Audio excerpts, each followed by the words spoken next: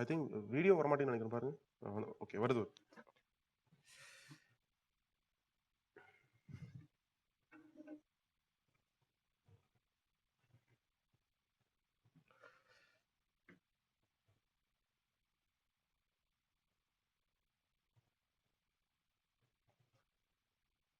Okay. So to first to achieve land reforms, the purpose of land reforms is to redistribute land. But for that, the government has to first have land, correct? Where is the land? There is no land. So the government has to first acquire it from big zamindars, correct? So if 31A, it says, if the government makes any law for the purpose of acquiring land, for the purpose of land reforms, so such laws cannot be questioned in the court that fair compensation is not paid to us. இப்படிலாம் வந்து question பண்ண முடியாது, right? So what are those laws? Those laws, the list of those laws will be decided by the parliament. So for that purpose, a list called as 9th schedule was also introduced to the constitution, right? 31A, 31B, two articles introduced to the constitution by first constitutional amendment act. So once these exceptions are provided, now the government is strengthened. Government can just go about acquiring land for the purpose of land reforms. So it starts doing it. All state governments start implementing land reform acts, acquiring lands. They start fixing ceiling limits. After above ceiling limits, everything will be government property. Okay, start doing that. So the big zamindars get affected. So one of the big zamindars is Shankari Prasad. So he was actually a former prince, ruler. So he's the one who had lots of lands, and he lost many lands because he's about to lose many of the lands because of land acquisition. So he goes to the Supreme Court and files a case. He files a writ petition. The writ petition is about his. Why do you file writ petition? Your fundamental rights are affected. My fundamental right of property is affected. So he files a writ petition. What is that case?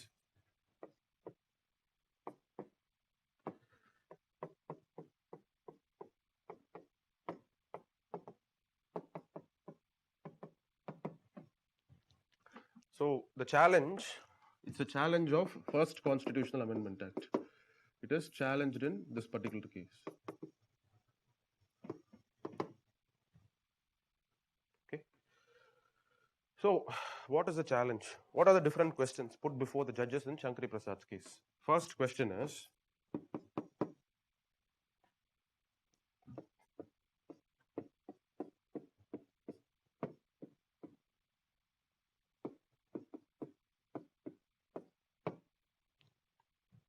okay, can Parliament amend fundamental rights? How is that even possible? That is the question. Okay. So for that, first, this is the first question. Second question,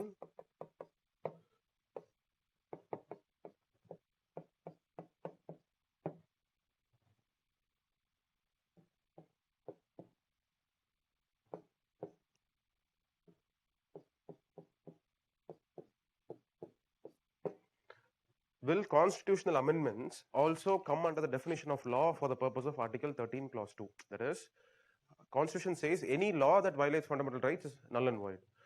So constitutional amendments, are they also laws?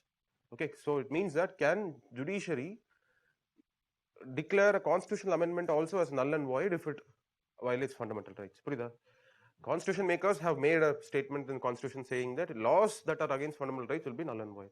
But the doubt is, are constitutional amendments also, will they come under the definition of laws? It is your question. Two questions put before the judges in Shankari Prasad. This is Union of India. And what is the opinion? What is the judgment of the judges? For this, these two questions, they say, yes. The judges, they also realize why the parliament has brought out this provision. And 99% of the people in India, they don't have sufficient land for cultivation. So it was brought out with a good, noble objective. So they, and moreover, see, this was the time of immediate years after independence. And since our entire system was influenced heavily by the UK, British system, in Britain, what concept do you have? You have the system called as parliamentary sovereignty, right? There, the British parliament is the most powerful, that it can do anything and everything, right? Even judiciary, everything is subordinated to the parliament. So the judges, they applied the same concept of parliamentary sovereignty to India, and they said, of course, Parliament is supreme. They can do anything and everything. So there is no limitation on the power of Parliament. Parliament can, of course, amend anything in the Constitution, and that also includes fundamental rights, right? For the second question, constitution amendments, will it come under the definition of laws? For that, the judges, they use a logic. They say that constitution amendments are not laws. Okay, why do they say this? They say that a law, what do I say? Okay, just understand this answer. They say that constitutional amendments are not laws for the purpose of Article 13.2. So what does it actually mean? It means that constitutional amendments cannot be challenged in a court of law, right? They use some logic and they use the judicial principles. They say constitutional amendments will not come under the definition of laws. So what is the net effect of this judgment? From here onwards, you cannot question the constitutional amendment's validity in a court of law, right? So this is all because the judges felt Parliament is the sovereign body. Parliament is such a powerful supreme institution. So nothing can limit the power of Parliament. So because of this, now what is the end consequence? The end result is, as outcome of Shankari Prasad versus Union of India, you find directive principles have been given a greater importance compared to fundamental rights. Yes or no? Yes. The logical outcome is Parliament's power is unlimited, it can do anything and everything. And what will the Parliament do with its power? It would want to come up with new laws for the purpose of giving effect to directive principles. So that will fall short of fundamental rights. But even in spite of that, it's okay. It can be done. That is what the judges seem to say as a result of this particular case. So the end consequence, supremacy has been given to directive principles compared to fundamental rights. Okay. So this is the outcome of Shankari Prasad's case. So first Constitutional Amendment Act, it is held to be valid. Land reforms kept on going on. So this came to be challenged once again. The next case involving land reforms again happens to be Golaknath.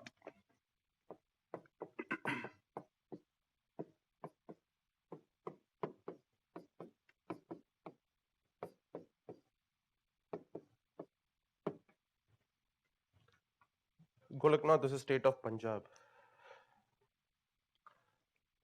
I think the year is 1967. Okay, so Shankari Prasad is 51 or 52. So 15 years land reforms have been going on, land acquisition has been going on. Then finally in Golaknath's case, again the question of land reforms were put forward. The same questions. See, Supreme Court, did I tell you that any question interpreting the Constitution, there has to be a minimum number of judges? Did I tell you what are the number of judges? Minimum of how many judges are required for interpretation of the Constitution? Any question related to constitutional interpretation? Yes, 5 judges. It's a constitutional requirement. Okay, so a minimum of 5 judges are required. And did I also tell you, if the Supreme Court wants to overturn the previous judgment of the Supreme Court in a similar case, can it be done or not? Yeah. It can be done, but what is the mechanism? Huh? Yeah, review is fine. Review is fine, but reviews, yeah. See, basically, no, review is asking the same judges that please have a look at your own judgment and look into the better, give us better justice. Okay. But here, when it comes to constitutional interpretations, review can be used for criminal cases. In criminal judgment, a particular decision has been given. So you want the court to revise its decision in the criminal case, that is review. Here, it is a constitutional interpretation. So if the Supreme Court wants to overturn its own interpretation of the Constitution, okay, so it can be done with a higher number of judges. So let's say in Shankari Prasad's case, 7 judges had sat and they have dispensed. If that is the case, here in Golaknath, you require 9 judges. Higher number of judges are required to overturn the earlier judgment. And the same questions are put forward. What are the questions?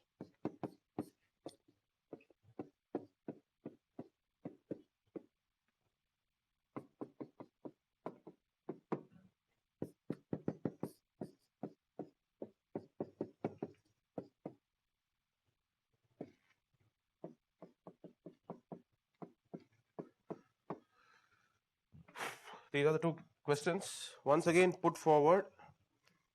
before the judges. The judges in Golaknath's case, they completely contradict what the judges in the earlier case they had said. How? Can Parliament amend fundamental rights? They say no, cannot be done, and they give a reasoning that there is something fundamental about fundamental rights. Okay, it's not like normal legal rights or any other right. The word fundamental itself indicates that this is the basic rights. So nothing can be done to fundamental rights. This is what the judges say. Are constitutional amendments laws under Article 13, Clause 2? Judges say yes.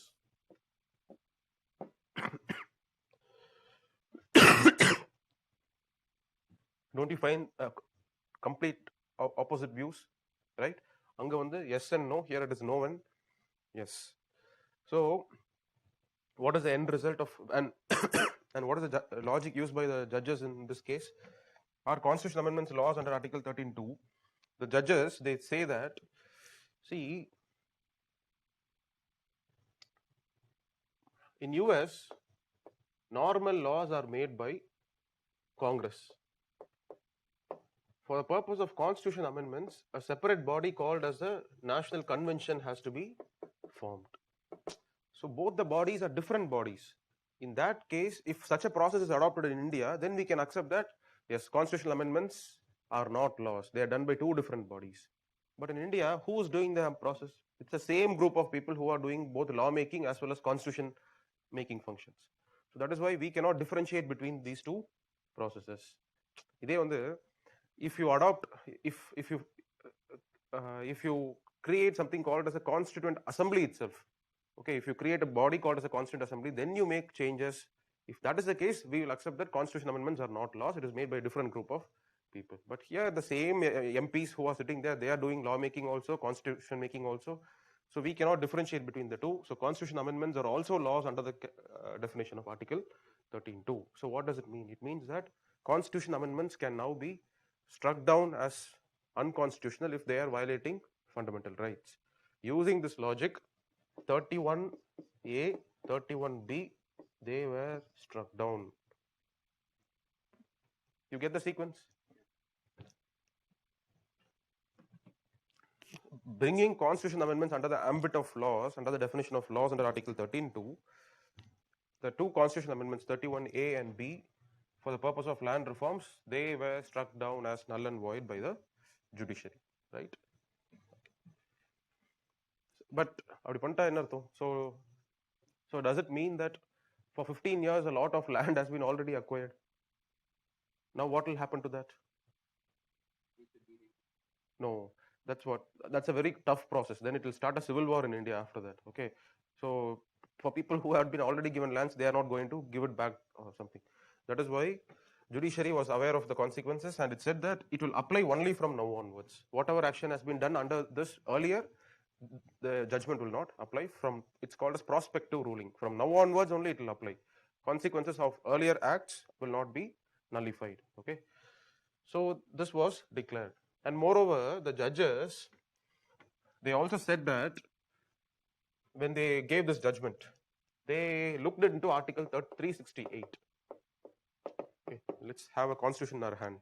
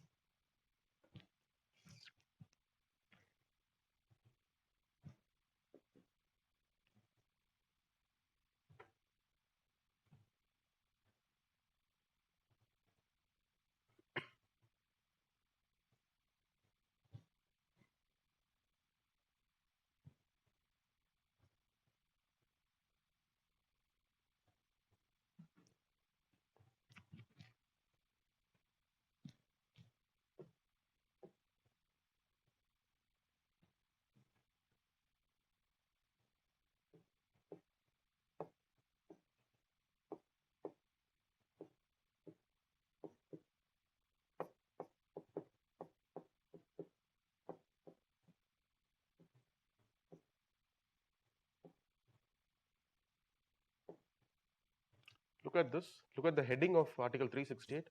Power of Parliament to amend the Constitution and procedure thereof. Right? But what is this? Number 5. What is 5? substituted by the Constitution, 24th Amendment Act 1971 for procedure for amendment of the Constitution. So what was there earlier?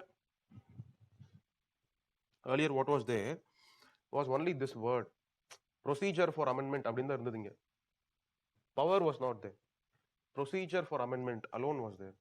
So the Golaknath judges, they used this as a logic. They said that if the parliamentarians would have wanted if the constitution makers, if they would have wanted to give the absolute power of amending any provision of the constitution, they would have used the word power to amend. But they have only mentioned procedure to amend. So it means that they did not want to give you complete power to amend anything and everything in the constitution. So fundamental rights cannot be amended. அப்படிங்கிறது on the Golaknath judges logic. Okay, that is why after the Golaknath's judgment, it was in 67 or I think 67, Golaknath's judgment. After that, Parliament responds by making this 24th Amendment Act in 1971. Okay, Indira Gandhi, she responds by coming up. Is it 67 or 69 Golaknath's judgment? Okay, you find it out from your textbook. இந்த வருஷம் வந்துச்சு அப்படிங்கிறது. So yeah, Parliament responds by 24th and 25th Constitution. Yeah, it's 67. All right. So yes. Now look at the current position. You have this word power of Parliament. Okay.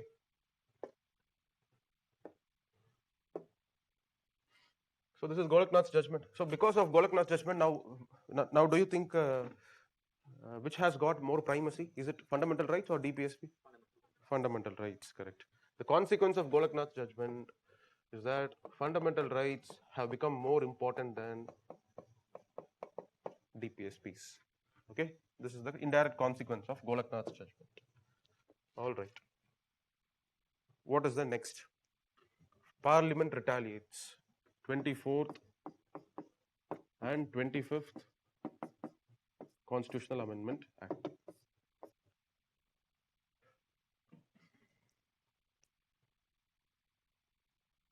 And in between Golaknath judgment and this period, a lot of things actually happen. Congress itself breaks into two different factions. One is Indira faction and the other one is other syndicate faction. Okay, so and in between this period, you have an ordinance called as Bank Nationalization Ordinance. Have you already seen this? Bank Nationalization Ordinance. There is also something else called as privy purses. Do you know what is a privy purse? Privy purses. The princes, princely state rulers, they were convinced to join India with a promise. What is that promise? You come and sign the instrument of accession and come and join with India. And in return, we will ensure that every year you will be given a big lump sum, like pensions, every year. Okay, don't worry, with this money you can spend on your big palace, you will have your own royal staff, you will be given enough compensation in the form of annual pensions. So that is called as privy purses. Okay, those privy purses and Bank Nationalization Ordinance both were abolished. Parliament made a constitutional amendment. Earlier, there was a constitutional provision for privy purse. Okay, that was actually amended. That constitutional amendment was done to remove privy purses, and Bank Nationalization Ordinance was also brought in. Okay, so all this were challenged in a court of law. Court of law said that government cannot. So Bank Nationalization Ordinance was struck down as null and void. I think we have already discussed that. R.C. Cooper's case, yes. In addition to this, Supreme Court also said it's a case called as Madhavrao Scindia versus Union of India. Madhavrao Scindia is actually this Jyotiraditya Scindia's ancestors. Okay, so they were big rulers. So his privy purse is cancelled. Suddenly he becomes restless. He goes to the court, files a case, Madhavrao Scindia versus Union of India, and finally in that case, Supreme Court strikes down this amendment also as null and void. You cannot take away the privy purses of princes. Okay, so it's open conflict. Judiciary and the government is getting into open confrontation, right? So because all these things fail, what Indira Gandhi does in 1971, she advises, and in 1971, if you actually see the position of Indira, Congress breaks into two factions. She was not even supported by entire Congress, but she was given external support by Communist Party of India. So communists were supporting her. That is why Indira Gandhi was able to continue as a prime minister. Okay, so she gets completely fed up with judiciary, and and it is during the same time in 70s and all. If you see, there are various state elections happening all over India. Congress party performs very badly in many of the state elections. Okay, so Indira Gandhi understands that people are expecting more from Congress government. So what does she do? She makes these amendments. Okay, she makes 24th and 25th Constitutional Amendment Act. This is completely, it is the last death spell for fundamental rights. I want to only implement DPSPs. I want to make India as a socialist country. So no more can the fundamental rights become an obstruction for making India socialist. Okay, it is for that purpose 24th and 25th Amendment Acts are brought by the government as a retaliation to the Golaknath's judgment. Okay, what are these provisions? 24th Amendment Act. 24th Amendment. So Golaknath's judges, the court said, what is given in Article 368 is after all the procedure to amend. It is not a power to amend. So they make a modification to Article 368. Now the heading is power of the Parliament to amend. Okay, so this change is effected to Article 368 by 24th Amendment Act. Okay, and what did the judges say? The judges said constitutional amendments are also laws under the definition of Article 13 clause 2. To nullify that, in Article 13, a new clause was introduced. 13(5) or 4, I think 4. A new clause was introduced to subclause was introduced to new clause was introduced to Article 13. Today, if you look at the Constitution, let's look at the Constitution.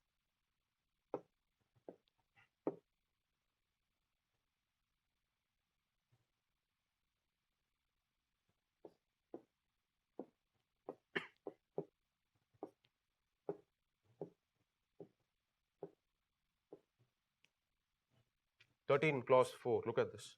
Nothing in this article shall apply to any amendment of this Constitution made under Article 368. So Parliament is saying constitutional amendments are different from laws. Article 13 clause 2 will not apply to constitutional amendments. They are introducing it. So footnote 1. Look at this. It will be 24th Amendment Act 1971. This is how Parliament retaliates to overcome the problems posed by Golaknath's judgment. Okay. So this is 24th Amendment, introduces 13 clause 4, adds a new definition for heading for Article 368. 25th Amendment is also passed. What is the substance of 25th Amendment? Please listen. 25th Amendment introduces a new article called as, okay. So now what is the consequence? Article 13(4) says it will not apply to constitutional amendments. Abdina, 31A, 31B now comes alive. Yes or no? It comes alive. And 31C, a new article is introduced. What is this new article? 31 clause C. Sorry, 31C. What is this new article? Any idea?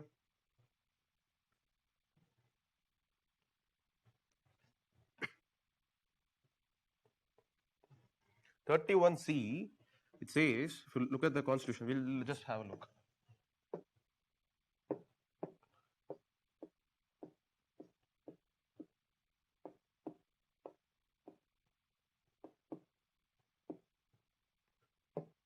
Saving of laws giving effect to certain DPSPs. They are trying to bring in exceptions. This 31 ABC are all exceptions. 31A is to save laws, particularly for land reform. 31C is to save laws, any law that gives implementation, that gives effect to directive principles contained in Article 39. Okay. Yes. Notwithstanding anything contained in 13, no law giving effect to the policy of state towards securing all or any of the principles laid down in Part 5. Yes. So this is today's addition. 25th Amendment, what happened to Article 31C was, 31C, it was introduced to save laws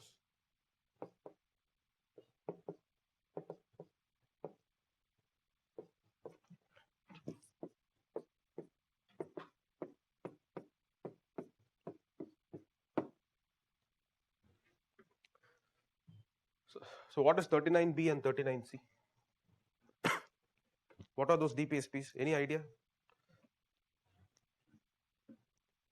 So it is the most socialistic of all DPSPs. Equitable distribution of resources, prevention of concentration of wealth, capitalism against a core principle, right? So, you can understand the direction in which Indira Gandhi is moving. She wanted to make the entire country socialist. Okay, she was also having the support of communists also in doing all these things, right? So, she brought in an exception that any law, if it tries to give effect to 39B and C, you cannot challenge it in a court of law, that it violates fundamental rights. So, cannot be challenged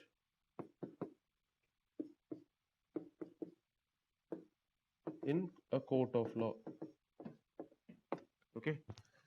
So, if Parliament makes any law to give effect to DPSPs under 39B and C, the validity of the law cannot be questioned in any court of law, that it is violating my fundamental rights. You cannot go and question it.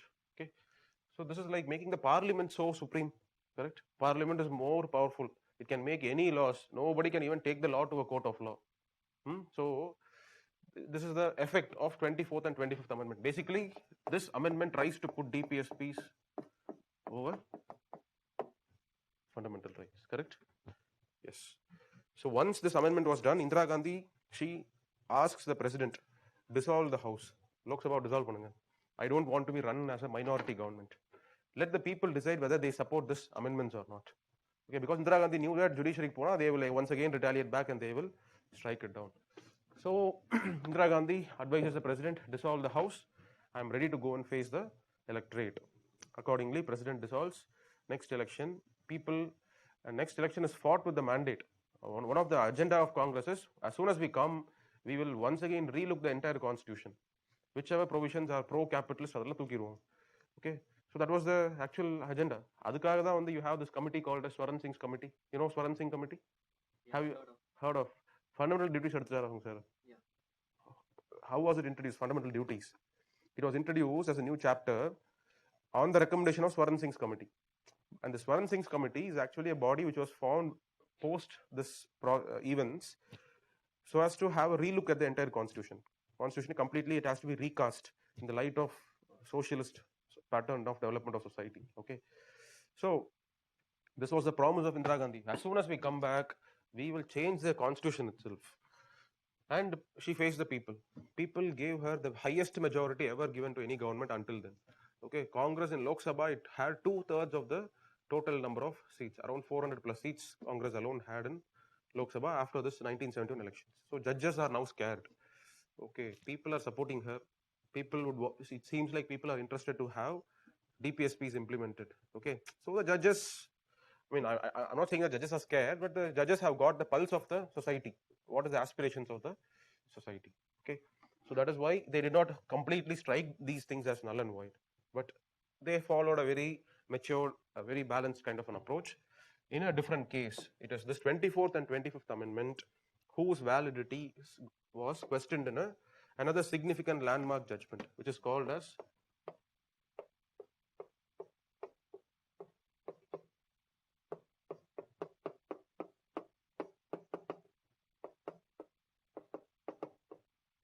(1973).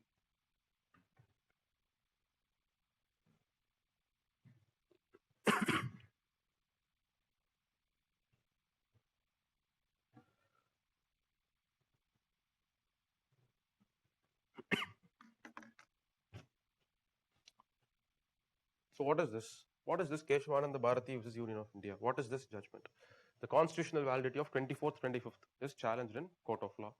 The full judge bench, at that time the Supreme Court's total number of judges happened to be 13 judges. Okay, all 13 judges now sit together and they look into the case.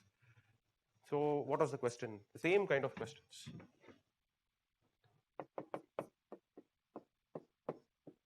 And why do you have 13 judges? It is to overturn the judgment of Golaknath's case. Higher number of judges here. I think in Golaknath there was 11 judges. Shankar Prasad 9 judges. 9, 11, and here you have 13 judges. Can Parliament amend fundamental rights? What is the answer in Golaknath's judgment? No. But this is overturned. Judges say yes. Parliament can amend fundamental rights. Okay. But the judges also say it doesn't mean that they can amend anything and everything. Okay. Shankari Prasad, Parliament, the Supreme Court says anything can be amended. Golaknath, they say that fundamental rights cannot be amended at all. But here they say even fundamental rights can be amended, but with certain limitations.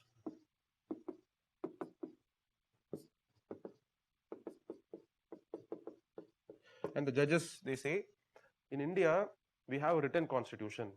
So in Britain, they don't have a written constitution. So there you can say Parliament is supreme. But in India, constitution is supreme. Parliament is, after all, a creation of the constitution only. So you cannot say that everything in the constitution can be completely amended by the Parliament. Of course, Parliament can also amend, but with certain limitations. What are those limitations? The limitations are what are called as certain principles contained in a doctrine called as basic structure doctrine.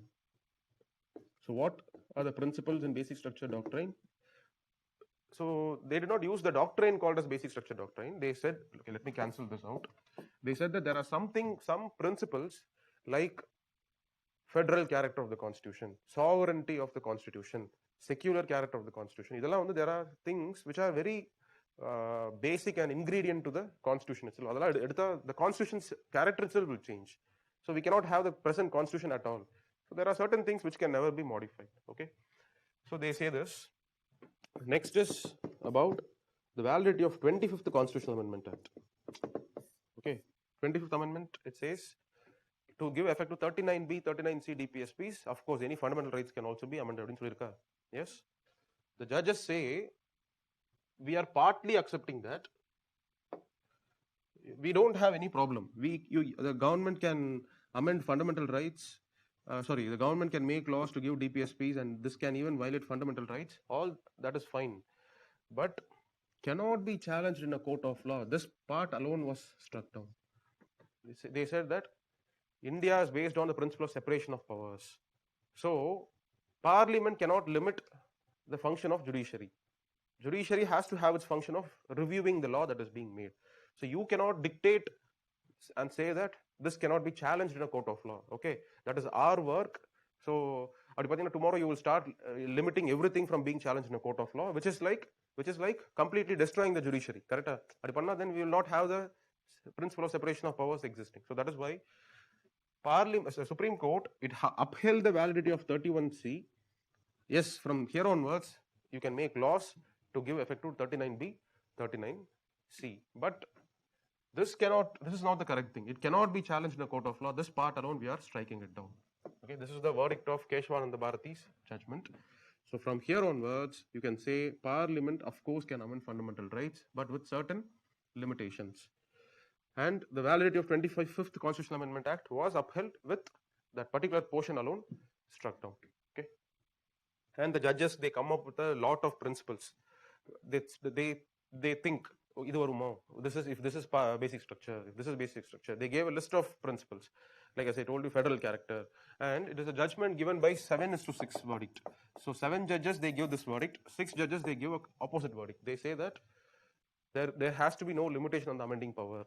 Okay, so there are 6 other judges who are supporting the stand of the government that anything can be amended. Okay, so did we discuss about this concept somewhere else? That 6 judges, no? Among them, the senior most judge, he was the one who was made the next Chief Justice of India, bypassing these judges because he gave a view in favor of government. So this is what happened in the Keshwananda Bharati judgment. And as a result of Keshwananda Bharati judgment, there came into existence certain principles which later began to be identified as basic structures. Okay, they did not use the word these are the basic structure. There are certain principles: republican character of the constitution, sovereignty of the constitution, secular nature of the constitution, separation of powers, power of judicial review, federal character of the constitution. These are all principles which can never be destroyed by any kind of constitutional amendment. They give a list of, you will find that in the book, don't worry. Okay, so the judgment gives this. All right, so after this, things have become even better, and it was just going on. And so there are a lot of cases after this which have added more and more principles to this list called as certain principles of basic structure. Okay, what are those judgments? For example, you have a judgment called as Indira Gandhi versus Raj Narayan judgment.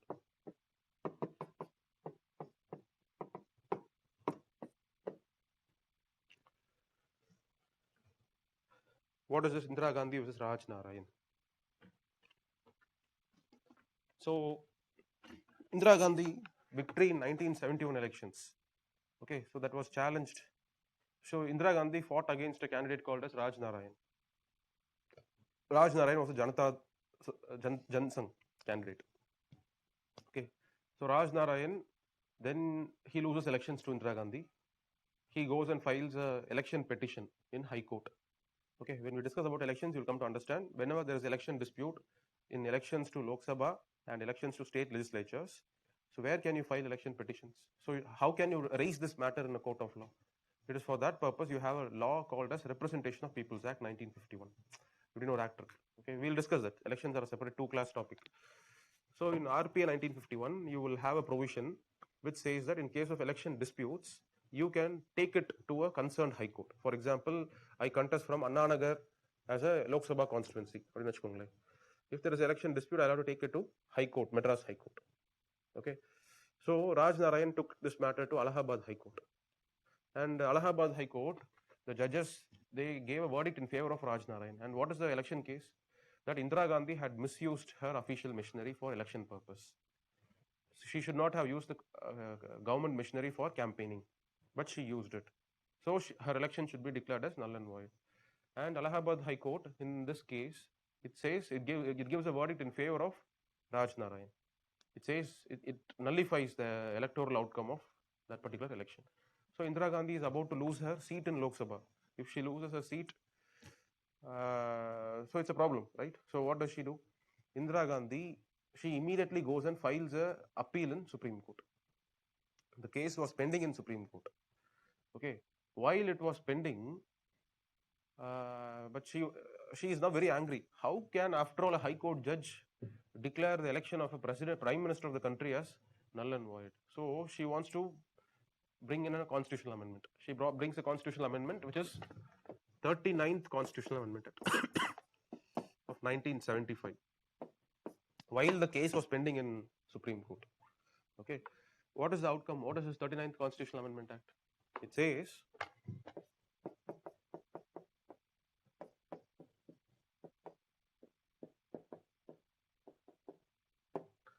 Vice President, President, Prime Minister. Okay, President and Vice President also. So these authorities, elections, are outside the purview of judiciary.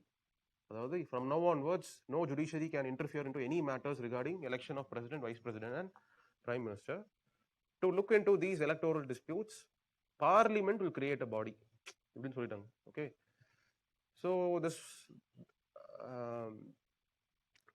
Indira Gandhi's case is already pending in Supreme Court. Meanwhile, she brings in this amendment. So in that case itself, the court took up this validity also into consideration.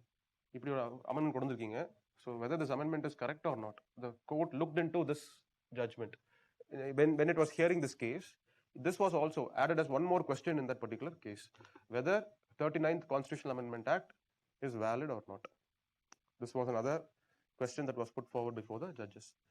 The judges struck down this as invalid because, see, you are a parliamentarian, you are creating a body of the Parliament is creating a body, and that body will look into your own election disputes. Will there be any justice here? No. That's why you cannot, and Constitution has ensured judicial, Supreme Court has the power to look into election disputes of President and Vice President. This is a constitutional feature.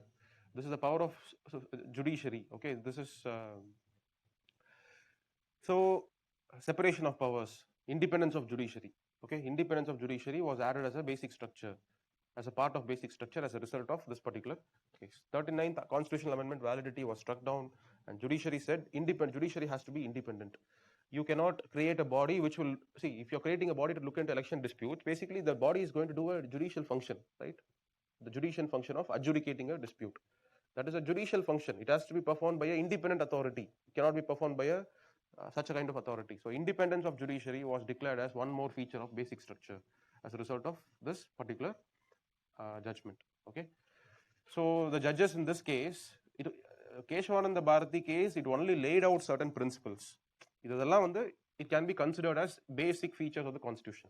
It is in this case, basic structure doctrine அப்படிங்கிற word வந்து it was reaffirmed by the judges. The judges said the basic structure as propounded by the Keshavananda Bharati judges, அதில் வந்து we are adding this also அப்படின்னு சொல்லி, so they give some kind of a sanctity to the basic structure doctrine which was first born in Keshavananda Bharati judgment. Okay, so this is just going on, and in 1976 you have the emergency period, right? And at that time Swaran Singh's committee also has given its report about how to change the constitution. So 42nd Amendment Act was passed. 42nd Amendment had a lot of changes to the constitution. As you have already read, 51A fundamental duties were added. Adu mattum illa, a separate chapter on a separate article on tribunals will also be added. We'll discuss it later. Okay, 42nd constitutional amendment was very radical, and 42nd amendment, Indira Gandhi added another provision. What is that?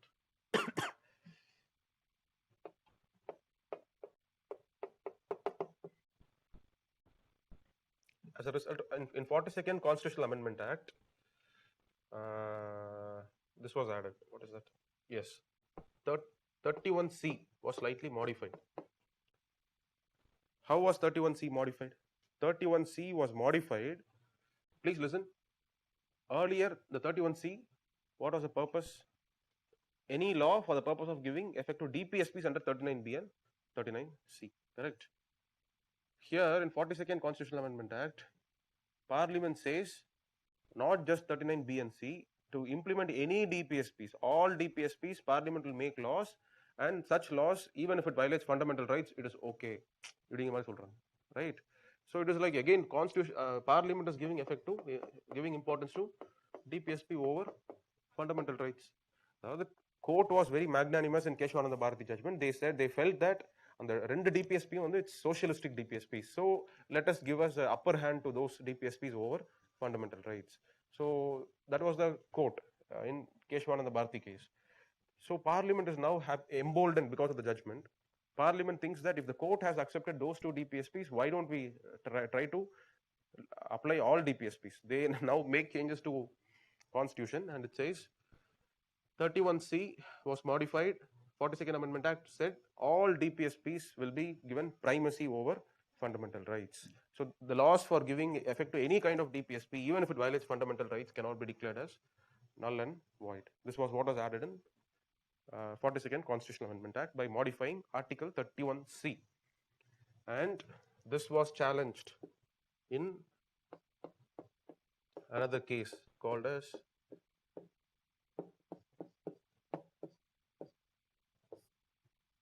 Minerva Mills case. Okay. So what is this Minerva Mills case?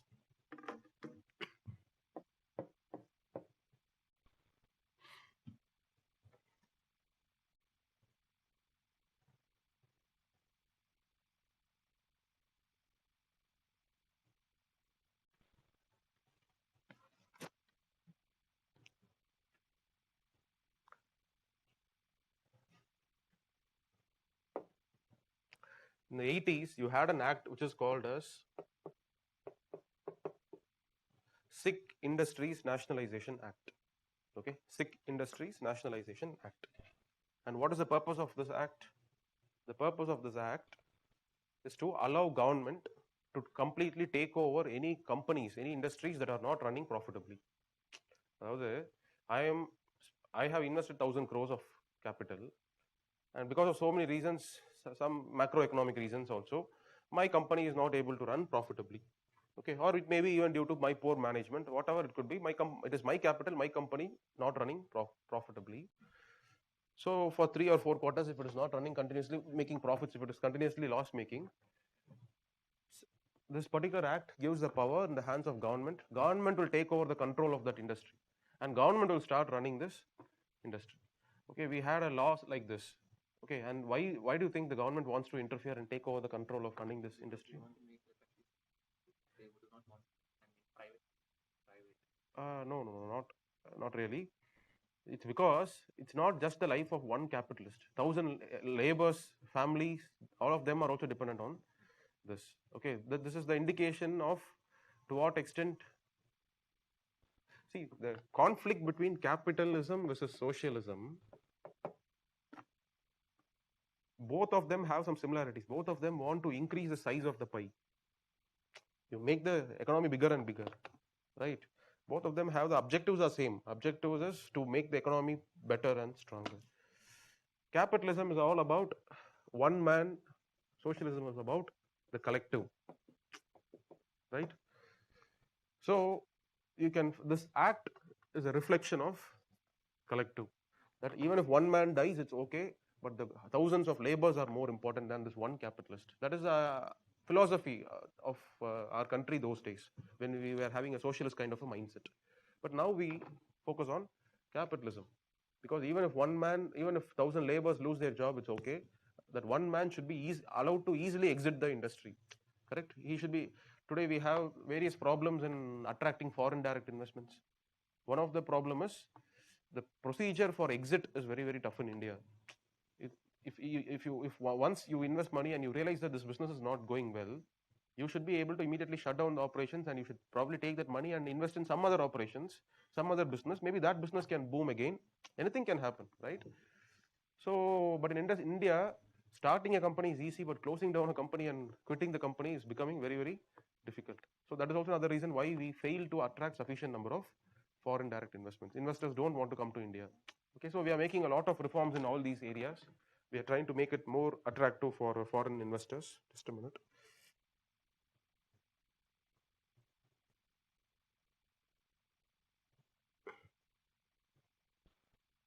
So yes, why I'm saying this is because today we have started respecting capitalists. We have started respecting business.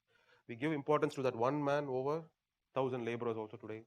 I'm not saying that the government is just making. Government does not have any concern over these people, but we have had experiments done earlier, giving more importance to the collective over the individual, and we have paid the price for that.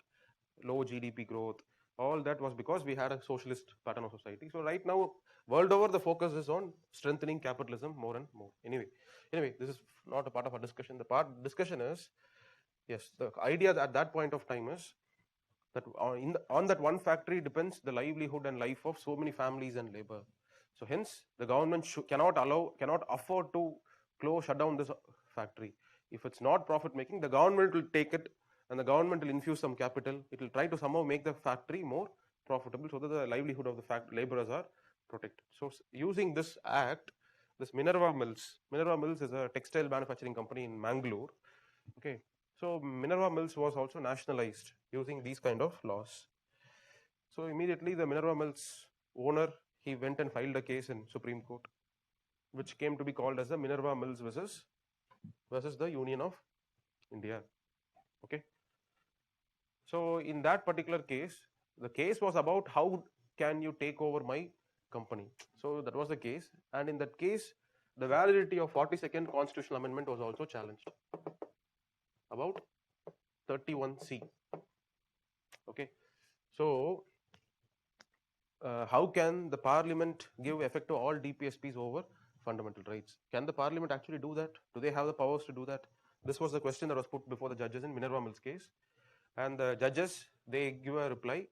They say they strike down the validity as null and void. They say that it's just because in Keshavananda Bharati we have allowed for 39B and C, it doesn't mean that you can just stretch your imagination to include all other DPSPs also. No, you cannot say DPSP is important than fundamental rights, and the concept A on it is not acceptable to us. But they say Parliament can, what do I say? 31B, 31C, yes. They say that the question of DPSPs having primacy over fundamental rights is invalid. What they say is that there is a harmony that exists between fundamental rights and DPSPs. One is not superior to the other. So you cannot say fundamental rights is superior or DPSP is superior. So fundamental rights are superior and solely Golaknath judgment. How did they behave? Completely limiting the power of parliament to amend any fundamental rights. That is also not approachable. At the same time, parliament's approach of giving effect to all DPSPs over fundamental rights, that is also not acceptable to us. There has to be a balance between fundamental rights and DPSPs. So Parliament's amending power is not an absolute amending power. It is a limited amending power. Okay, so this concept called as limited power of Parliament to amend the Constitution.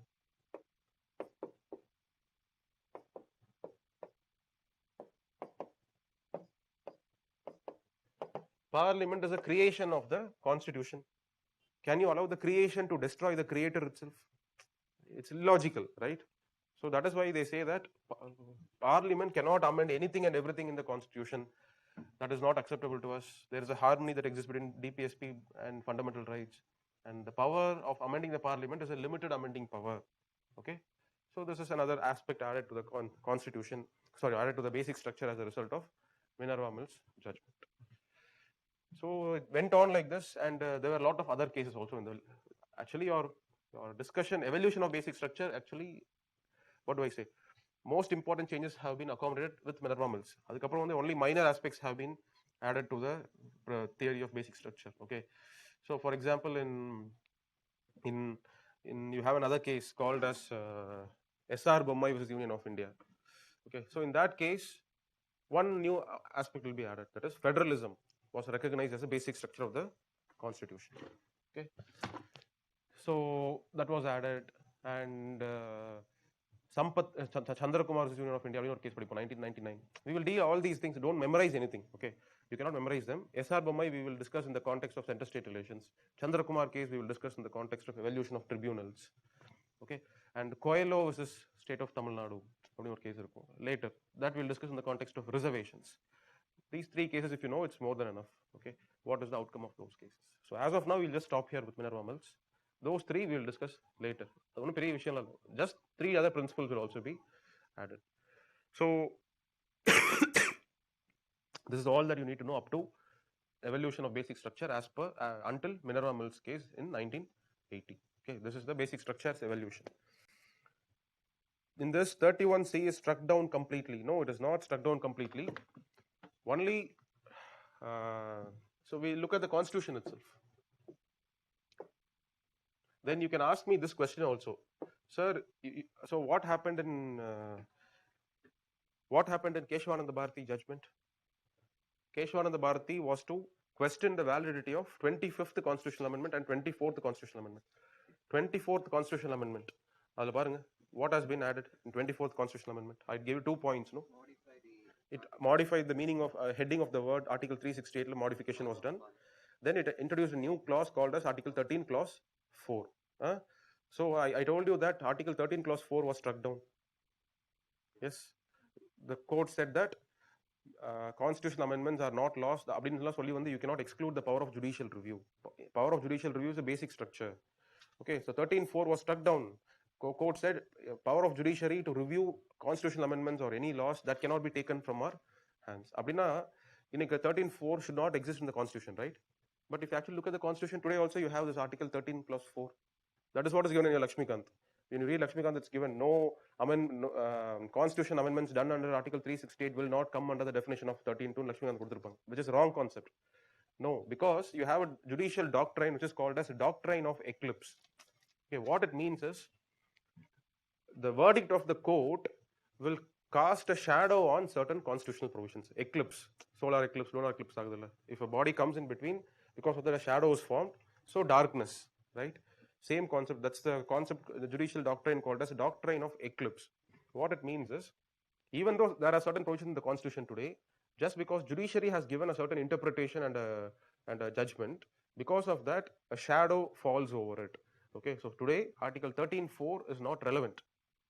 Judiciary has used this doctrine of eclipse. Similarly, during anti-defection law also, you would have found this kind of a provision, this kind of an issue. If you remember in anti-defection law, Lakshmikant, I don't know whether it's there in your Lakshmikant now or it has been revised. Lakshmikant, at least in the book where I used to read, Lakshmikant says, courts shall be prohibited from inquiring into anti-defection law proceedings. Can you please check if you guys have Lakshmikant in your hand? Is it given there? You have Lakshmikant? Give me.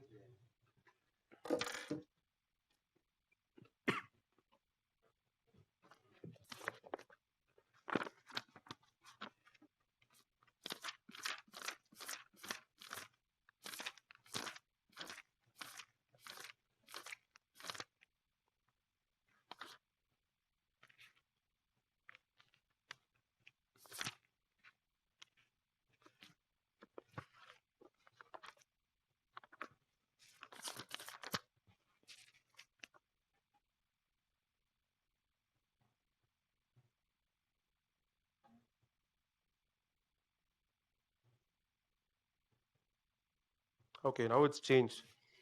All right. So basically, when you look at the constitution, no, you will still have that provision in 10th schedule. No court shall interfere into any decision made by the speaker under this particular schedule. Okay, that is speaker if he makes any decision under 10th schedule, no court shall inquire into it, which was declared as unconstitutional in a later case, Kiloto Holophon case. That part was declared unconstitutional. So even that provision will exist in the constitution today, but it has been nullified because of the judicial verdict. Similar is the case with this Article 13.4 also. Even though today in Article 13.4 you have the same provision. What is that? Nothing in this article shall apply to any amendment. Don't get confused that, okay, constitutional amendments cannot be challenged. No. This is where the doctrine of eclipse will prevail. This is now darkened. So, this is not followed anymore. So, constitutional amendments are also questioned in a court of law. So, your question is with respect to 31C, whether it is struck down completely. It is not struck down completely. Court only said that the constitutional validity of 42nd amendment alone was struck down. So it means that even today, for certain other DPSPs, 39B and 39C, what was there in earlier 25th amendment, whatever was introduced, that position still prevails. Only the validity of 42nd amendment in saying that all DPSPs will be given primacy, that alone was struck down by the court as unconstitutional. Okay. So the court finally it says that you cannot say one DPSP is greater than fundamental rights. Don't have this misconception. Both are like two wheels of the same chariot. One illati kuda the chariot will not be able to run. So one is for the protection of individual, other one is for the development of the empowerment of the state. So both have to be accommodated. Okay, there is no primacy of one over the other. So this is the outcome of the court in Minerva Mills case. Okay. Are you clear about basic structure evolution until now? Online students, can we proceed further?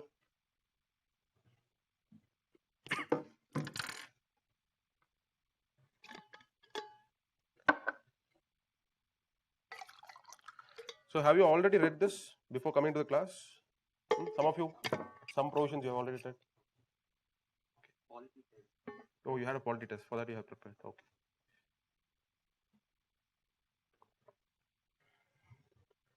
So do we need to study the entire constitution? Don't study the entire constitution. Not at all. No. Why do you have to study the entire constitution? You read what is there in Lakshmikant, which is basically the entire constitution. So what I'm saying is you don't have to go and memorize the Bare Act. But whenever I show you a provision, just keep it in mind. It's not a very difficult thing or anything, right?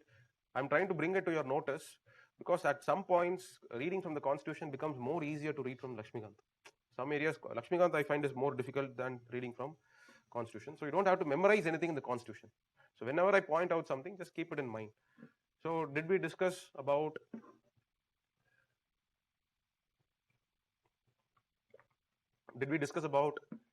members who are disqualified under anti-defection law? They cannot become ministers for 6 months until they get re-elected. So tell me, when was it added to the constitution? So is it a constitutional provision? When was it added? You should not turn back your pages. Without turning back your pages, can you at least tell me at what time period, at what years it was added? It was added in 2003. Why was it added in 2003? Because a committee before that, a body had recommended that addition of this particular clause. What was that body? National Commission for Review of Working of the Constitution. It was constituted in 2001. What is the purpose? To have a relook at the entire constitution to suggest changes. So that body looked into the problems of anti-defection law. So it gave a recommendation, if a member is disqualified, let him not become a minister. அதை implement பண்றதுக்கு in 2003 91st constitutional amendment was brought in. Okay, so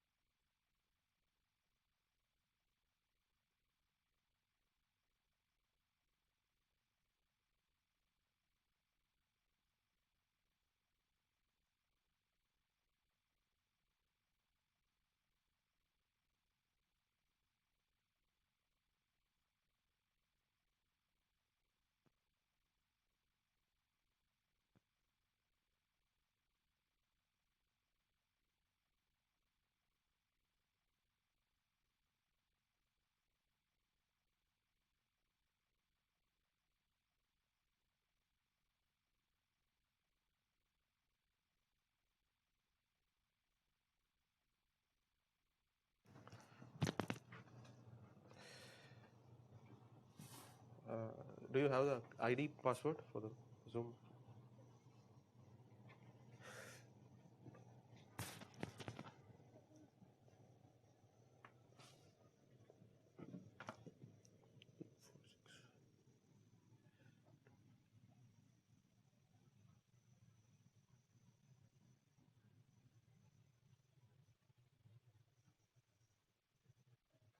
Seven nine 8961.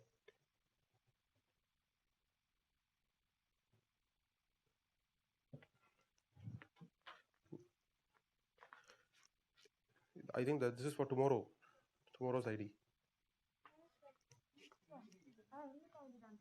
Sunday, ma'am. Okay. இன்னைக்கு வந்துட்டு மேல இருந்தது மேல இருக்குது வந்துட்டு இது. Oh, sorry. Just give me a minute. I have to just get logged in.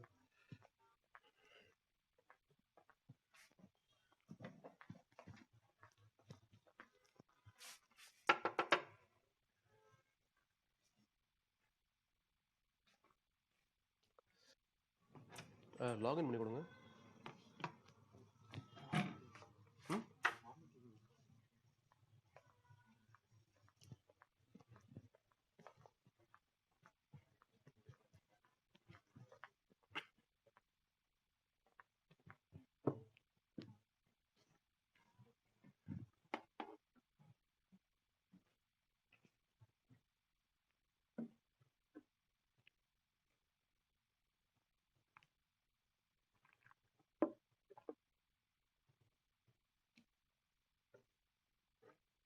Throat pain.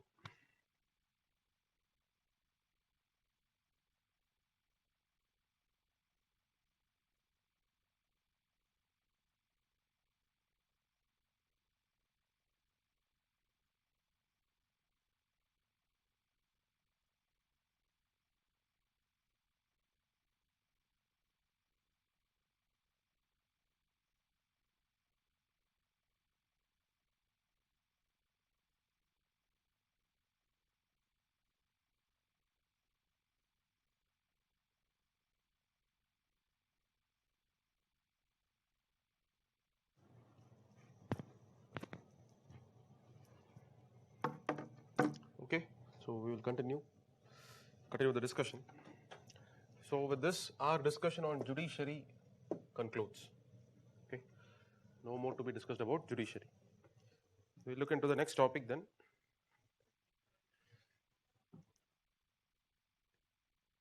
Next topic is about federalism.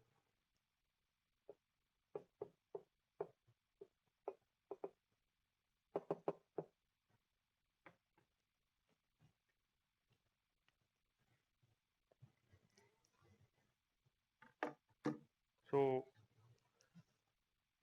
what are we going to look into when we discuss about federalism?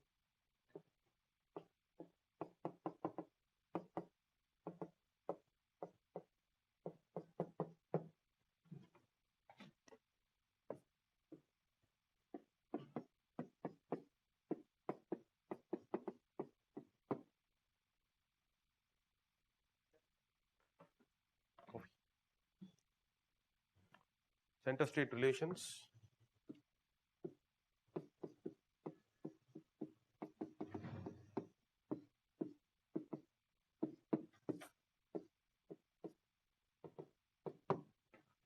Okay, so this is also something we'll be looking into. Collaboration, cooperation, conflict between center, state. This is one other area that we'll be looking into. And we have to be very clear about the different constitutional provisions about center-state relations. So this is one chapter which I find personally as somewhat difficult in your Lakshmikant. Okay, because Lakshmikant has not made any effort to explain center-state relations. Many areas are just a copy-paste of your constitution only. So constitutional provisions we'll be having a looking into. We'll have a look at. Then we'll also look at emergency provisions, another important part.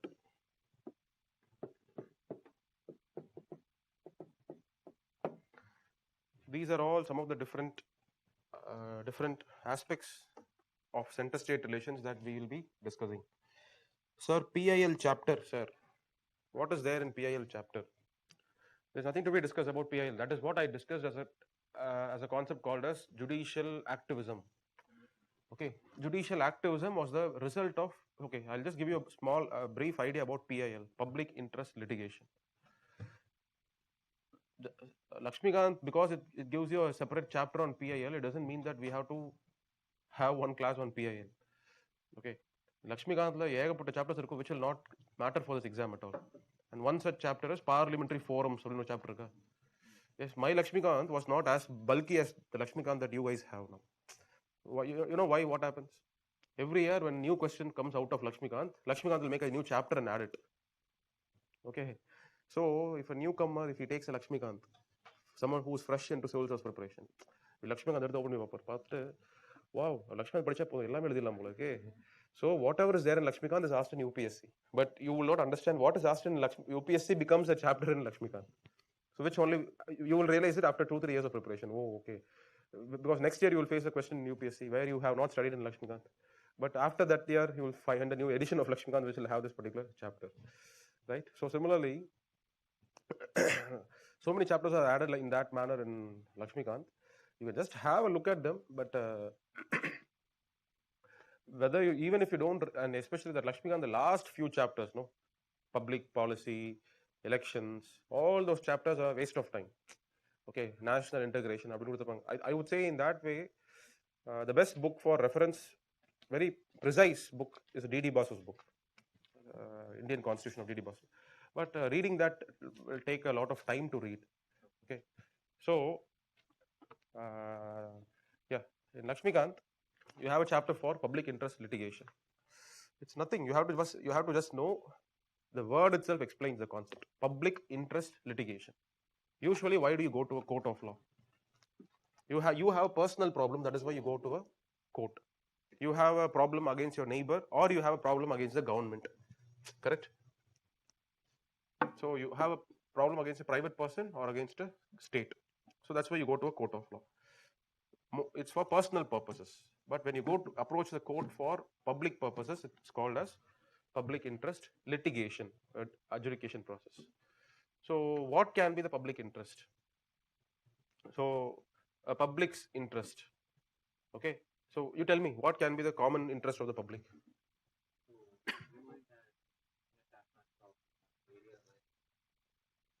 Okay, removing a taskmark shop, a liquor shop in an area where schools are present. Okay. Pollution, people are getting affected of the pollution, correct? What else?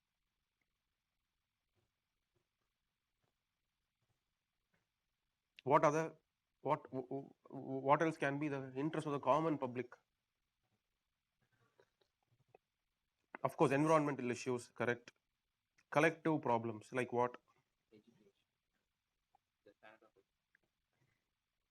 Yes, women related issues, correct?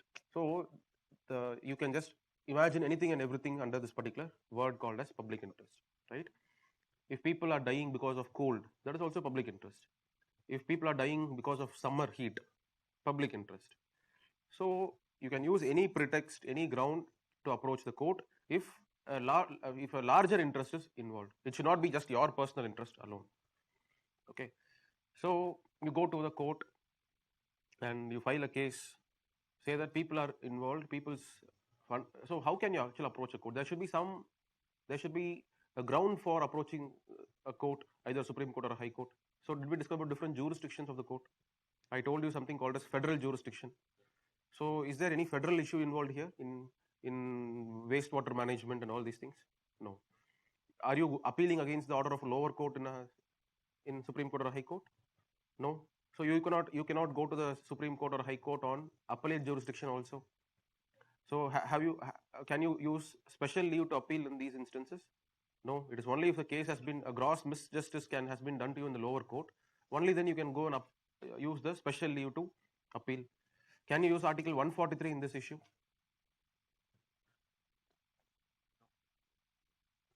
You cannot use that. Why? President alone can ask questions under 143. So among various jurisdictions, how can you approach Supreme Court? Which jurisdiction will you use to approach Supreme Court for public interest issues? Can anyone answer this question? Of course, writ petitions. Because your fundamental rights of these people are affected. What fundamental right? Is it right to equality that is affected? Right to life. Article 21 is the subject matter here. Because of the inaction of the state, Article 21 is affected. So you move the court by using a writ petition, saying this is the issue, larger public interest is involved, so please give a decision on this issue. That's all. That is what is called as public interest litigation. It is another writ petition that is filed. The issue is not about your fundamental rights alone affected, but people's interest, fundamental rights being affected. Okay. So, sir, if possible, please explain what is locus standi. Okay, this is another word that you come across in the textbook. Locus standi. When you read about the evolution of public interest litigation, you come across this word. It says that in 1970s, the concept of locus standi was relaxed. Adananga locus standi. Locus standi means cause of action. Just listen, you don't have to write anything. Locus standi means cause of action. That is, when you go to a court, the court will ask, what is your locus standi? What is your cause of action? Why have you even come to the court? That is called as locus standi. Until 1970s, the established principle in judiciary is, if you have a problem, if you are the affected person, you have a locus standi. You have a reason for moving the court because you have been personally affected. That was how judiciary was looking into petitions until 1970s. But from 1970s onwards, the court liberalized the idea called as locus standi. It's not that you alone have to be affected. You can also move the court on behalf of people who are not in a position to move the court because of their poverty, because they cannot afford to come and one day spend their time in court because every day is a struggle for them, livelihood issues are involved. So, not necessarily that you should be the person affected. Until 1970s, if you are not the person affected, the court will say, go and ask the person affected to come and file a petition. But this has been liberalized. So locus standi means cause of action that has been liberalized. So anybody can have a cause to move the court. Okay. So a lot of changes. You cannot say this is the single day on April 2nd, public interest litigation was born. Judicial activism was born on this date. No. It was a series of changes that happens in the way judiciary functions. So locus standi's liberalization, liberal interpretation of locus standi was also one of the factors. Conflict between executive and judiciary, another important factor. Judiciary had to start asserting itself. Judiciary was not contented with very narrow scope of judicial review. Did I tell you the difference between procedure established by law and due process? Constitution provides for procedure established by law, but judiciary was not happy doing a very simple, narrow view of interpretation. So it wants to have an expansive view of interpretation, just like the courts in America perform. So a lot of these changes are all the factors for what you can call as judicial activism in the modern days. Okay, so accepting public interest litigation by liberalizing, by liberally accommodating locus standi is also one of the reasons for public interest litigations. Okay, locus standi liberal, that means that anybody can file petitions on behalf of others. So PIL starts. There is nothing to be discussed more about public interest litigation.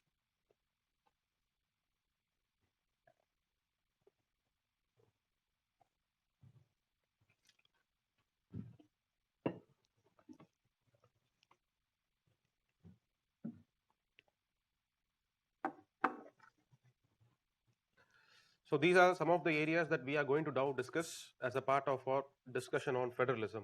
First,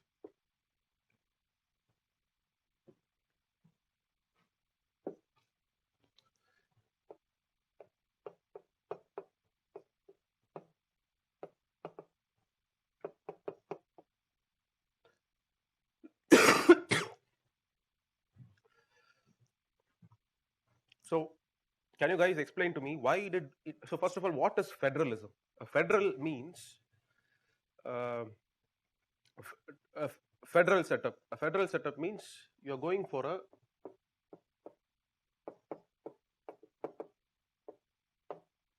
decentralized model of political setup. Okay, you're not going to concentrate powers in the hands of one government alone. You're going to distribute powers between two different levels of government. Okay, so why are you going for a decentralized power arrangement? Why not have only one single government? Why do you have to go for power sharing? Any ideas? Division of powers? No, that is not correct. You're talking about separation of powers. Separation of powers is a horizontal concept. Between equals, when you divide power between equals, it's called a separation of powers. Executive, legislature, judiciary. But center and a state, do you think they are equal? Center is so powerful, states are very less powerful. Okay. So here it's not about equals. It's horizontal distribution is what is called as separation of powers. Vertical distribution is called as decentralization of powers. Okay. So federalism is about decentralization of powers. So tell me, why do we go for decentralization of powers? Why not a single authority? Yes, a lot of reasons, as you have correctly pointed out. One is large population, geographical area, and diversity. First, okay, let's say diversity. What is this diversity, and why do we have to have a decentralized setup for taking care of diversity?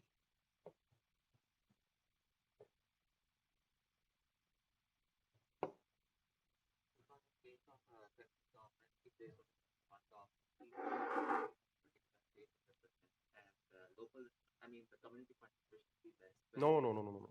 No, that cannot be the answer. That is for grassroots. That is for what is that called as? You're talking about Panchayat Raj institutions. Okay, that's a different concept. I'm talking in the context of federalism. You're talking about people's participation. Here, in federalism, we are not at all talking about people's participation. You're talking about, what do I say? Strengthening the democracy. We are not talking about anything to do with democracy. We are only talking about governments. Why do we go with two different levels of governments? That's a question. Diversity. See, complete geographically different. Arunachal Pradesh. Do you think in Arunachal Pradesh you will have malaria problem? They would never have seen mosquitoes in their life. Correct. But in Tamil Nadu and Odisha, malaria is an endemic problem. A disease in Tamil Nadu may not even exist in Ladakh. Correct. So there are issues which are region specific, which are location specific. So these decisions, so can you have one single national health policy which will take care into consideration all the health needs of the people? You cannot. That is why each and every state, based on their local necessities, they will have their own respective health policies. Correct. That is why certain subject matters which are very, very diverse in nature, like for example health, public sanitation, completely diverse. Same is the case with land. The kind of land that you have in Tamil Nadu is different from the land in Arunachal Pradesh. So can you have one single land reform policy? No, you cannot. You have to have even in Tamil Nadu you will have hundreds of varieties of lands. So it is better to allow local legislations to take care of certain matters. That is why land is a part of land is also a subject matter which is given in the hands of local levels. When I say local levels, I'm talking about provincial levels. You will not have a centralized approach towards these things. But you consider a function like railways. So can you say that Jammu Kashmir people require a different railway, Tamil Nadu people require a different railway? No common sense at all, right? And don't you think there is a problem in having different railways for different states? Yes. Do you know in India, first, we did not have a standard dimension of the track only. We had broad gauge, meter gauge, narrow gauge, different dimensions of the track were there. Now it's all uniform. Okay, everywhere we have the same dimension of the track. And agriculture is also one other subject where there is too much of diversity. So that should also not be controlled centrally. It should be controlled at provincial levels. Different agricultural policies for different kinds of crops patterns differ, right? But railways, you think, let's say Tamil Nadu, Andhra. If you have a broad gauge train here and you have a meter gauge here, so do you think this train can go seamlessly to Andhra? So if you want to go to Delhi, get down, take another train, get down. You cannot have a single train that connects. So 28 hours journey will become a 2-day journey, correct? That is why certain functions you require common homogeneity.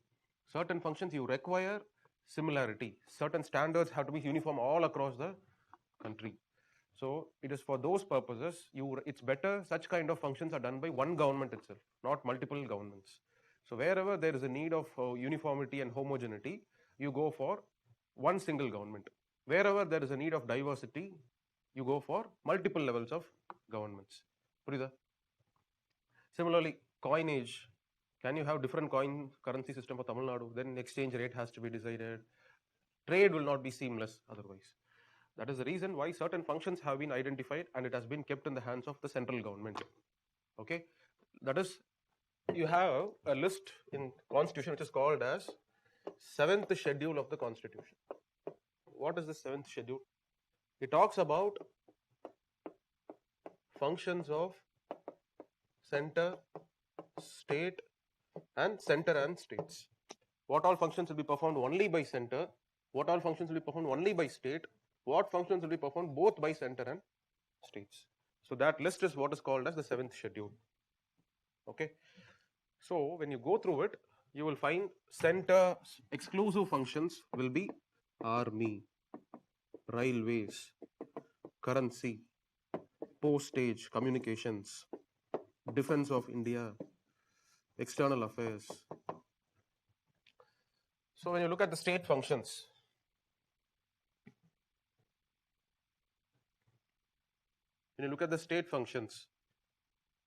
yeah, you have a lot of functions. Okay, wherever there has to be diversity, you will have those. And center and state, both of them will involve themselves in certain functions. Let's say the first entity in, so this is called as center's exclusive list is called as list 1, state's exclusive list is called as list 2, this list is called as list 3. So this is called as union list, this is called as state list, this is called as concurrent list. Concurrent list, first matter, if you look, it will be written criminal laws. அதாவது both parliament as well as state legislatures should have the power to define what is right and wrong in the society. Rape, both center and state can make laws governing rape. Okay, so criminal punishments to give imprisonments, both center and state, both of the bodies can make laws. Another reason, another entity you find is, let's say, standards, okay, or I'll say food safety and security, food safety. So today you have an organization called as FSSAI, yes? What is this? Food Standard and Safety Authority of India. Okay, adukku enna purpose? They will check the standard of. Yes, they will check the standard of commodity. Why? Why should central government come and check the standard of commodity of biscuit packet? Yes, even though it is manufactured in Tamil Nadu, people in Bihar, UP, Gujarat are also going to consume it. Tamil Nadu kulle mattum irundhu vechukonga. That's okay, then central government need not interfere. The responsibility can be only in the hands of state government. Okay, but the issue is now it's going to cross the borders. So if Tamil Nadu government, even if the quality is poor, it will say that the quality is good. Only then the economy will, only then the production will go well, right? So we cannot depend on Tamil Nadu government's words. That's why we have to have a central authority in the form of Food Security Safety Authority of India, which will look into, which will set standards in such kind of cases. Same is the case with education. Why do you think education was brought under concurrent list? Education earlier was only under state list. Okay, until 1976, education was a matter of state list, but today it is a concurrent list. Because a lot of central institutions have to be set up. Okay, right, IIT, right. Let's say, do you think the central government has to come and regulate the standard of education? Is it correct or not? NEET exam, central government should it actually regulate or not? Huh? They have to. Why? Because they want to ensure uniform standard of Yes. medical education. Yes. Why? Because there has to be some standards of medical examination, right? Because Bihar, let's say, a medical course is only for 2 years. Okay, 2 வருஷம் படிச்சாவே doctor ஆயிடலாம். If that guy comes here and he does an operation on me, then I am going to be at risk. That is why central government conducts an examination and it certifies, yes, he is a qualified doctor. He knows everything. Yes, it is for that purpose only. Central government has to interfere in education matters and set some standards of education.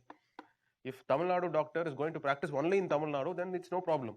If Tamil Nadu doctor is going to practice, MBBS qualified person studied in Tamil Nadu college is going to practice all over the country. So what if he is a health risk for the other states? That's why there has to be some common standards, right? So if you ask this question in this exam, in the interview, do you think the central government should regulate standard of education? Then you'll say yes, sir. Okay, the next question is, do you think central government is correct in interfering and imposing NEET exam? So no, sir. Then your marks will go down. Okay, you have to say yes, sir, it is rightful. But then the next question can be, then why are the protests happening? Do you think the protests are justified? Even though you would accept that yes, there has to be a government that has to come and regulate. At the same time, now you are giving your opinion on the protests. Okay, yes, sir, the protesters are justified to an extent because, of course, there is no denial that the quality of education has to be regulated. But there isn't any empirical proof that the quality of education is already inferior in Tamil Nadu.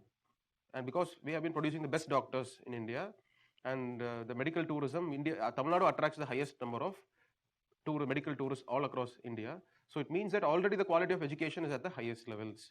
So if that is the case, whether central government has to interfere and regulate the education here is a matter of a question only, sir, because already the standard of education is higher. So in that way, the protests are justified.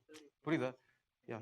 They ask, you say this, and if there are certain news reports that say that because they want to get you cut off using 12th mark, they will use 11th. They don't take 11th portion. And after getting into medical education, first semester they get failed. So in order to have the student who's coming to medical education have a good knowledge of 11th and 12th syllabus, we are bringing NEET. So do you justify this statement if they ask this kind of question? No. So that is not the correct answer. So basically, they are saying that NEET exam, to prepare for it, you have to study 11th and 12th also. But to clear Tamil Nadu board exam, only 12th is sufficient. Yeah. So then you should say, if that is the case, then the examinations. So, sir, if that is the case, then we should not be producing quality doctors only in the first place. Okay, but we are producing. The outcome is good. Outcome is served. So what is the problem? 11th and 12th, why do you matter? Maybe everything that needs to be studied is kept in the 12th standard books itself. So there is no need for studying 11th standard book only in the first place.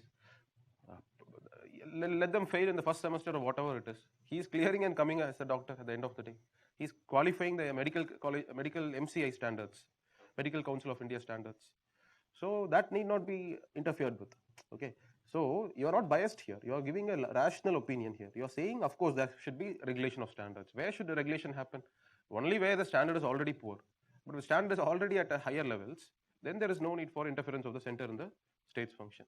So I'm just asking you this question because these are the kind of nature of questions that will be asked in the interview. Okay. All right. So, okay, I think you have understood the first point, first factor why we go for a federal setup. That is, we have certain functions which have to be performed only at the lower levels because of the need for diversity, to cater to the diversity. Okay. What other reasons do you think had compelled us to go with a federal setup? Some of you have answered that correctly.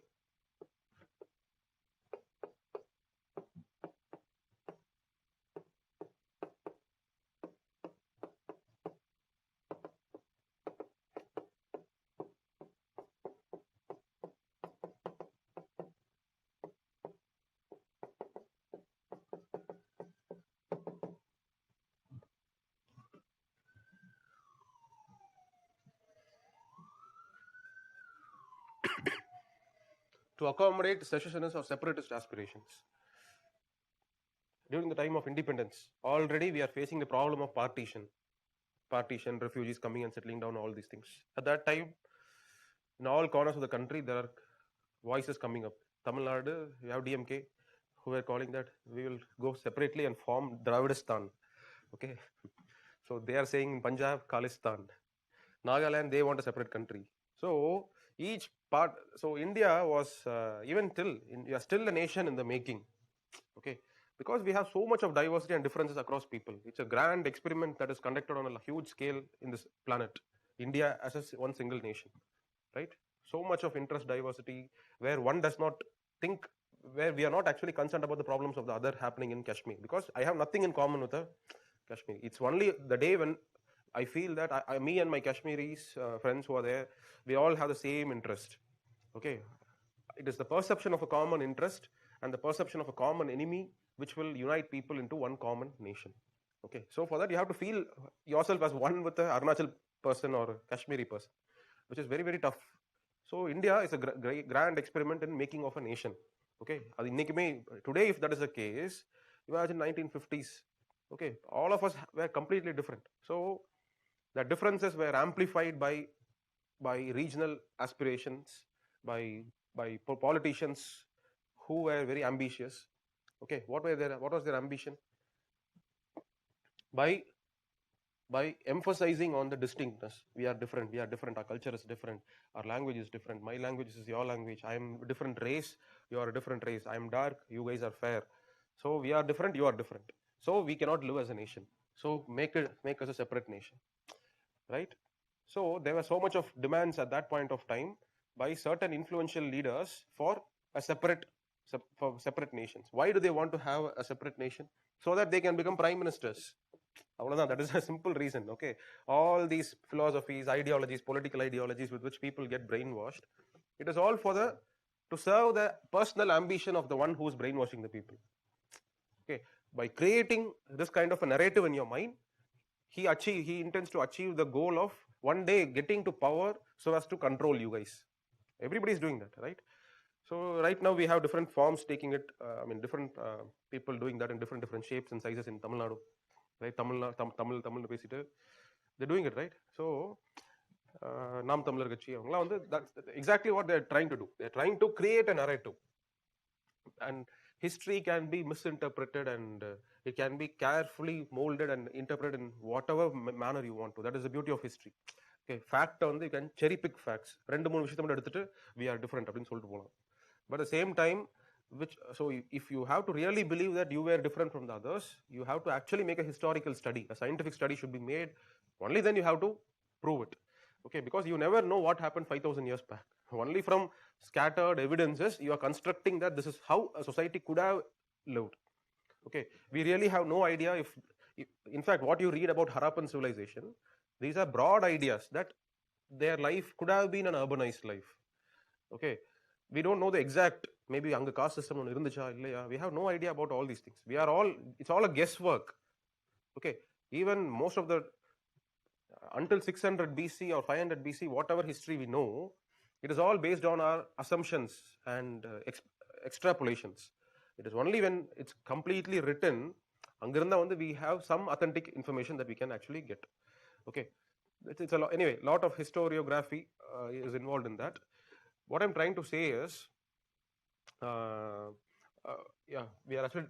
so basically people were there who were politically ambitious, so they were trying to create a scenario where they want to, if they get the support of people, definitely they can just break away and go away and they can form their own country, so they can become prime ministers.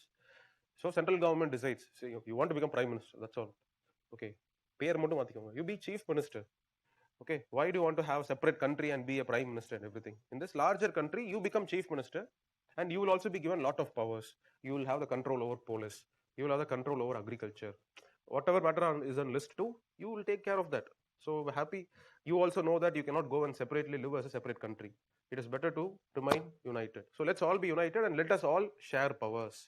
Okay, it is to accommodate such separatist demands. Why do these people create such separate demands? Because of various fears. The fear of cultural domination. You will impose Hindi on me, so I don't want to suffer. Okay, so I'm not saying Hindi imposition is correct. I'm not saying that. Okay, so it's a very good thing that Tamil Nadu resisted Hindi imposition and all. I'm in favor of Hindi not being studied in Tamil Nadu. Okay, because I don't need that language. In fact, instead of saying I don't need that language, right now I feel I have to learn Hindi. Why? Because I like Hindi songs. When I personally love Hindi songs, so when I hear Hindi songs, I would want to know what the lyrics mean. Okay, so that is my self-interest, because I've been listening to the songs and I start doing that. But if you force it on me, then it is it is actually not necessary, because I have to go through extra burden every day 1 hour as a child. Instead of playing my games, I have to go and study Hindi. Why do I have to do that? Okay, so uh, Hindi domination is something different. But yeah, they had a genuine fear also. The fear, some of them are genuine, some of them are created, magnified fears. So cultural domination, there will be an attempt towards homogenization. So these were all the fears what led people to have such kind of secessionist and separatist demand. Even Naga movement was completely on the fear of cultural domination. We have a different way of life. We will eat dogs, but you will come and restrict us from even eating chicken also. So that is why we don't want to live with you. We want to live as a separate people. Okay, but you have to see, this is a process of giving and taking. Okay, so as a result of this, to accommodate such secessionist and separatist demands, uh, we have no other option than to share powers. If we are adamant on having one centralized power structure, these guys will seriously create troubles. So that is why let's share power, accommodate everybody into our power sharing structure. Okay, this is another important reason why we went for a federal model. And another reason, and another third important reason, is because of ease of administration. Okay, ease of governance and administration.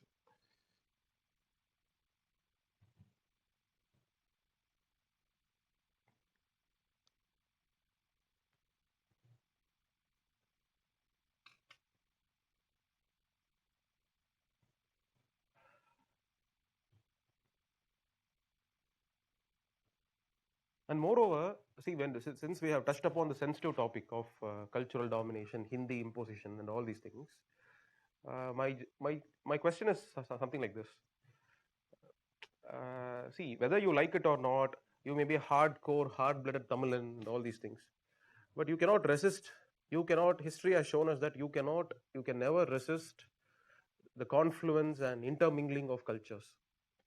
Okay, பிடிக்கலனா கூட, even if you feel that my autonomy is threatened and you refuse to learn Hindi, 10 times you hear the same word, you automatically will be curious to know what is the meaning of the word. Correct? So this is how cultures will develop and cultures will change. It is beyond the control of governments and individuals. Okay, we are all a minor small pieces in a large transformation that has been happening for millions of years.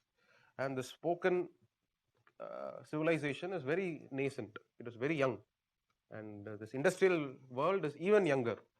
Correct? And in that context, if you were to see the way languages have been constantly influenced, at least before 1,000 years, you can say that there was not much of influence between English and Tamil. Correct? But today's world, how much of influence we might not even have Tamil vocabulary for many English words, right? So English becomes a part and parcel of our normal day-to-day conversations. 2 generations down the line, English and Tamil will be used interchangeably. Okay, the language itself will actually change. These are some natural process which will actually happen. So it is a phenomenon of greater culture subsuming lesser culture. So in sociology or concept, okay, the ones who are greater in reach, greater in scope, greater with money power, muscle power, which already has been established that Englishmen, they have already come.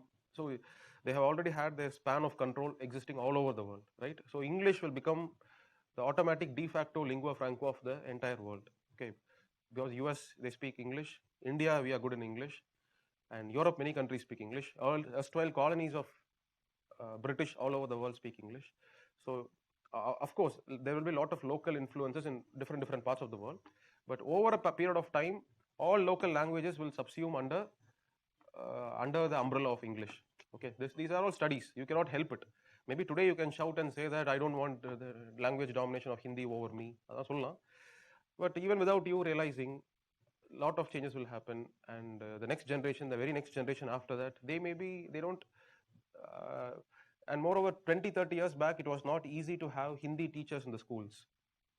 30 years down the line, there will be many positions of Hindi teachers, correct? And it becomes easier to teach Hindi. So if it is easy, daily half an hour, if it becomes convenient, then people would not mind learning something new. It's not going to be tough, correct? So anyway, uh, yeah, the third point is ease of administration is another other important factor about why we went for federal setup. Sitting in Delhi, can you govern over a remote tribal tehsil in Odisha? Is it possible? Not all decisions can be taken sitting from Delhi. Not all administrative matters have to reach to Delhi, and only then decisions have to be taken. அப்படிங்கிறதுலாம் not necessary. Okay. So today's world itself, it's very tough to, in today's world where you have complete WhatsApp communication, administration mostly happens in WhatsApp. If you go to once you enter the services, you'll understand. Somebody from a remote tehsil takes a photo, he says, sends it to the district collector or collector. The collector will say, refer this photo to the block development officer, do this particular course of action. The block BDO sends it to the subordinate, he goes and does the work. That is in today's world. Today's world itself, there are places in Odisha where there is no net connectivity in the first place. They have never heard of the word called Geo. Imagine in 1950s, where level of connectivity is even poor. Correct? At that time, it's not possible to have one centralized authority taking care of the administration of such a vast country like India. That's why you have to create administration at closer levels. Of course, at that time, the resources of the country was very less. It was very meager. That is why we did not go with the third tier setup at that point of time. See, the best setup to take care of the functions is the closest setup. If I have a problem, should I travel all the way to Delhi or should I just travel to my village headquarters? If it's close by, Tehsil headquarters. So it's always better to have the administration accessible, correct? But can you create so many offices at each and Tehsil levels in 1950? It was not possible.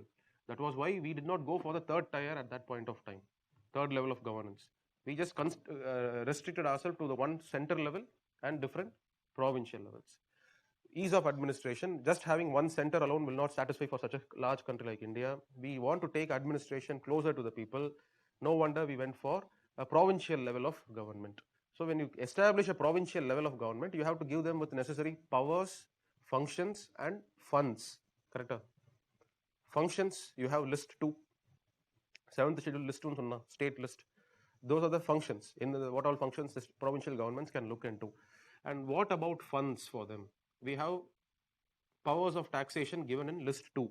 There are certain areas where land tax, agricultural income, these are the fund powers in the hands of provincial governments. Income tax is a function of list 1. List 1 is income tax, and only central government can impose income tax on you. But land tax, agriculture, tax on agricultural produce, these are functions, for sources of funding which is present in list 2. So basically, you're creating a provincial government, you are empowering it with a lot of functions, you're also giving it the taxation powers to raise money to cater to all these functions, right? Do you guys understand? Are you able to follow, online students? Yes or no? So it is as a result of all these reasons and all these processes, today we have a federal setup in India. But our Indian federal setup is slightly different from standard federal models all across the world. Okay, what are the differences between Indian federal setup and other federal setup? Let's say US is considered to be the model of federalism. Okay, the reasons why federal setup was born in USA is very different from the reasons why federal setup was born in India. In USA, it was a very natural, organic way of evolution of federalism. What do I mean by natural, organic way? See, early societies, we lived in small families. We live in caves. We started expanding our interactions. So many families interacted together. We started living in terms of tribes. Then more tribes interacted. Villages, cities, towns, they were all born. So as the scope of interaction increases, slowly bigger entities like states, even more than that, when multiple states interact with each other, then nations are born. Correct? This is the organic way in which it should have been born. So earlier, a family head, father, he is the chief. A village headman is the chief. A kingdom, empire, king is the chief. When it comes to governments, for a state level, you have the state governments. And finally, you have a national government. Okay, this is how it should have evolved. This is how it has evolved in USA. So first, it was all states. They have independent states existing. The state of Ohio, state of Massachusetts, North Carolina, South Carolina, Virginia. Okay, they were all states alone which are existing. States, they all came together. So each state of Virginia, North Carolina, everybody were doing their own functions. They had their own carriage system, they had their own currency system, postage system. They had their own standing armies for each and every state. Then they decided, why don't we create a common government? Why don't we give some of our functions to the common government? Purida? Everything was done by the states. The state decided, we will give that these functions will not be performed anymore by us, but we'll do it in the hands of common government. Do you think Pakistan comes and attacks us? We have Rajasthan regiment. Okay, we have Rajasthan standing army, Gujarat army, Tamil Nadu army. If you have separate army, Pakistan comes with 50,000 soldiers. Rajasthan army has 5,000 soldiers. Rajasthan army writes letter to, Rajasthan government writes letter to all the governments, please send me army. I can fight my war. Okay, if that is the case, do you think Tamil Nadu chief minister will send his army? He will not, because if people die, Tamil Nadu people die in fighting the war, Tamil Nadu chief minister will lose his elections next time. People will blame Tamil Nadu chief minister. So he is reluctant to send his army. Everybody will have these kind of concerns. Pakistan will easily defeat one after the other, they'll come. But imagine, if it is all directed by one common government, all of them will be pooled together, maybe 5 lakh total against 50,000. We'll be able to win. So it's advantageous for all of us to stand united in certain functions, right? So the states in USA, they were able to realize the advantages of having a common government. Okay, for this as well as for railways. You have common railway system all across the country. It's better to have seamless connectivity. Speed of communication will increase. So by realizing the advantages of doing things on a common basis, the states were ready. The states parted away some of their powers in favor of a common government. So that is why the federal government in USA, the federal government means the central government, and then you have the state government, states, right? In USA, this government was born by sharing by borrowing some of the functions of the different states. That is why today in USA you have a very long list of functions in the states. They have given it to the federal government. So the provincial list of US is much larger than the federal list. But in India, we are not born out of this process. Okay, so we are born out of a different process. Our process is, India is always used to a centralized rule, because Britishers, they did not know about a concept called as federal setup. Britishers, they ruled UK. UK is such a small country, Britain. So there you can use a central kind of a rule. And India also, they were actually doing the same. Okay, because they did not. Do you know about one common feature of the different charter acts, 1813, 32, 53? This common feature. Why was it all done? Do you know why Charter Act? No. Pitts Regulating Act, 1792. It's Pitts Act. Okay. 82. Okay.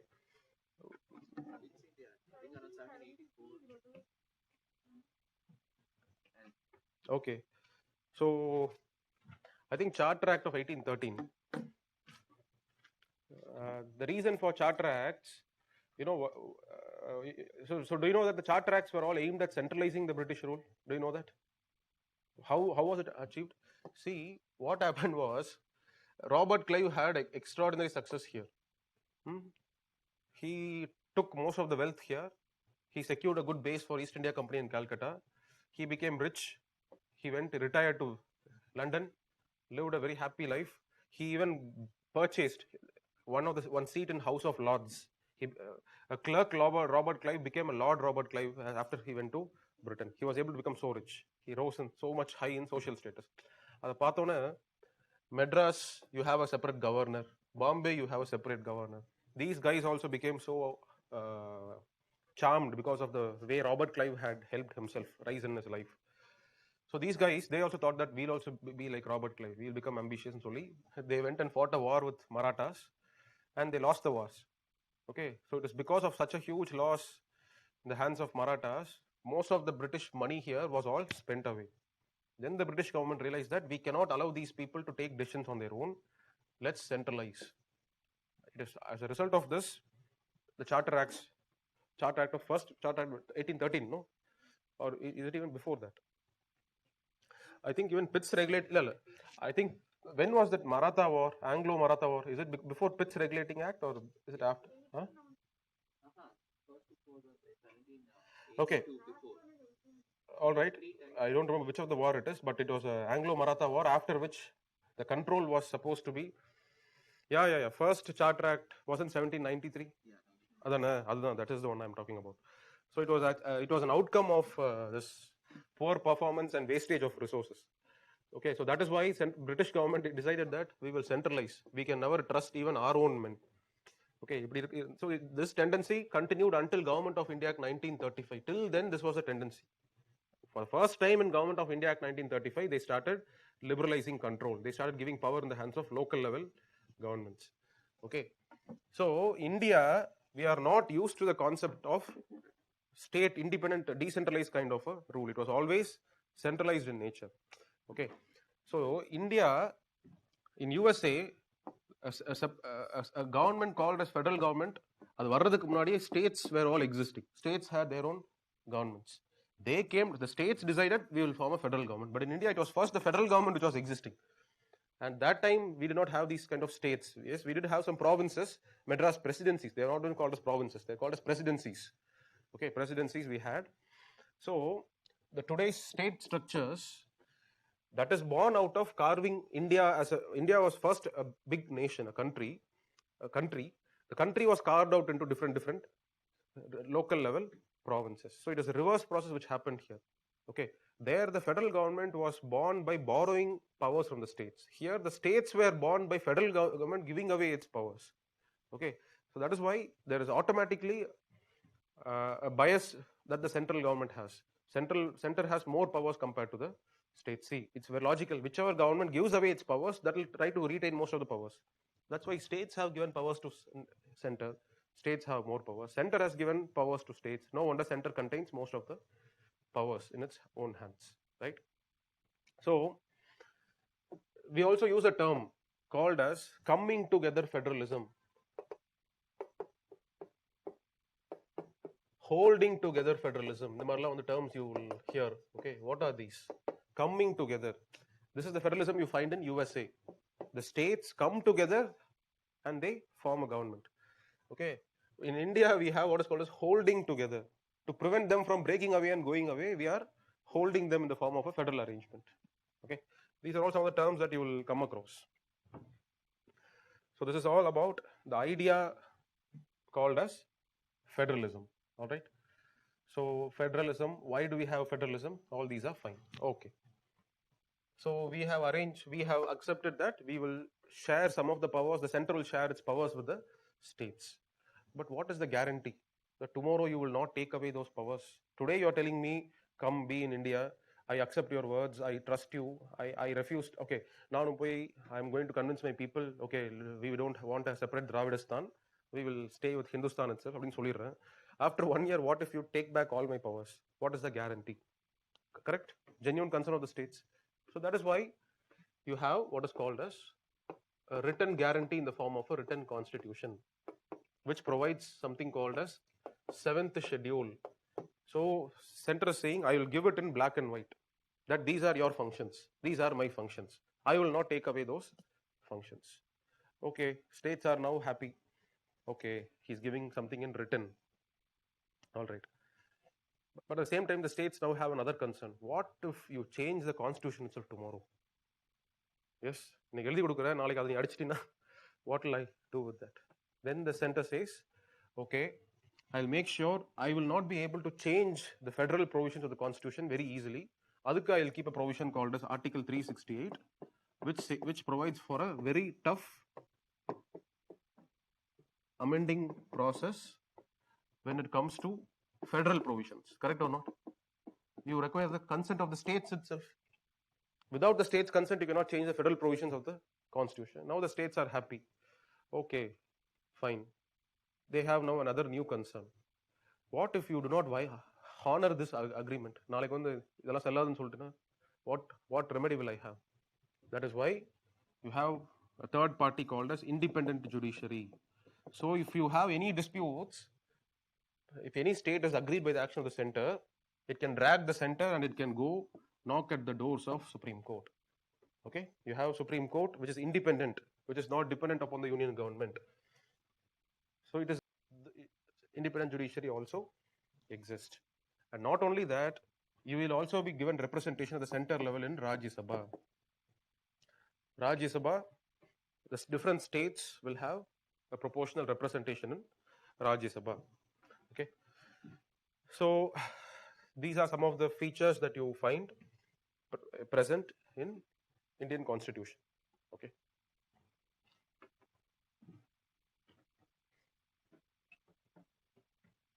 these are the features of Indian federalism.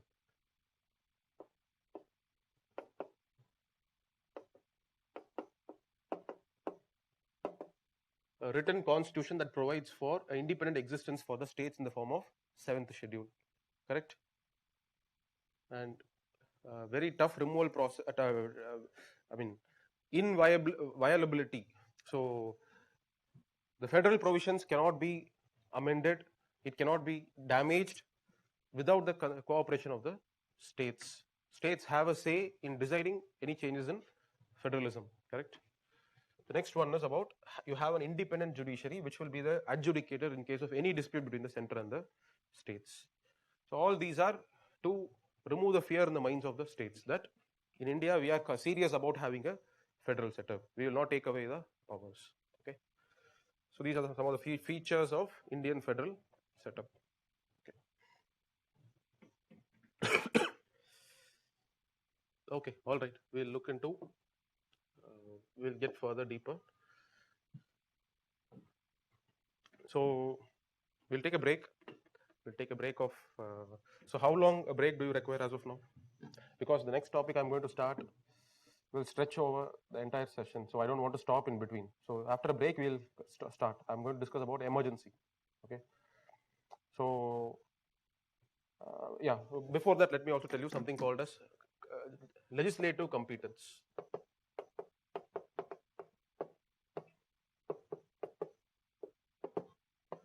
Legislative and executive competence. What is this?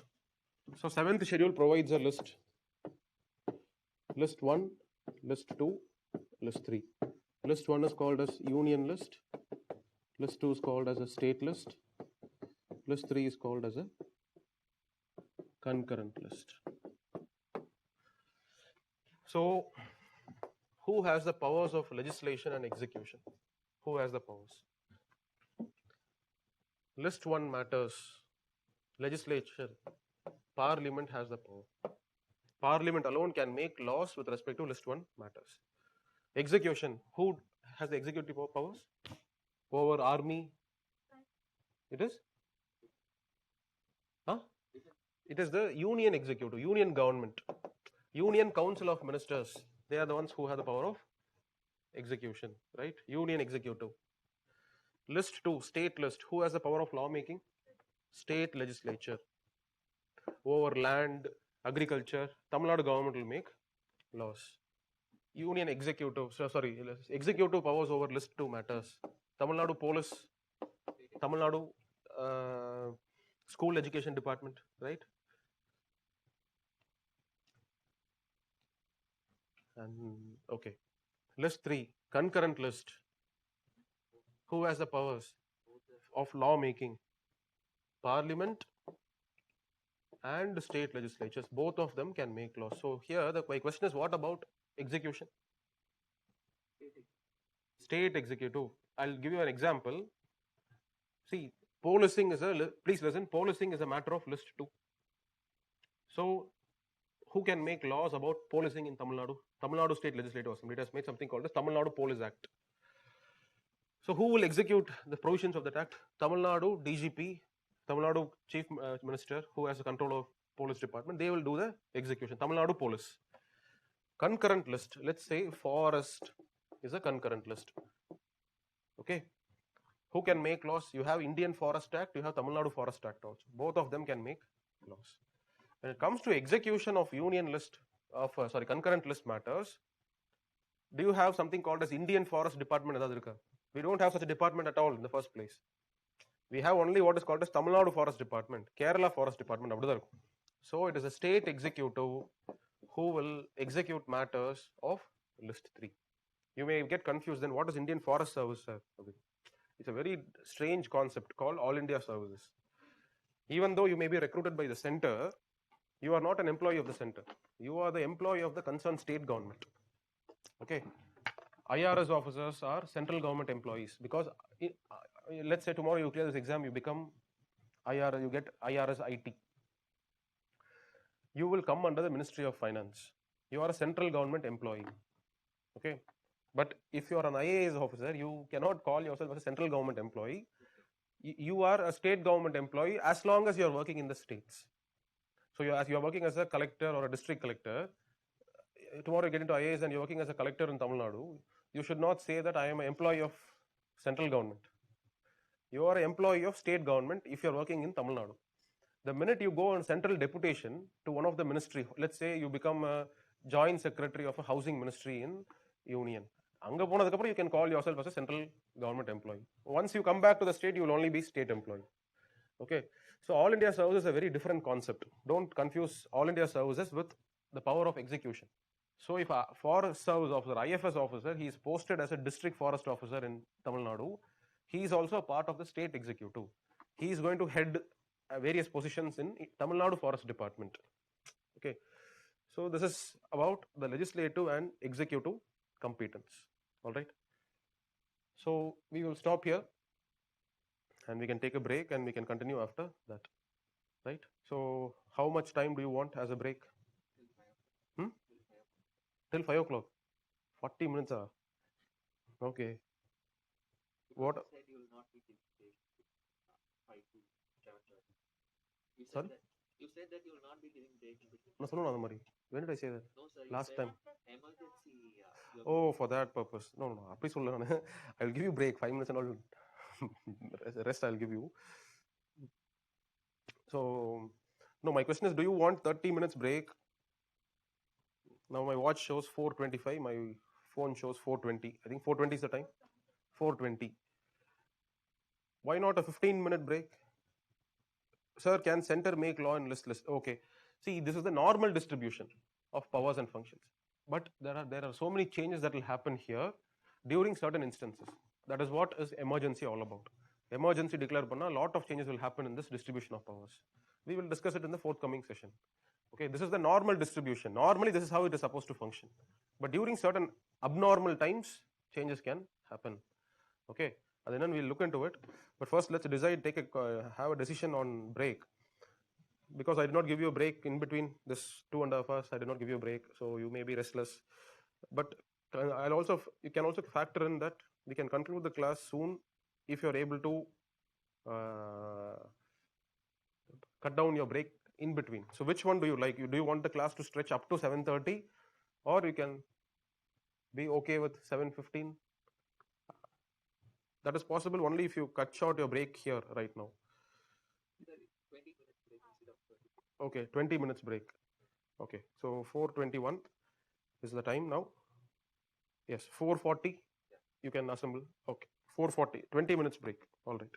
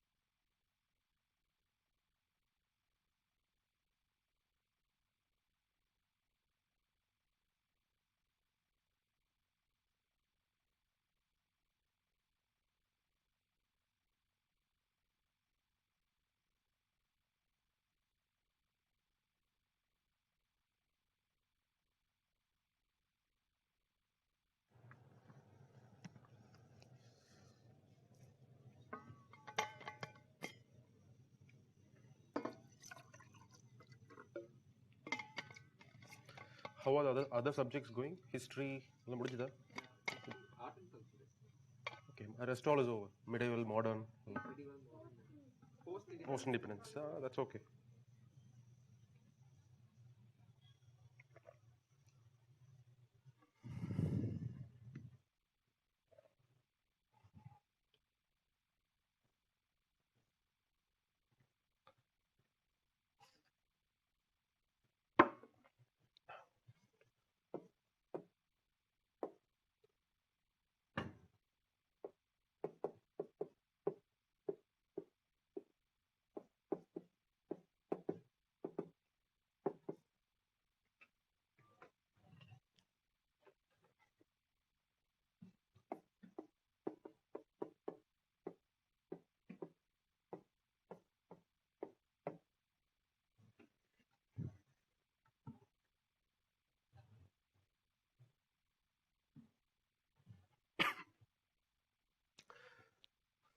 So,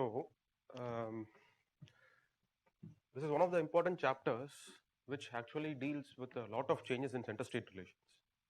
Okay, so that is why we have to first look into it. Constitutionally, one of the provisions, some of the provisions that greatly impact federalism, 352 to 360, we have a lot of them, right? So we have to first understand why certain provisions were kept in the Constitution. Why use this word emergency? What emergency are we suffering from? That the federal arrangement has to be damaged. Center and state. You have a federal arrangement in the form of 7th schedule. Correct? So 7th schedule delineates powers in the hands of states, the hands of center. There are going to be certain situations where this normal arrangement, this is the normal arrangement. Where is it? This is the normal arrangement. This arrangement is completely going to collapse or change during certain instances. What do you think could be such kind of instances? Why constitution makers have kept a chapter on emergency, one complete chapter? Why? Okay. Pandemic. During pandemic, actually no impact had actually happened during pandemic. Nothing. We had come out of the pandemic without any impact on federalism. Actually, they had one case of example where Kerala decided to ease certain restrictions during the month of April, but central government immediately responded that this. No. There is no impact on center-state relations. So maintenance, even though Narendra Modi announced lockdown, but who can impose lockdown? Only state governments, because public order and policing, law and order is a function of state governments. So there, Narendra Modi union government did never issued any order. Tamil Nadu is going to go on lockdown. So I do not find any change in center-state relations. Informally, you can say that Kerala government did not oblige central government's directions. Informal, but they are not mandated to oblige, right? Because mandate is only what is there in the constitution. Yes, during war times, severe, extraordinary situations like war.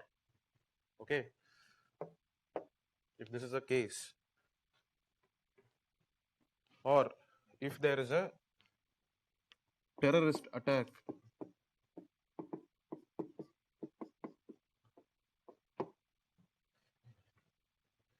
or Naxals have declared war against the state. Naxals have been capturing one district in Odisha after the other. Odisha completely has fallen under the control of Naxals. They are marching on their way to Chhattisgarh. The country full they are going to capture. Right? So, whenever there is a threat, see, the idea here is the state has to be protected. Correct? It is only if you have a state, only then you can even protect the constitution in the first place. Correct? Temporarily we are putting aside the provisions of constitution. We are not going to implement it strictly because our first priority here is protect the state. Right? So that is why we have certain provisions in the constitution which allows bypassing a lot of provisions, normal provisions of the constitution. It is this bypassals which are given under 352 to 360. So where it is required, that the ground is also given in emergency provisions itself during war, during Uh, war is one ground.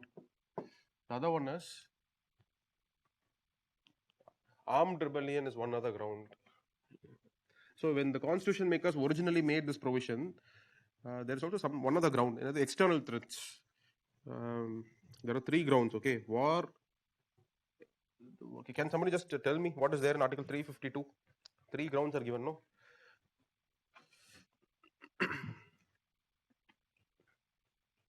External aggression. Okay, external aggression. And the original constitution makers, when they made these provisions, they used the third ground as internal disturbance.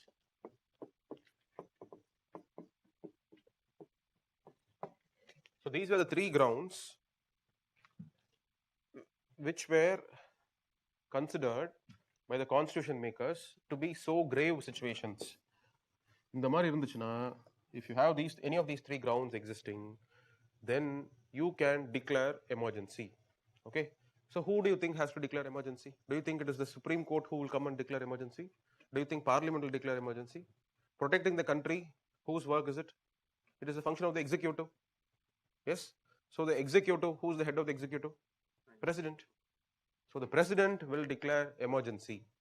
Okay, in any of these three grounds, president being the head of executive declares emergency under Article 352. This is what is called as national emergency. Okay, declared by the president.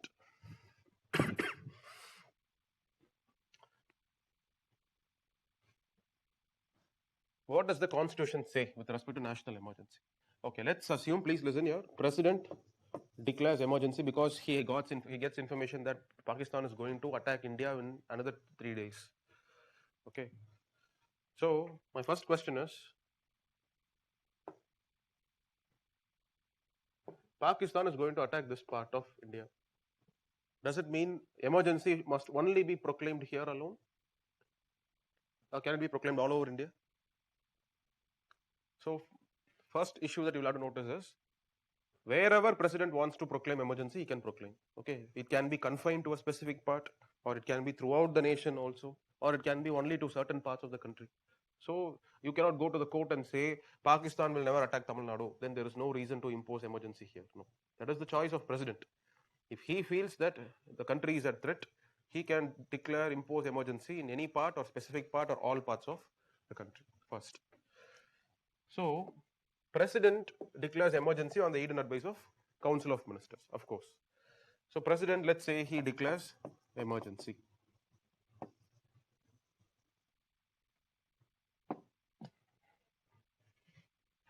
Once president has declared emergency, this declaration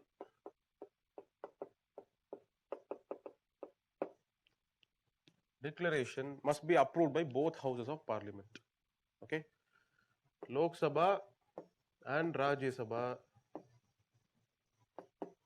must approve the declaration. And what is the time duration given in the constitution? So constitution prescribes a time limit, that is within 1 month of proclamation of emergency. Okay, as soon as emergency is proclaimed by the president, within 1 month, either both Lok Sabha and Rajya Sabha must individually approve emergency. Can there be a joint sitting to approve? See, the purpose is to make sure both houses agree, and you know that if you hold a joint sitting, mostly it will be the Lok Sabha which will win over the Rajya Sabha. So in that case, you cannot have a joint sitting. It's just like saying Lok Sabha alone has the power to approve. That's why you cannot have a joint sitting in this case. Lok Sabha, Rajya Sabha must separately, individually approve proclamation of emergency under Article 352, and it should be done within 1 month. And let us say if Rajya Sabha is not in session, Lok Sabha alone is in session, Rajya Sabha is going to convene for its session after 3 months. Okay, in the gap, the president has issued an emergency.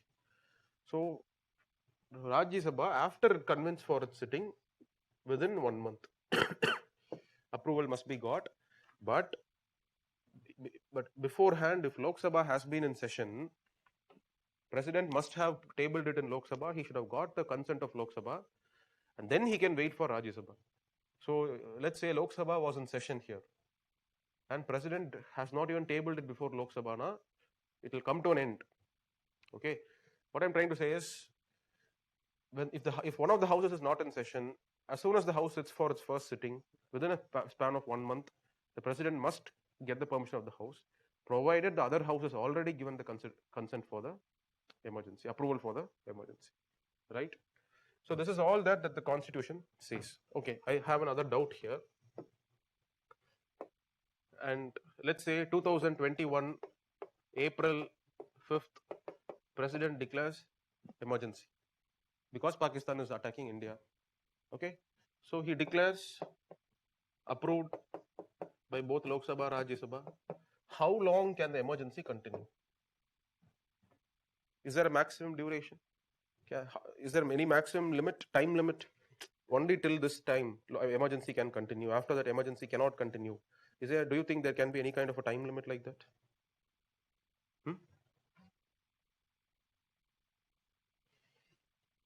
There is no time limit.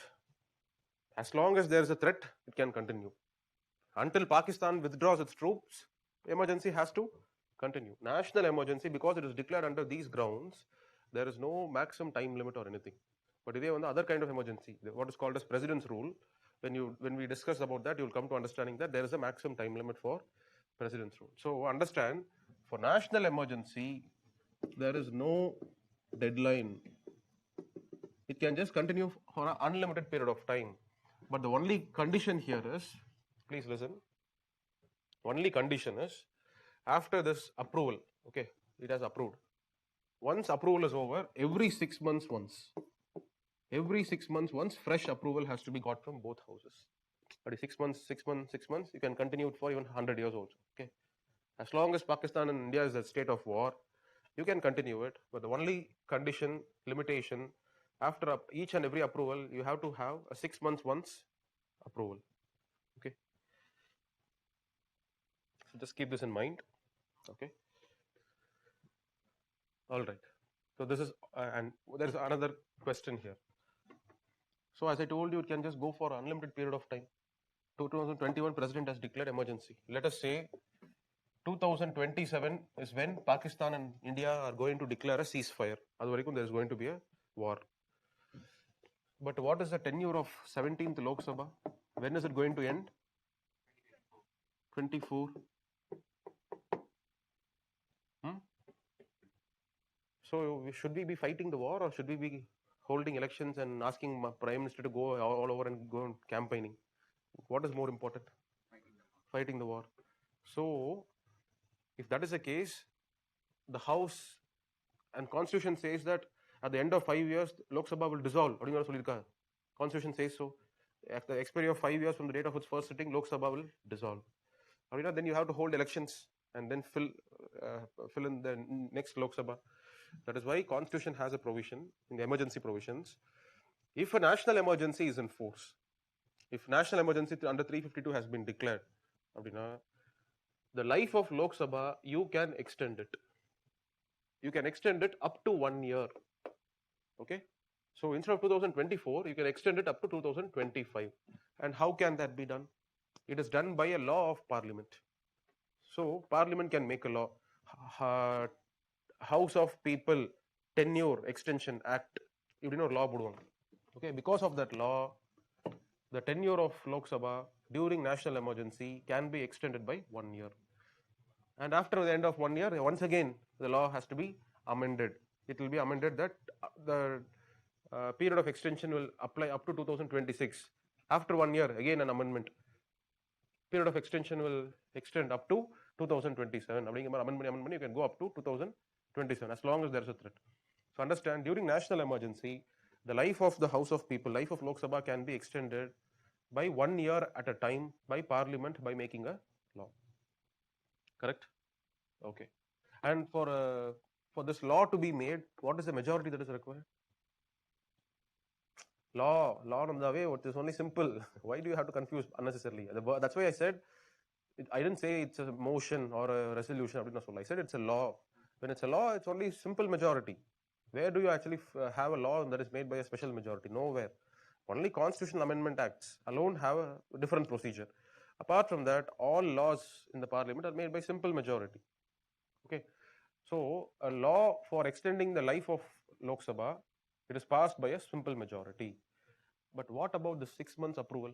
On the first, I told you, no, after president declares emergency, it has to be approved by both houses of parliament, and then every 6 months once for approval. Not a What majority is used here? It is special majority. Please remember, in the entire emergency chapter, this is the only area where you will have special majority. Where engame special majority irukku. Okay, this is the only place in the entire emergency provision from 352 to 360.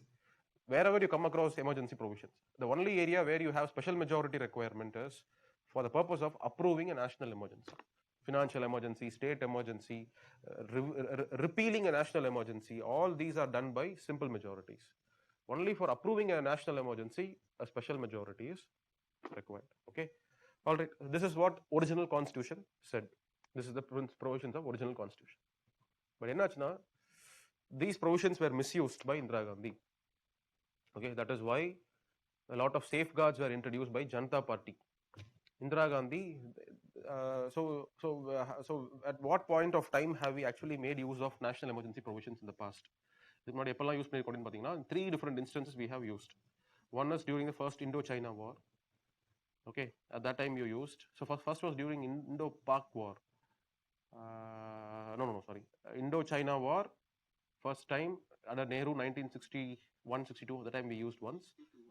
Yeah, and then we used this once again during Indo-Pak war in 1971 or 72. That 71. Okay. Yeah, Bangladesh liberation. And that time, India was again at a state of war with Pakistan. At that time, we used national emergency once, declared in India. Third time it was declared was during 1975. Okay. The first 2 instances, when India and Pakistan had war, India-China had war. At that time, emergency was declared under the grounds of war. But the third time it was declared under the grounds of internal disturbance. I told you, there are 3 grounds for declaring national emergency. So the third ground, called as internal disturbance, was the reason why national emergency was declared in 1975. Okay, what is this internal disturbance, sir? So Indira Gandhi had cleverly interpreted, she had used internal disturbance in such a way so as to extend her rule. I mean, not extend her rule, so as to safeguard her rule. I'll tell you what happened. 1971 elections, I told you, today's discussion, Indira Gandhi was given such a huge majority. And after that, war came. Indira won the war against Pakistan. So people are so happy that nationalism was at its peak. But you cannot go long with the nationalism. Because of war, we made enemies out of America. America stopped giving us food aid because Pakistan was an ally of America, and India anyway was moving towards Russia. So America considered India as an enemy, but at the same time they were giving us some food aid because we are a poor country. And now we went against Pakistan, they stopped that food aid. So food shortage and failure of monsoons, all that added to the rising cost of prices. Okay, so this was what was happening. And moreover, as I told you, communists, Communist Party, they were also supporting Indira, and a lot of strikes in various industries. Okay, capitalism was actually coming down. Factories were not able to be run properly. Railway department, frequent strikes of labor unions. Trains were not running properly. So finally, people are very angry at Indira Gandhi. They felt country is going in a bad direction. And at the same time, there was one ex-freedom fighter, a retired, someone who has taken a political exile. His name is Jayaprakash Narayan. You would have read about him. Where? What kind of a political personality is he? Have you read about him anywhere in your previous readings of history? In what context have you heard the name Jayaprakash? Yes, very correct. Socialist. So Jayaprakash Narayan and many other people, Achyut Patwardhan, Okay. Yes, a Dange. இதெல்லாம் கேள்விப்பட்டிருக்கீங்களா இந்த word? These personalities. Heard of that? Yes. You would have heard about them in, if you would have read Bipin Chandra's Struggle for Independence. அதெல்லாம் படிச்சீங்களா அந்த bookலாம்? No? Only Spectrum. Okay. Are you guys reading Bipin Chandra's Struggle for Independence? ஒரு book நான் சொல்லியிருக்கேனே. அந்த bookலாம் படிச்சிருக்கீங்களா? Are you guys reading that book? Struggle for Independence, Bipin Chandra. Because I never asked you to read Spectrum. Read Spectrum. Okay. All right. You can read anything, but I did not like Spectrum. When I prepared, no, I tried reading Spectrum and I felt it is so badly written. So I just threw that book and took a better book and read it. Okay, because it is just facts and nothing else in Spectrum. Too much of facts, which is not history basically. History is about understanding the changes and understanding factors of change, understanding how to look at a particular issue. That kind of eyesight of looking at history you will not get from Spectrum. Okay, so that's why I always suggested the easy route, and you guys have followed the tough, difficult route. Okay, anyway, but none of these things matter if you have read at least NCRTs properly. Did you read NCRTs properly? Both NCRTs, old NCRT, new NCRT. New NCRT. Okay. So Jayaprakash Narayan was one of the founding members of Congress Socialist Party, and he was championing the cause of socialism. So JP had a good relationship with Jawaharlal Nehru, but once he died, he was not able to digest Indira Gandhi coming to power. Okay, he felt that Indira Gandhi is such a small child who he had seen growing up from her childhood. So she was not able to recognize and realize Indira Gandhi accept her as a leader. Okay, so he was always against her. And when this general discontent was against Indira Gandhi throughout the country, what did JP do? So he went all across the country. He came out of the political exile. So suddenly he became active in politics. He started touring all across the country, giving speeches against the government and organizing strikes and protest. Okay, so wherever he went, people started protesting against the government. So and Indira Gandhi had by then earned a lot of enemies also. She made a lot of enemies by then. Why? I told you, Congress broke into two factions, and a lot of people broke away from Congress. Very senior leaders like Morarji Desai and all, they came out of Congress. Okay, so those people until then were they lost elections. They were just roaming around here and there. Suddenly, under Jayaprakash Narayan, they now felt a common ground to unite against Indira Gandhi. So country was, so basically not the entire country. These people were agitating against. They were creating a lot of anti-Indira mindset in the country. Okay, so press had freedom. So of course, then press will try to bring out all kinds of opinion against Indira Gandhi also. These people will start speaking about Indira Gandhi, her mismanagement. So press starts propagating their views. So Indira Gandhi felt that things are going beyond control. So she wanted to suppress all forms of opposition against her. What did she do? She told the president, okay, this is internal disturbance. Okay, it's a vague word, internal disturbance. It can be interpreted in any manner. So president was persuaded that yes, there are sufficient internal disturbance that is going on in the country, and let us declare emergency under Article 352. Okay, so president declared emergency under Article 352, and the emergency went on for 2 years, 1955 up to 1977. Okay, for 2 years the country was in a state of emergency, and a lot of excess were committed during that emergency. When I say excess, too much of violations of individual freedom, individual fundamental rights, all that happened during that point of time. And that was the same time when Sanjay Gandhi's influence in the party also increased to the highest levels. Okay, Sanjay Gandhi, who was not a government office holder, he is not a minister, he was not having any official position in the government. Okay, so he started dictating terms, and of course all Congress people wanted to impress Sanjay Gandhi. They know that if they impress Sanjay Gandhi, they can become the next chief minister or some ministership. Okay, so Sanjay Gandhi, it was his pet project. All this forced sterilization, family planning was implemented very severely. Okay, people were, see, the way Sanjay Gandhi's idea was India should become developed. How will it develop? He was influenced by the West. Oh, if we have small families, then India will develop. Okay, then let's make small families. How will you make small families? Implement family planning. Okay, but in India, you cannot force anybody to undergo family planning because we are a democracy. You cannot make a law and say that family planning only 2 children. After that, no. You have to if you have 2 children, you have to undergo compulsory family planning. You cannot never make laws. People will get very angry. Okay, even today you cannot make such laws. In 1970s, situation was completely different. Everybody were having 7 children, 8 children, 10 children. So what is the talk of this family planning stuff?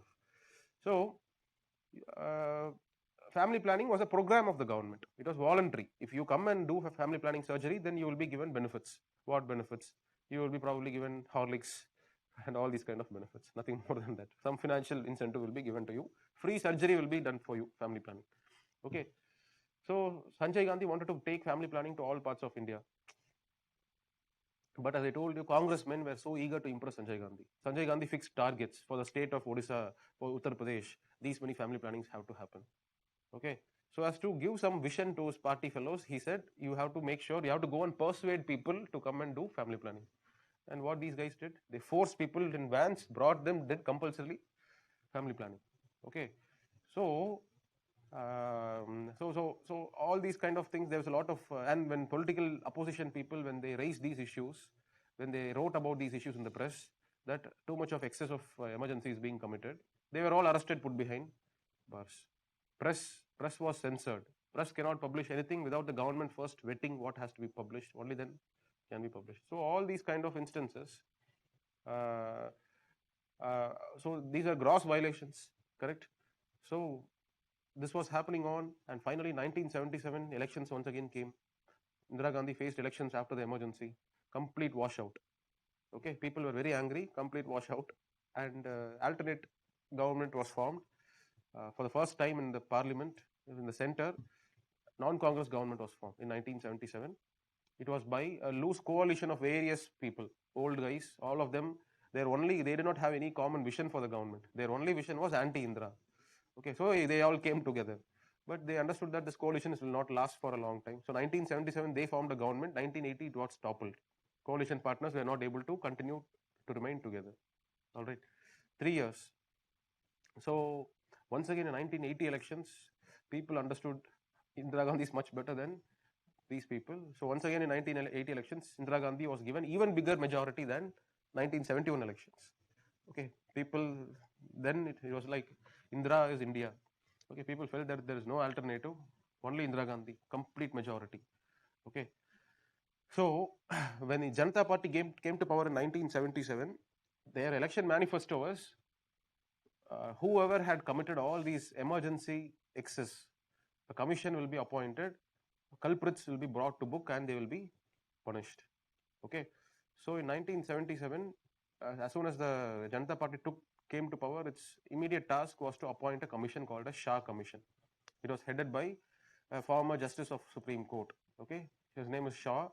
So Shah Commission was appointed to look into emergency excess. So Shah Commission went to different political leaders and asked them about how emergency was declared. A lot of shocking instances came to the open. What was that? Even the Home Minister, main cabinet ministers, they did not know that Indira Gandhi is going to declare emergency. That one day, fine morning, President announced emergency. Only then the ministers themselves came to know, oh, we are going to be in a state of emergency. Okay, don't you think it's very autocratic? In a parliamentary setup, it should have been on the aid and advice of Council of Ministers. And it is assumed that when the Prime Minister gives an advice to the President, it was done on the advice of Council of Ministers. That is, it is not a sole opinion of Prime Minister alone, but it is opinion after discussion with the Council of Ministers. Correct? But this was not followed. That is why Shah Commission pointed this out. Okay, Council of Ministers were not taken into confidence and all these things. So, based on Shah Commission's recommendations, the Janata Party brought out an amendment to the Constitution. 44th Constitutional Amendment Act was introduced in 1978. What is the purpose of 44th Constitutional Amendment Act? It is mainly to make sure there are safeguards introduced in the provisions so that in the future no other president or prime minister can misuse it for their own purpose. Okay, 44th Amendment Act introduced a lot of safeguards with respect to declaration of emergency. What are those safeguards? I'll just list it.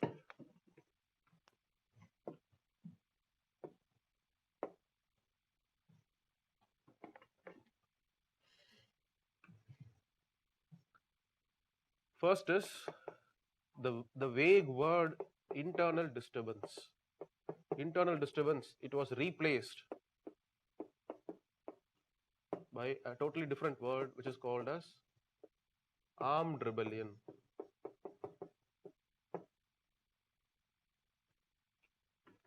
Okay.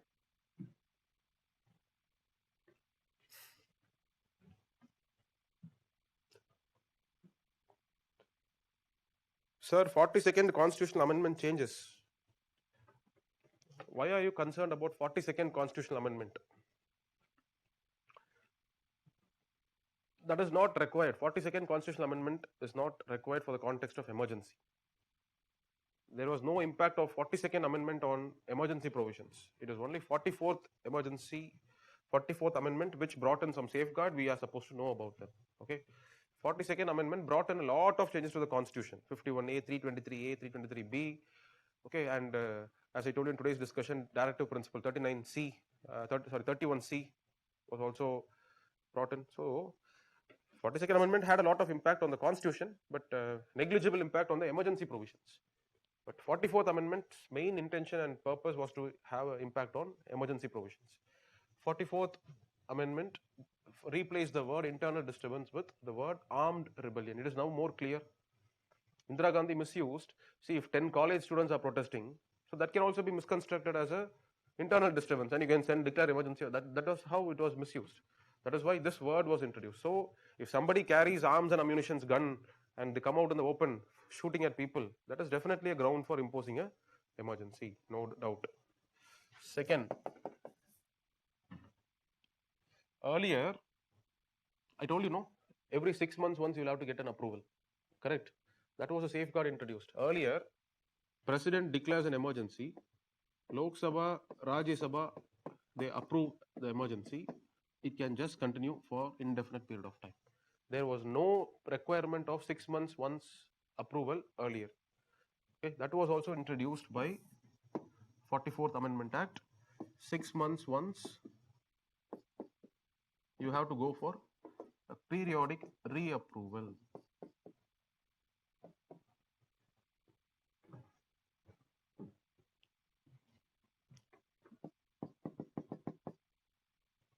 Third,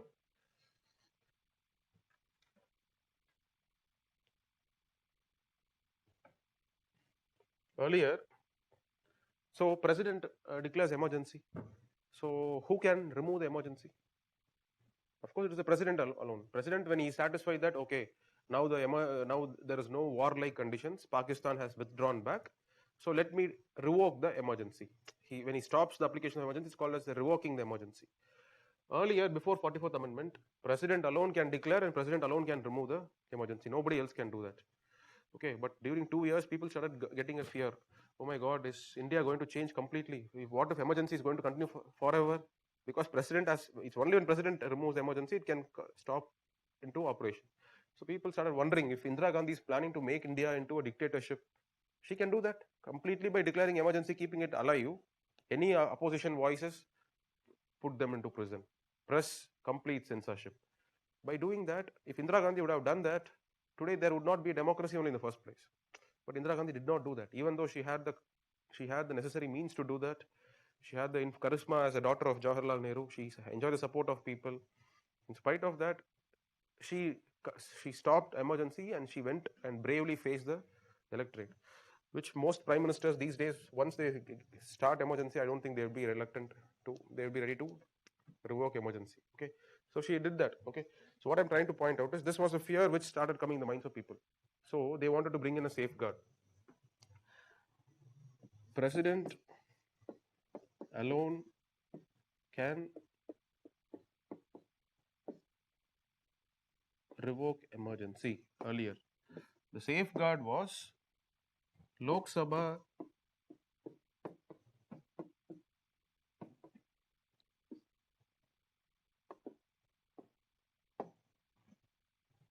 That is, if the Lok Sabha passes a resolution supported by simple majority,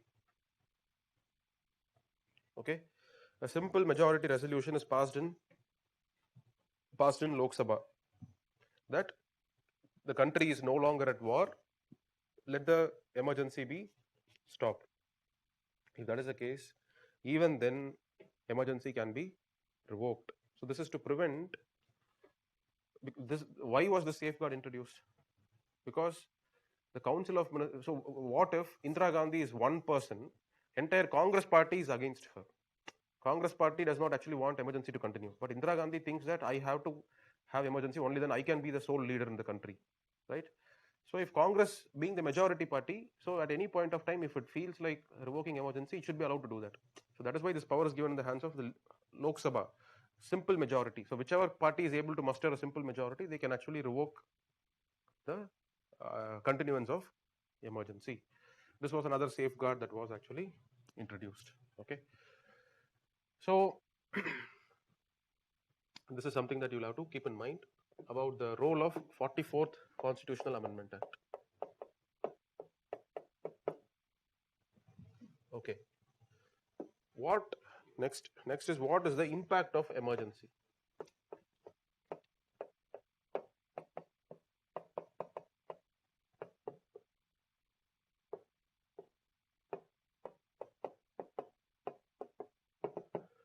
See, the impact of emergency can be studied under two heads. One is its impact on federal relations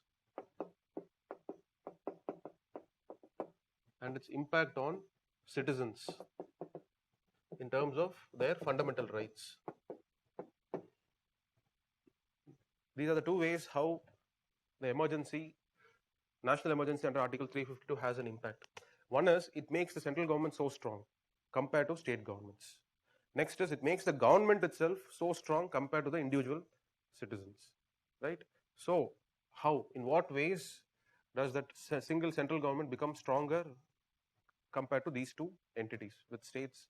So what is its impact on federalism? What is its impact on fundamental rights? These are the, sorry,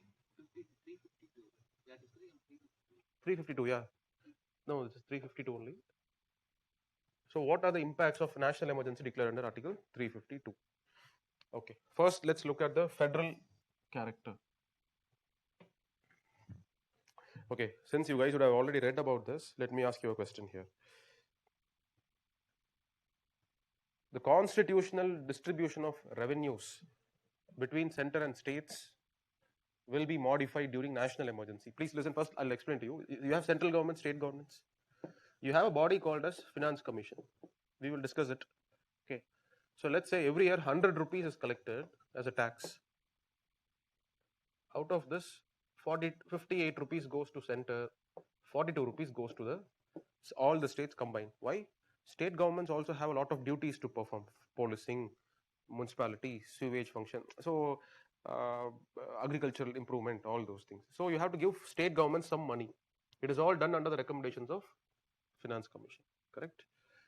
So my question is, during national emergency declared under Article 352, the financial distribution between center and states, the principles will undergo modification. Will it be a correct statement or a wrong statement?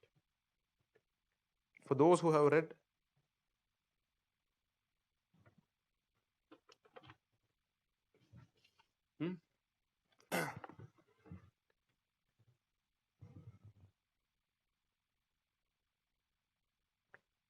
no, only happens during financial emergency. Actually, those who say yes, you are all correct. Those who say no, you're wrong. Don't misconstrue the word financial emergency. It is for a very different purpose. Okay. This change in finance sharing between center and states will only happen during the time of national emergency.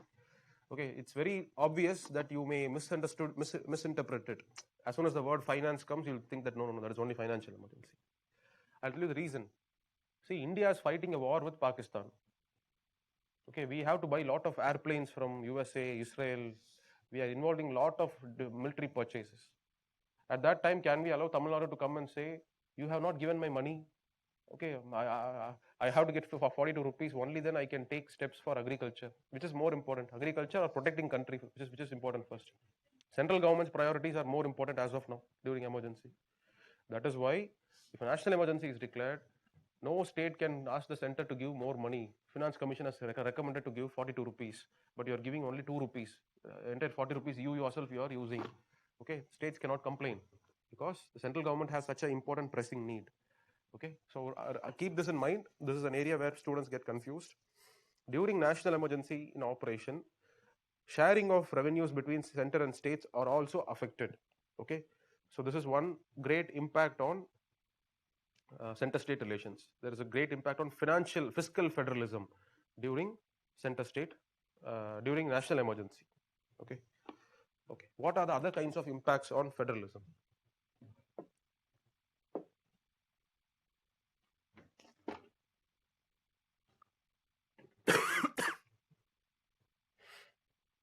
List 1, list 2, list 3. The power of legislation, the power of execution.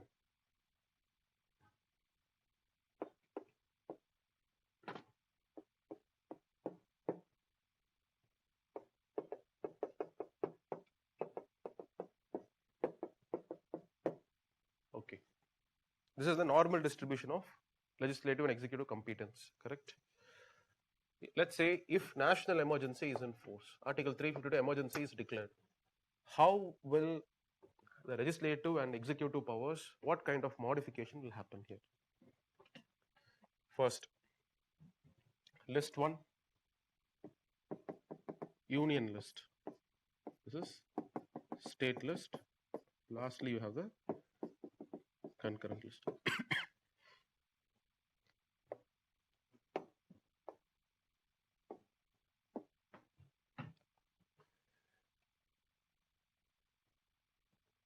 So as I told you, when national emergency is declared, which government becomes the strongest? Center becomes strong. In what ways? Normally, only state legislatures can make laws on state list matters. Let's say police is a state subject.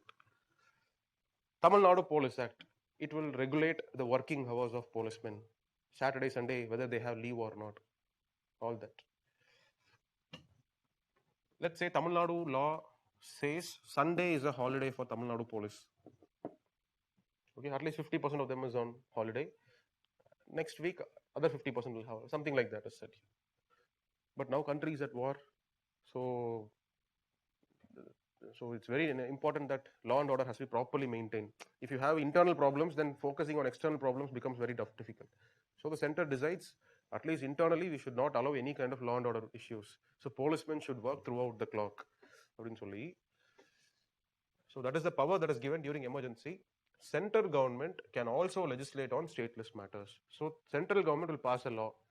They will pass the Tamil Nadu Police Act. Now Parliament will pass a law. Tamil Nadu Police Act prescribing 7 days work in the week. Okay, understand? So during national emergency, Parliament can also legislate on list 2 matters.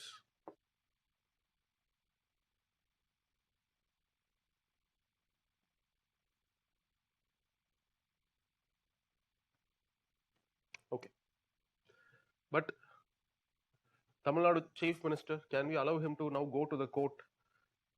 My law, I am supreme in state list. I am giving 6 days work. Indian government is prescribing 7 days work. My policemen are poor policemen. They are already overburdened with work. They will not be able to perform this work. So can he be allowed to go to a court of law? He should not be. That is why if during emergency, if Parliament makes a law in state list and this law contradicts the law that is already made by the state government, if that is the case, it is this law which will prevail. The state law will just go to the background. Wherever there is a contradiction, it is this law, whatever it says, that will be the law. Okay, so keep this in mind. All right. What about execution, executive matters during national emergency under Article 352? Normally, Tamil Nadu state DGP of police, tomorrow Amit Shah sends a letter to him saying people are protesting against Sterlite outside the factory. Go and fire at them. If Amit Shah gives a letter, do you think state DGP will accept it? He will not. Who are you? State DGP will ask Amit Shah, who are you? Right? Because he is not his minister. It's a state matter. You have Edapadi Palanisamy who is having the police charge under him. He has police control. Okay. So it's only when police minister of the state gives him a direction, the police DGP will carry out that direction. That is normal times. But during emergency under Article 352, the state executive can be directed by the union.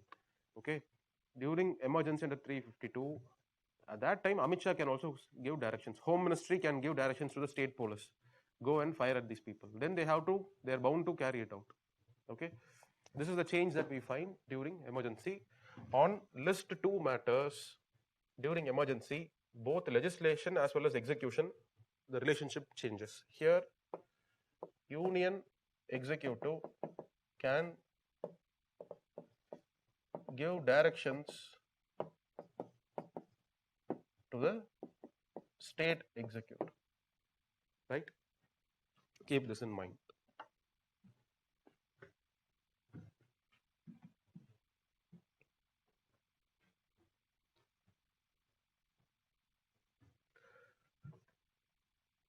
So that's all. This is the impact on state list functions during national emergency. Okay.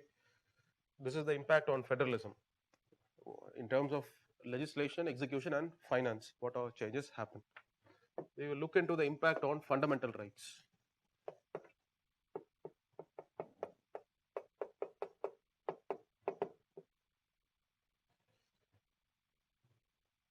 So the impact on fundamental rights during national emergency is laid out clearly in two different articles of the Constitution. One is article number 358. The other one is article number 359. What is it about? Article 358 is about one fundamental right. What is it? Article 358 talks about exclusively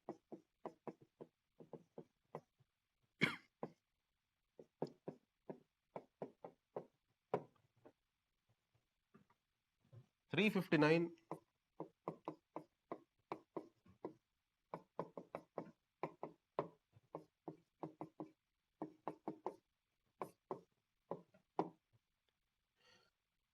So what you have to understand here is national emergency declared under Article 352 will not have an impact on all fundamental rights. Please listen here. These two fundamental rights can never be taken out from the hands of citizen. What are these two fundamental rights? Just a minute. What happens to the law passed by Parliament after emergency, sir? Like state can repeal it. State does not repeal the law. After emergency ceases to operate, the law made by Parliament will also cease to operate. Okay. Once the emergency is over, Tamil Nadu Police Act made by the Parliament will also come to an end. After that, it is Tamil Nadu state government's law which will prevail after that. The law that is made by Parliament is only valid during the emergency period alone, not after that. Okay. So these two articles alone can never, fundamental rights under 2021 can never be impacted. It is like human right. As long as there are citizens, they will always, not just citizens, anybody. It's available to aliens also. Just by virtue of you being a human, you will have these two rights. What are they? Which one? Yeah, 21 is about right to life. Right to have a dignified life, right? So you cannot, even if you're under lockup, still you enjoy Article 21. You should not be treated like an animal inside a lockup. That is why Article 21 is inalienable from a human being. And what is Article 20? I want to know how you understand Article 20. What is your understanding of Article 20? Why do you say Article 20 is also as inalienable as Article 21? Think and tell me. No, exploitation is 22.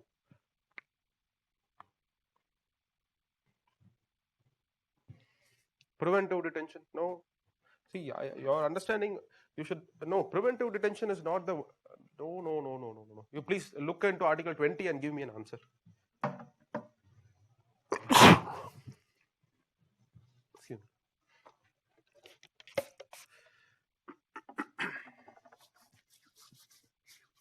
Someone tell me what is so significant about Article 20.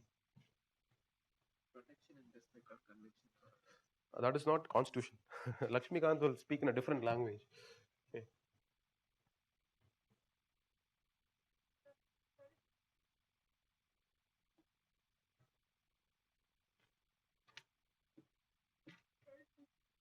Where is it?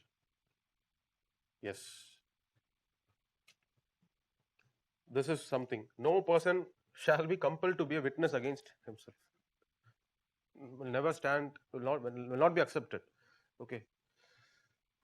Second, for this one, no person shall be convicted except for violation of law at the time of commission charge of nor be subject penalty greater than which might have been inflicted. Okay, that is okay.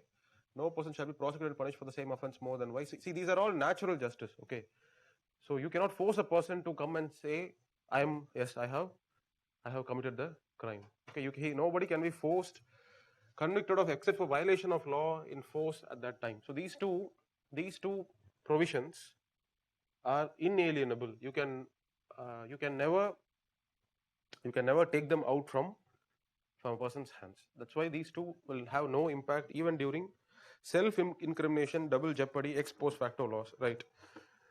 So except these two fundamental rights, all other fundamental rights also can be impacted. So can you tell me why is this differentiation? There is one procedure separately, another procedure separately. Because national emergency, if it is declared on the ground of war.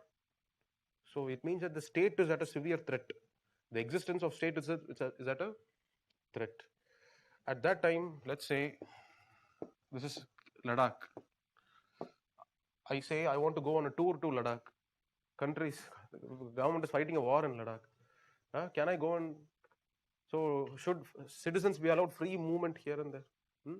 That is why freedom has to be completely restrained.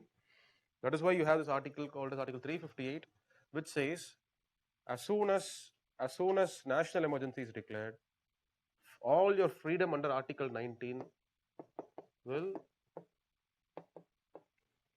automatically stand removed. That is, the provision on the constitution will, what it says is under 352 emergency, Article 19 disappears from the constitution. If it is not even there, can you go to a court of law? Can you go and say first, my freedom is restricted? The court will say, I cannot even entertain your petition now because Article 19 is not even existing in the constitution because emergency has been declared. The government does not have to have a separate order and say, just because we are fighting a war, Article 19 is suspended. As soon as emergency is declared, Article 19 cannot be enforced in a court. Because this is the only article which is an immediate risk for the state. Because the citizens will start, already country is fighting a war. Can you allow the press to go and publish whatever it feels like publishing? You have to have nationalism at its peak during a war. Correct? The government might have 1,000 mistakes against it, but still it is fighting a war on behalf of the citizens. At that time, can you allow the Hindu paper to come up with a very good editorial against the government? Then people will not pay their taxes. People will not donate for the cause of war because they will get enmity towards the government. They will get anger towards against the government. Right? That's why press censorship, all that will become immediate. Okay, nothing. So that is why you have this fundamental provision. As soon as the declaration of emergency happens, fundamental right of freedoms will all disappear. Okay, but other fundamental rights are not as crucial. They are not very much essential that they have to be suspended. President will decide whether a particular fundamental right should be suspended or not. Okay, so this is automatic suspension. Here, president issues orders suspending certain fundamental rights. It is based on the presidential order. certain fundamental rights can be suspended. Let us say during the war, all our soldiers are getting killed in the border. So soldiers' strength has fallen down badly. President makes a law. All able-bodied youth above 21 years of age, you are hereby directed to come and report to army grounds for conscription, for recruitment. That is, he is making war mandatory. Okay, for all those people above 21 years of age. Now, so can you go to the court and say you are a UPSC aspirant, you know about fundamental rights and everything. You go to the court and file a writ petition saying that it is against my right to equality. Why is a 20-year-old guy treated differently from a 21-year-old guy? You will definitely do that so as to escape from being recruited to fight the war. That is why you have to have provisions where president can make an order that fundamental right to equality is now suspended. If he has suspended it, after that you cannot go to the court, because for the purpose of emergency, constitution has given these powers in the hands of president to suspend any fundamental right, whatever he thinks has to be suspended. So president wants to recruit you to fight the war. He knows that you will go and challenge it on the ground of equality. That is why you are going. That is why Article 14 will be suspended based on a presidential order. Okay, so this is the difference between 358 and 359. 358 applies to only this fundamental right. 359 applies to all other fundamental right except Article 20 and 21. It is automatic. You don't have to have a separate presidential order. But in this case, you have to have a separate presidential order for the enforcement of, for the suspension of a particular fundamental right. Okay, these are the differences. And even here also, one safeguard was introduced because of 44th Constitutional Amendment Act. What is that? Because in 1976, 75 to 77 emergency, Indira Gandhi, how did she achieve press censorship? By declaring emergency. Otherwise, normally you cannot censor the press. Press enjoys freedom under Article 19. So she wanted to restrict that freedom, and so she announced emergency, and she used that as a ground to suppress the press, right?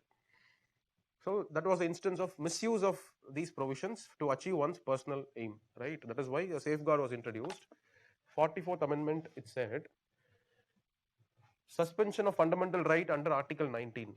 This can happen only if emergency is declared on war or external aggression. Okay. Of course, at that time we can understand the country is fighting a severe kind of a crisis against an enemy. So hence nationalism has to be at its all-time high. We accept that.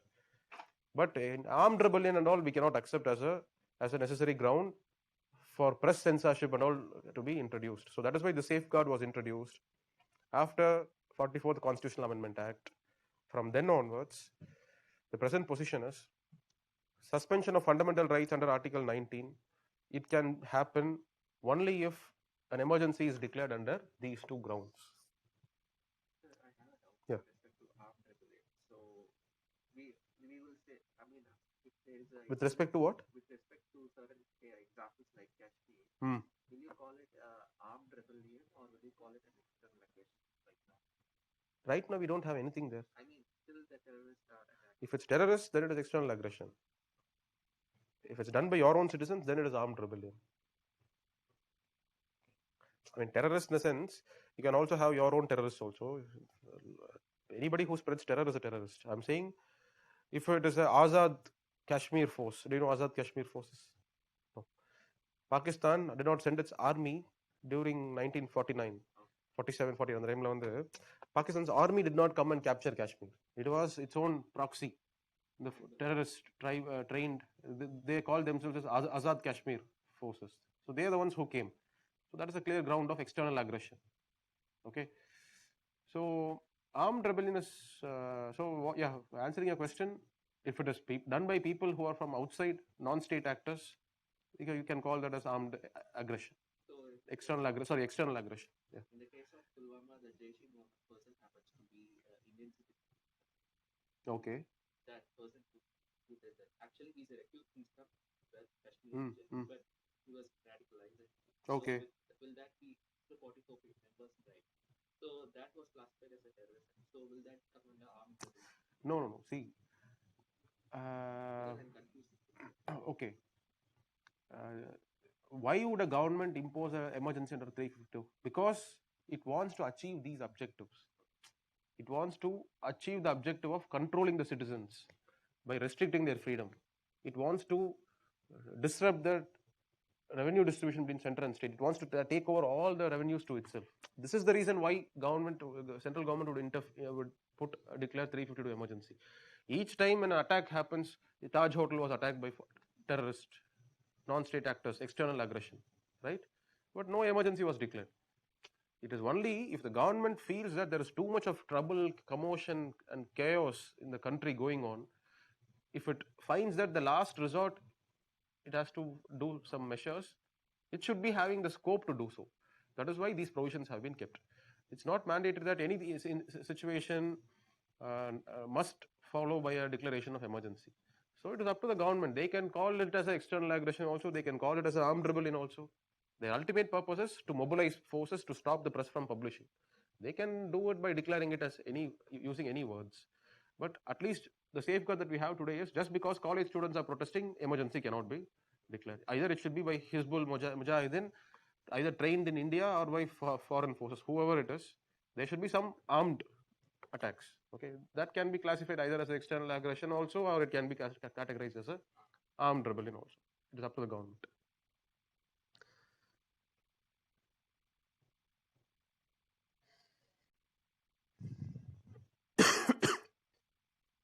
Please explain what is the difference between martial law and national emergency.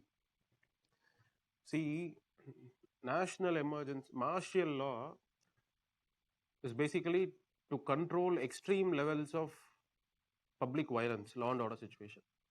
Okay, so martial law doesn't mean that only military will be involved.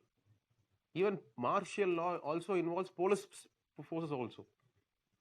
Martial law does not have to mean only military people will be on the roads and whoever comes out of the road will be immediately shot. Doesn't mean that. State police also can do that.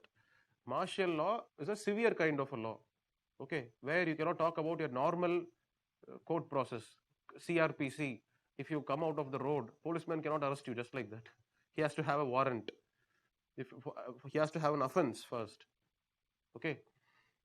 So martial laws are different. Martial laws are just there, are you can think about martial laws as very powerful laws to deal with law and order issues. That's all. And martial law can be a part of your national emergency. Okay, when national emergency is declared, a place can be under curfew. Okay, curfew is actually a common language which is used, but you have a proper legal martial law which talks about how curfew should be enforced and all these things. Okay, that is the answer to your question.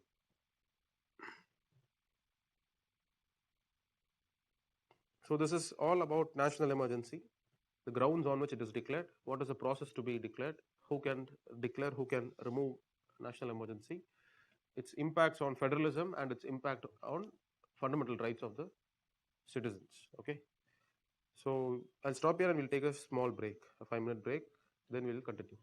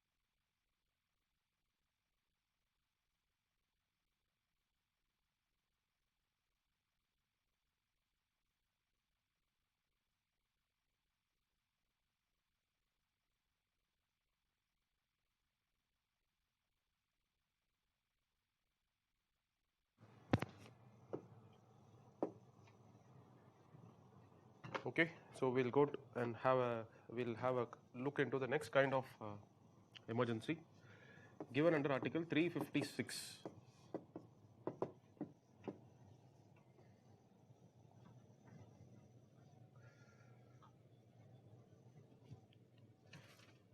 So if you look at the Constitution, what Article 356 states is, what should the central government do in case of failure of constitutional machinery? The heading is emergency during failure of constitutional machinery.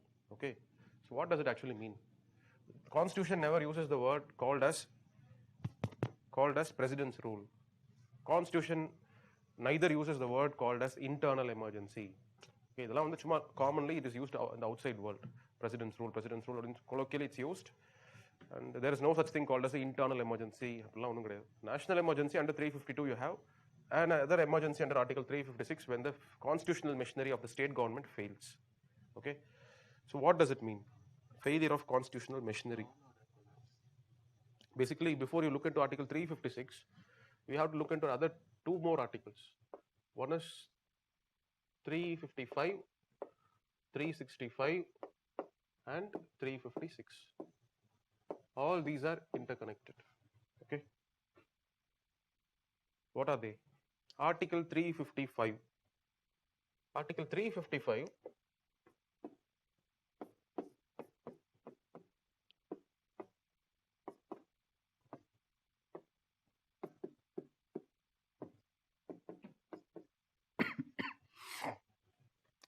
355 places obligations on both center as well as state governments.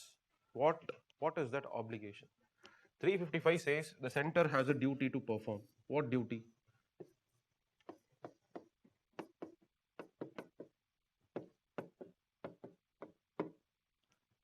Tomorrow, if Sri Lankan government comes and attacks Tamil Nadu, okay, central government cannot say, no, you Tamil Nadu, take care of yourself.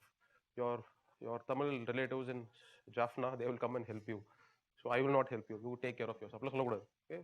Constitution makes it as your duty. You will have to come to the help of the state. States, what are their duties? Constitution says states have to obey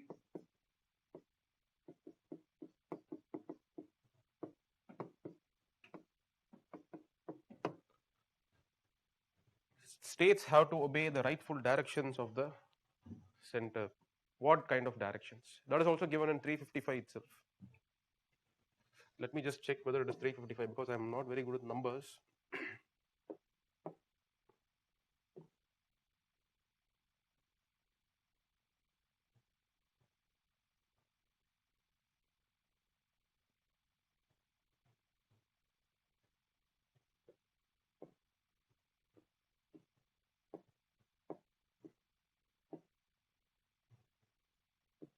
Yeah.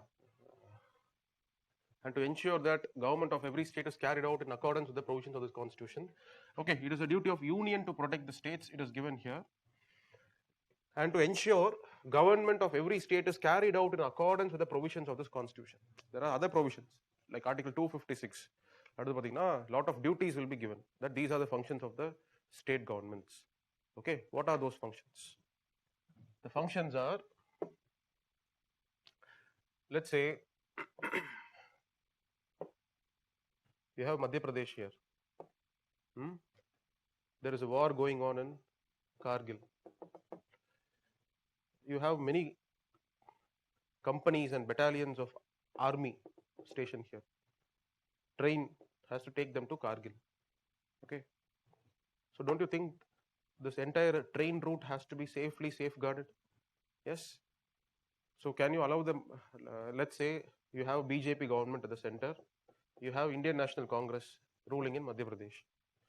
So can you allow the INC, what it plans now? It plans, okay, let us create law and order problem. We will prevent the trains from going through Madhya Pradesh. At Pantamna, government will lose Kargil war. Then I will come to power in center.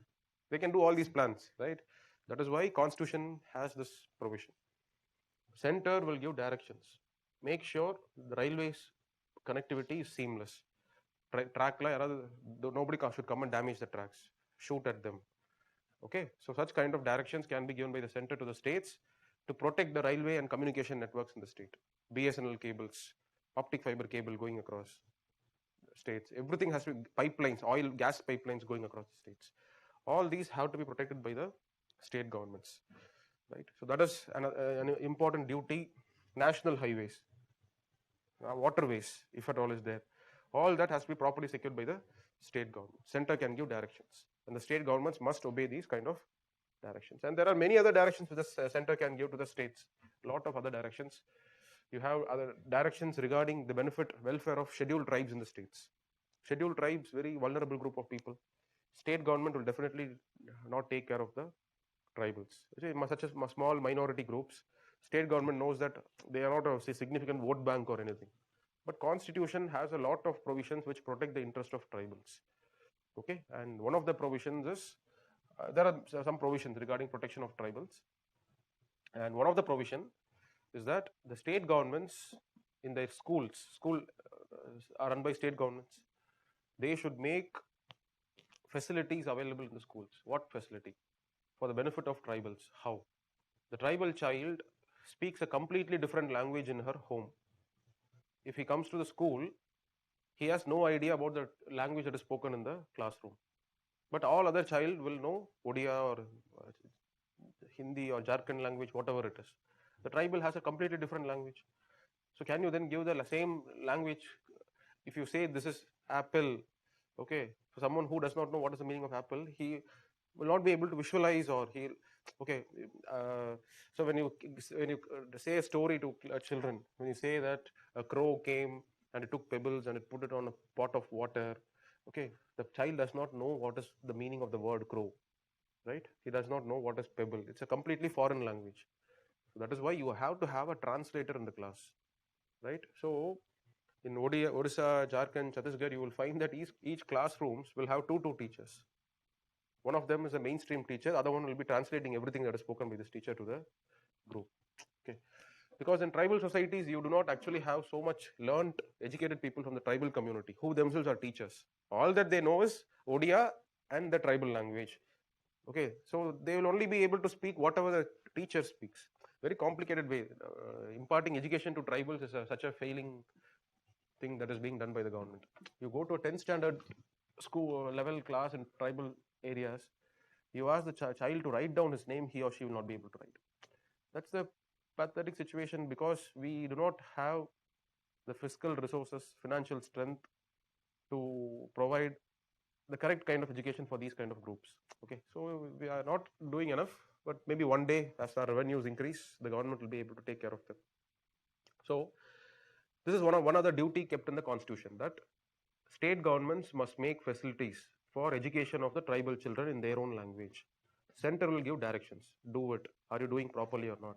And if the state government is not obeying the directions, that is also a violation of constitutional duty of the states. Because Article 355, it says there is a duty on the center and there is a duty on states. The duty of states is they have to obey the directions of the center, the rightful directions of the center.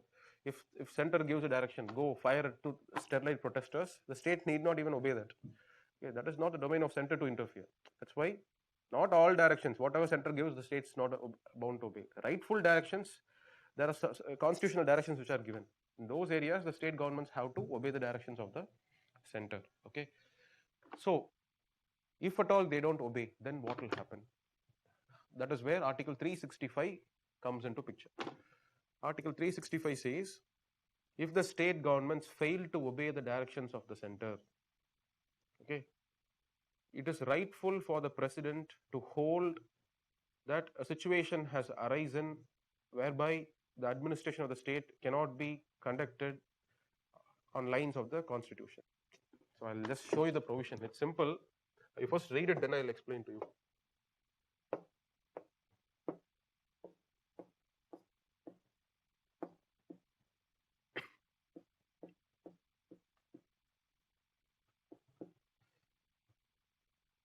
Just read this once.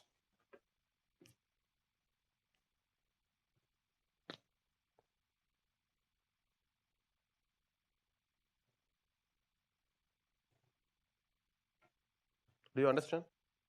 What does it say?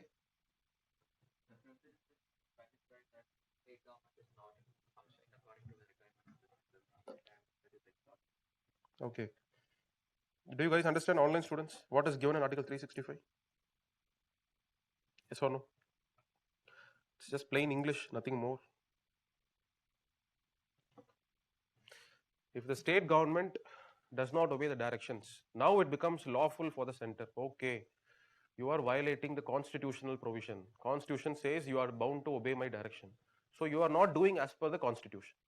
It means that the constitution has failed in your state. Then comes Article 356. So president will now, what will he do? He would want to take over the administration directly. That the state government is no longer obeying the directions. They will not no longer function as per the constitution. So hence, I should take over the administration directly in my own hands. So now the president looks for powers. So where in the constitution does he have these powers? That is what is given in Article 356. How can the president take over the administration? It is that which is given in Article 356 of the Constitution. Article 356. So before knowing Article 356, you should know Article 355 and Article 365. Then come to Article 356. Article 356 is just a proclamation format. Okay, it's just a declaration of emergency.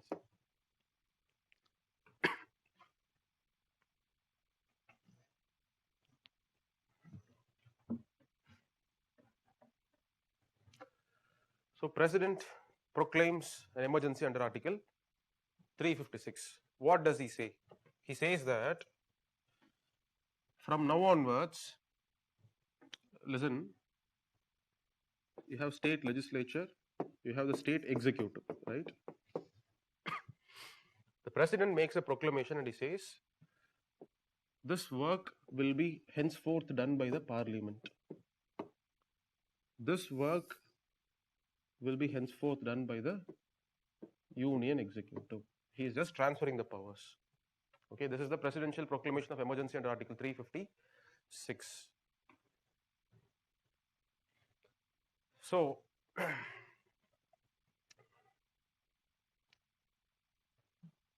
so if a proclamation is made, this kind of a declaration of emergency is made by the president.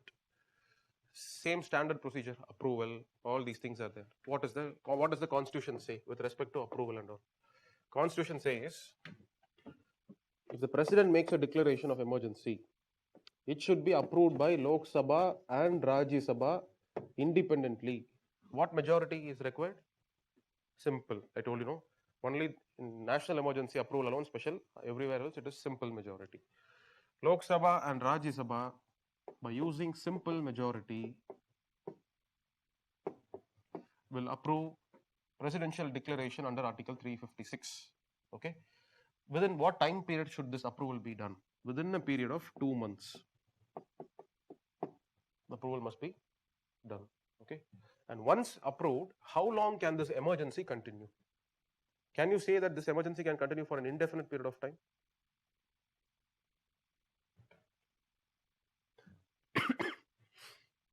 See, it is not like war. You don't know how long a war will continue. Here, one chief minister is not working properly. If he is refusing to listen to the government, president declares emergency, the chief minister will be completely removed. The next chief minister will be chosen. Once he is chosen, then there is no need to continue president's rule. Correct. State legislature should look into matters of legislation of, say, state subjects. Why should parliament indefinitely continue to make laws on state matters? It's completely against federalism. So it is a stopgap arrangement.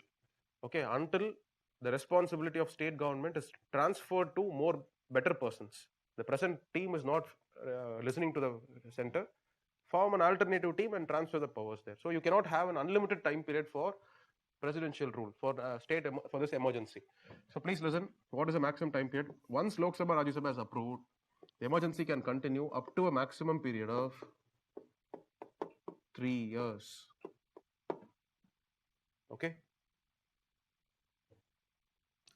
And there is also another condition here. The condition is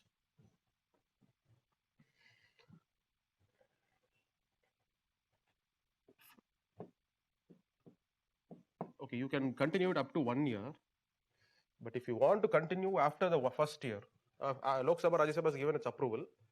After 1 year from here, if you would still want to extend it, no, 2 conditions have to be satisfied. What are those conditions? First is national emergency must be in force. 352 national emergency must be continuing in India at some place or the other. And the second condition is Election Commission of India must give a certificate. What is it? Too much of law and order problems. So we cannot conduct elections. Only on the satisfaction of these two grounds, President's declaration of emergency under Article 356 can proceed beyond 1 year. And that too, it can go up to third year. After that, nothing. You have to hold elections. Okay. So, why do you think this kind of a provision was first kept in the Constitution? Why Article 356 was kept in the Constitution?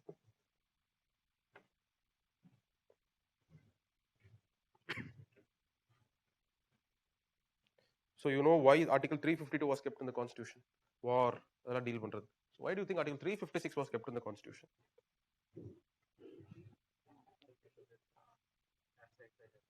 Sorry?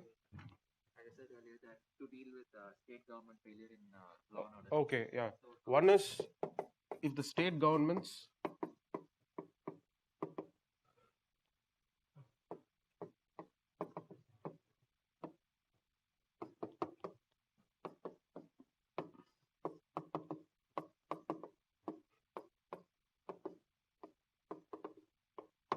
okay. Next. What else? See, the real reason why this was brought in was to allow for transition in governments in state levels. Let's say Tamil Nadu Legislative Assembly are going to face elections. What if there is a hung assembly? Do you understand what is the meaning of hung assembly? BJP gets 50 seats, which will not happen, but still DMK gets 100 seats. ADMK gets another 94 seats, 84 seats. Okay, DMK 100, ADMK 84, BJP, sorry, not BJP, Kamal Hassan gets 50 seats. Okay, because ADMK and BJP are in alliance. So, if that is the case, nobody will now form a government. Correct? DMK, ADMK will not come together. Probably Kamal Hassan will also not come together. He's shocked. He did not expect 50 seats, but he has won. Okay, so now he thinks that maybe if I don't form a coalition, so Kamal Hassan now expects to be appointed as a chief minister, which DMK, ADMK are not agreeing with. So no government is being formed. This is what is called as a hung assembly. Okay, once a hung assembly is formed, then what happens? What should be the next course of action? If this situation happens tomorrow in Tamil Nadu, what will happen after that? I think the governor will invite the single largest party. That's what I'm saying. All the process is over. Nobody is forming government. Then he has to again call for elections. Yes. If this hung assembly happens, once again elections have to be held. But how long is it going to take to hold elections? Constitution, Representation of People's Act, it says within a period of 6 months. So you still have another 6 more months where you need a government to take care of the needs of the people. Correct? Yes or no? Yeah. So in that 6 months, then who will do the functions? If you don't have state government at the lower levels, who will do the functions then? That is why constitution makers kept this provision. Whenever there is a hung assembly, let the legislative functions be performed by the parliament. Let the executive functions be performed by the union executive. Okay. This is also construed as a failure of constitutional machinery. You don't have a government is also a failure of constitutional machinery. So it is for these purposes, to sort out the problem with respect to hung assembly.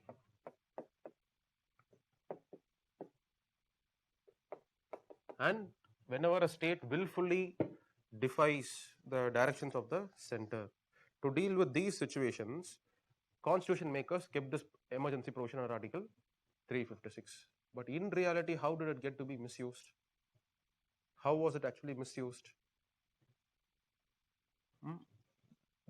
The first instance of misuse of Article 356 was in 1959 in Kerala. Okay.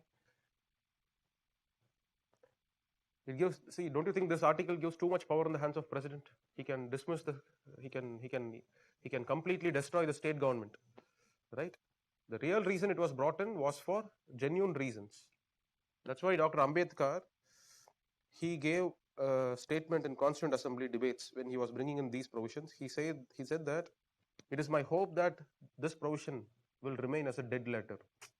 Use agadu, that use பண்ணக்கூடாது, it should never be used. It's my hope. But his hope was destroyed within 9 years. Okay, not long. In 1959, in Kerala, there was a protest. I don't remember the name of the movement. So it was a protest against the communist government. So usually it's a open knowledge that communist governments are anti-religion. These communists don't have religion at all. Okay, so they're considered to be against religion. So there was a protest. I think it was about a education bill, Kerala education reform bill or something, which was brought in, okay, in Kerala State Legislative Assembly, as a result of which a lot of protests happened. Do we have any Keralites here in the audience? People from Kerala? Are there any?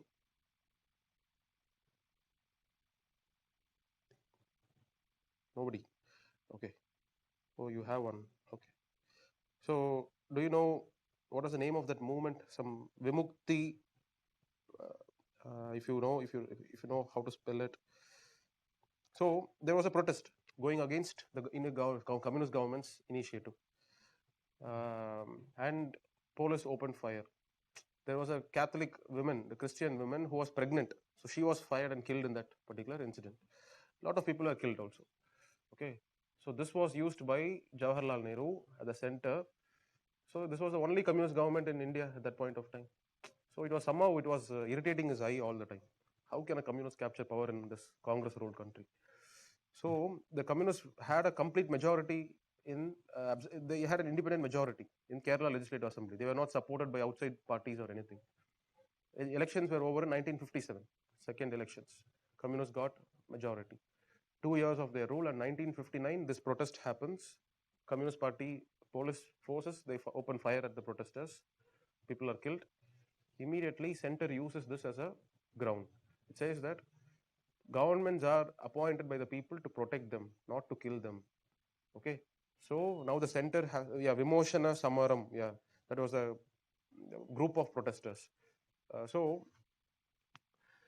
Center uses this as a ground against state government, that it is violating its constitutional duty. Its constitutional function is to protect the citizens, not to kill the citizens. So this was a claim that was used. Jawaharlal Nehru imposed Article 356 in Kerala, because of which the powers of legislation and execution was transferred into the hands of Union. Okay, and once Article 356 is declared, you know what will governor do? Governor will immediately dismiss the Council of Ministers. Governor will dissolve the State Legislative Assembly. Okay, so this is how it happens, and this was a blatant misuse of Article 356 in Kerala in 1959. Okay, so this was happening, and this was the first instance of misuse. But and again, after that, it became a matter of routine. Now and then, Congress government at the center, because until 1977, it was only Congress government at the center. So wherever it felt like using, wherever there were opposition rule parties at the state levels, Congress government was using Article 356 as a device. Okay, finally, in 1977, a sudden change happens. Janata Party comes to power after winning elections. So as soon as it comes to power, what Janata Party does is, Janata Party, it decides that all Congress-ruled state governments must be dismissed. Okay, and what ground did it? What was the reason Janata Party gave? Look at the Lok Sabha election, 1977. Janata Party won most of the seats. It means that people have rejected the Congress governments. Okay, so I am dismissing all the Congress government at the state level. I'm dismissing all of you.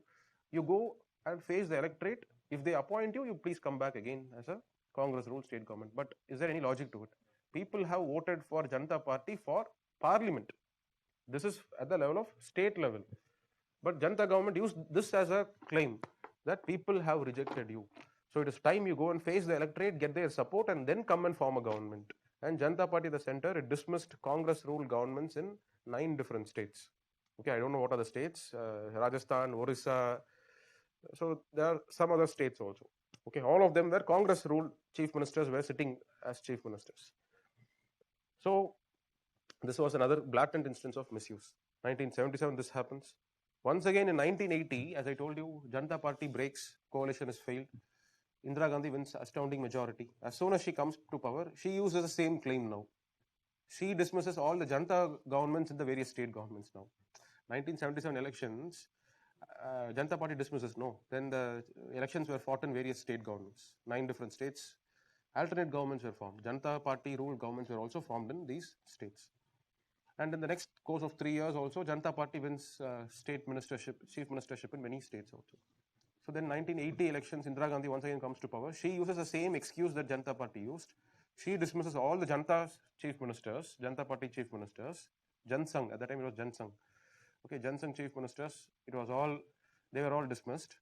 Now they were asked to go face the elections, come back and reclaim your chief ministership. If this is going on like this, who is suffering as a result of this?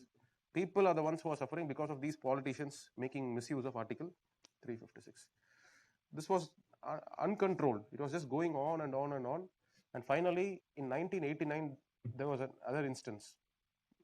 S.R. Bommai, he was a chief minister of Janata Dal secular party in Karnataka. Okay, S.R. Bommai, he was a chief minister of Karnataka. One fine morning, he was dismissed by the governor. Next day morning, he was dismissed. So the reason for that was one of the MLA from Janata Dal party, he went to the governor, he gave a letter. He gave a letter of 20 MLAs who are withdrawing their support for MLAs of JDS. They have given a letter that I am withdrawing my support for S.R. Bommai. And at that time, it was Congress which was at power at the center. Okay. So it was used as a claim. Immediately, President's rule was declared under Article 356. S.R. Bommai's government ministry was dismissed. He did not even know that such things are actually happening. Okay, immediately he goes to the Supreme Court, he files a case. That is a landmark judgment which is called as S.R. Bommai versus Union of India, because he's challenging the Act of Union of India in imposing Article 356 in Karnataka, right? Correct? So S.R. Bommai is the affected person. He goes and files a petition in the Supreme Court. S.R. Bommai versus Union of India. He challenges the validity of governor's actions. So during S.R. Bommai's trial, it comes to the notice of the judges that those 20 MLA signatures, no? So those MLAs are deposing before the judges and they are saying that it is not even my signature. That one MLA, he had himself given this letter. We have not even given our signatures. So it is such a bad act on the part of governor. What should the governor have done? He should have first called the chief minister. He should have informed him. See, your own party MLAs are expressing their lack of confidence in you. I don't think you are fit enough to command as a chief minister anymore. So you first prove your majority in the house. The governor did not do any of these things. And he should have first given a chance to S.R. Bommai to prove his majority. Maybe S.R. Bommai could have convinced the 20 MLAs. He would have given them some ministerships. Something he would have done to prolong his tenure, correct? But this did not happen. And immediately after dismissing, what should the governor have done? Even if S.R. Bommai does not have support, the governor should then look at alternative, right? Maybe if somebody else is able to form a government or not. That also he did not do. It is only if that attempt also would have failed, then he should have dissolved the state legislative assembly. None of these procedures were followed by the governor. All these were questioned in S.R. Bommai versus Union of India. Okay, and in S.R. Bommai's judgment, the court says, the court gives a list of guidelines on what should be the how should Article 356 be declared from henceforth, from now onwards. Okay, so let's look into that. But before that, S.R. Bommai judges, they did not come up with all these guidelines on their own. S.R. Bommai judges, they studied a report. The name of the report is Sarkaria Commission Report. Okay, Sarkaria Commission was a commission which was formed in 1985, I believe. It was formed by Indira Gandhi, 85 or 83. It was 83, I think. You can find out the dates from your textbook, but you should just know what is the intention of Sarkaria Commission. Intention of Sarkaria Commission is to look into conflicts between center and states. Center and states have a lot of issues between them. What are these issues? We'll discuss later. And one of the important committees, one of the important bodies which went into the investigation of the disputes between conflict between center and states, one of the important bodies is Sarkaria Commission. So Sarkaria Commission submits a report, and that report has a lot of provisions, a lot of recommendations.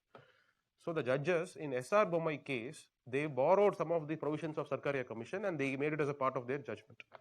So SR Bommai case is a very landmark case when it comes to preventing the misuse of Article 356 in the future. Okay, what are the recommendations? What is the contents of the judgment? So the judges, they looked into what can be constructed as a proper usage of Article 356 and what can be considered as a misuse of Article 356. They went into these two questions. What all will be a wrongful use, what all will be a correct use of Article 356.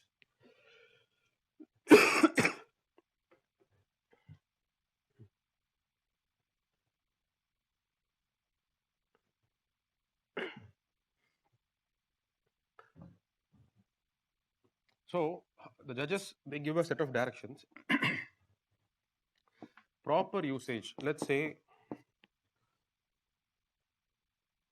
and when Sarkaria Commission, when SR Bommai judges gave their recommendation, it was at the same time when it was before this judgment, Babri Masjid demolition had also taken place. Okay, when Babri Masjid demolition was taking place, it was BJP government which was there in UP, in power. What should the government have done? State government should have sent its police force and should have fired at the criminals, right? But the state government did not do that. In spite of state government not doing that, the center did not even impose Article 356 emergency. Congress was in power in center at that point of time. So you can find that both Congress and BJP are complicit in the destruction of Babri Masjid. Okay, the Congress government of Narasimha Rao, they should have used Article 356 and taken over the control of Kalyan Singh ruled BJP government in UP. They did not do that because they know that if I declare 356, then Congress will be defeated in the next elections. Hindu vote will all go away. So that was not done. So SR Bommai judgment, it says a state government pursuing anti-secular policies is liable to be dismissed under Article 356. If anti-secular policies are followed by the state government, you can use Article 356 and take over the administration. That is a correct use of Article 356. There is no problem about it. Second, proper usages, say in case of failure of the constitutional machinery in the case, so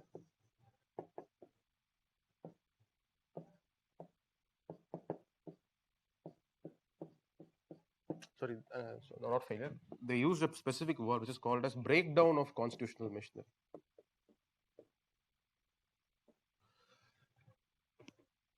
Let's say suddenly Chennai, big earthquake comes, okay, completely, entire council of ministers are dead.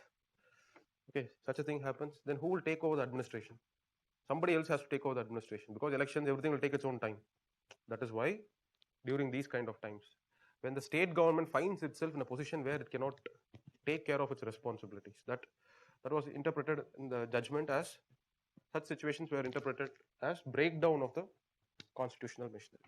Even this is another ground where center can rightfully interfere and use Article 356. Okay. So misuse of Article 356, as I told you, without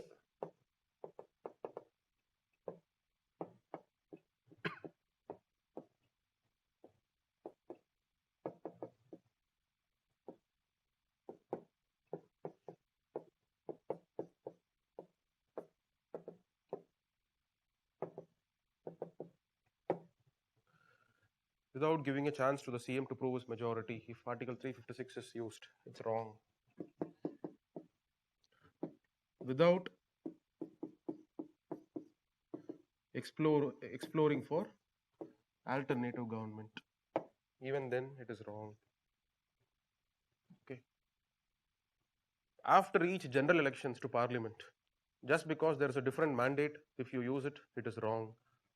The judgment tries to differentiate between the correct and the incorrect method of usage of Article 356. Next, they also said the judgment also prescribes a series of procedures to be first followed by the governor. What are they? In case of any allegation against the chief, and again, another instance of misuse of Article 356 is with respect to corruption charges against the chief minister. Just because there is a charge of corruption against the chief minister, that doesn't mean that he can be dismissed under Article 356. Corruption irundhuna, let him be tried in a court of law. You should not interfere in damaging federalism like that. Why was it done? Many chief ministers in the past were dismissed on grounds of corruption. In fact, when Karunanidhi was a chief minister in Tamil Nadu in 70s, so the same Sarkaria who had looked into center-state relations later, a decade back, the same guy was looking into corruption charges against Karunanidhi, which was a complaint given by Congress and MGR. So they had actually given this complaint to Indira Gandhi. So she appointed a commission called a Sarkaria Commission, and the Sarkaria same judge. So he was probing the corruption. Okay, so that at the end of the Congress idea was, based on the report of Sarkaria Commission, we will dismiss his government. That was the idea. Okay. So what I'm trying to point out is, at that time there was a practice of dismissing chief ministers just because they were shown to be corrupt. So the judgment went into this issue. The judgment says corruption is not a ground for dismissal of state governments. Corruption cannot be a ground for use of Article 356. That would be a misuse. Okay, if you have apprehensions that a chief minister is corrupt, use your legal machinery. Send CBI behind the chief minister. Use your legal machinery. Don't misuse Article 356. Okay. So the judgment also lays down certain checklist, procedures to be followed while declaring emergency. What is that? First, chief minister to prove majority in floor test. If it fails, explore alternative ministry. If that also fails, don't immediately dissolve the legislative assembly. Keep it in a state of suspension, because once you dissolve, what is the next course of action? You have to hold elections, which is a waste of money.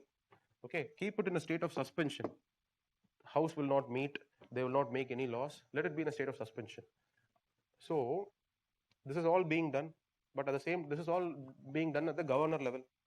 But at the same time, President is making use of Article 356. He has declared a proclamation based on which powers have been transferred in the hands of Parliament and Union Executive. Correct? And what did I tell? This has to be approved by Lok Sabha, Rajya Sabha. Yes? Until Lok Sabha, Rajya Sabha approves Article 356, don't dissolve. Keep it in a state of suspension. Because if it is wrongly done, if these processes were not properly followed, what will happen? Rajya Sabha most probably will not approve it. Lok Sabha, the government will have majority. But in Rajya Sabha, not a guarantee. So wait until Lok Sabha, Rajya Sabha approves the action of the government. Once Lok Sabha, Rajya Sabha has also approved, then you go for dissolution of state legislative assembly. Okay, so this is the right procedures to be followed in case of a chief minister losing his support in the state. Okay, so since then, and moreover, SR Bommai case also, the judges say that if you don't follow these procedures, if for wrong malified reasons, if you declare emergency under Article 356, then we will step in.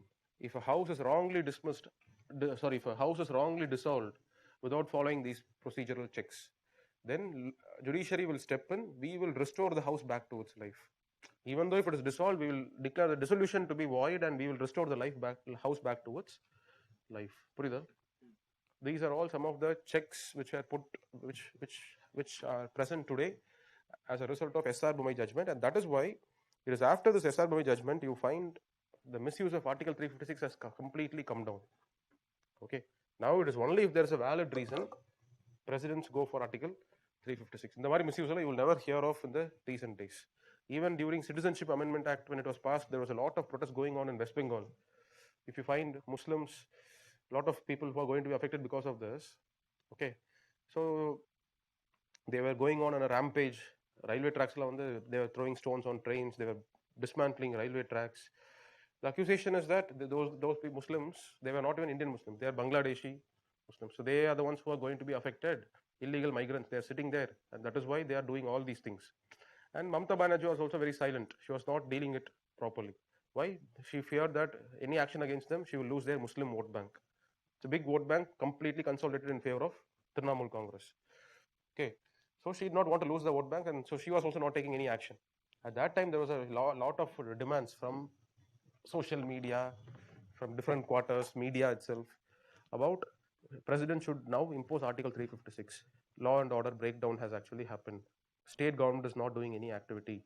So president should declare 356, take over the administration in his own hands. அப்படி இருந்துமே it was not declared. That is what I'm trying to say.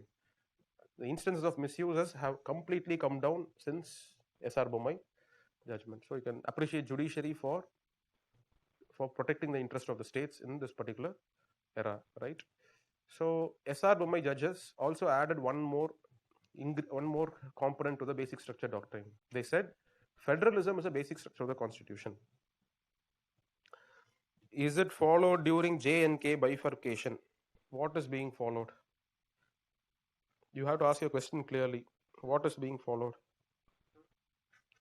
Recently, that after the Puducherry Assembly got dissolved, was it followed under Article 356 or it was just a normal? Because he lost the assembly. That is not president's rule declaration in Puducherry. Okay. Because already unions are completely under the control of president. Okay. There are provisions in Article 263. So 239. 239 there are provisions regarding Pondicherry. There is a provision in 239 A, B, C. There is one provision which says that if the chief minister loses his majority, no alternative government is being followed. Then president will directly take over the administration. Okay. So you wait for some time, but that was not under Article 356. That was not a president's rule declaration under Article. You said about Article 239, yeah. Recently? It was in news. Yeah, it should have been in news because of Delhi, Pondicherry, everything is falling under Article 239. So it will come under the news.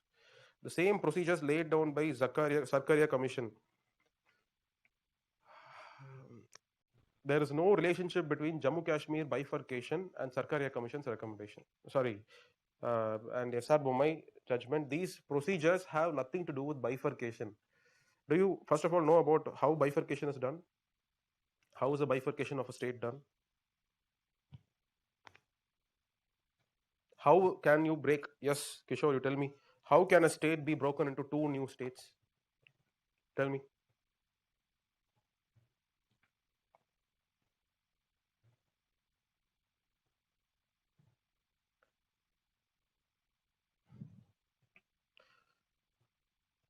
I think you will not answer that. You are answering? Okay. See, you are not answering. Everybody else is answering. Parliament has to pass a bill. It is just done by an ordinary law.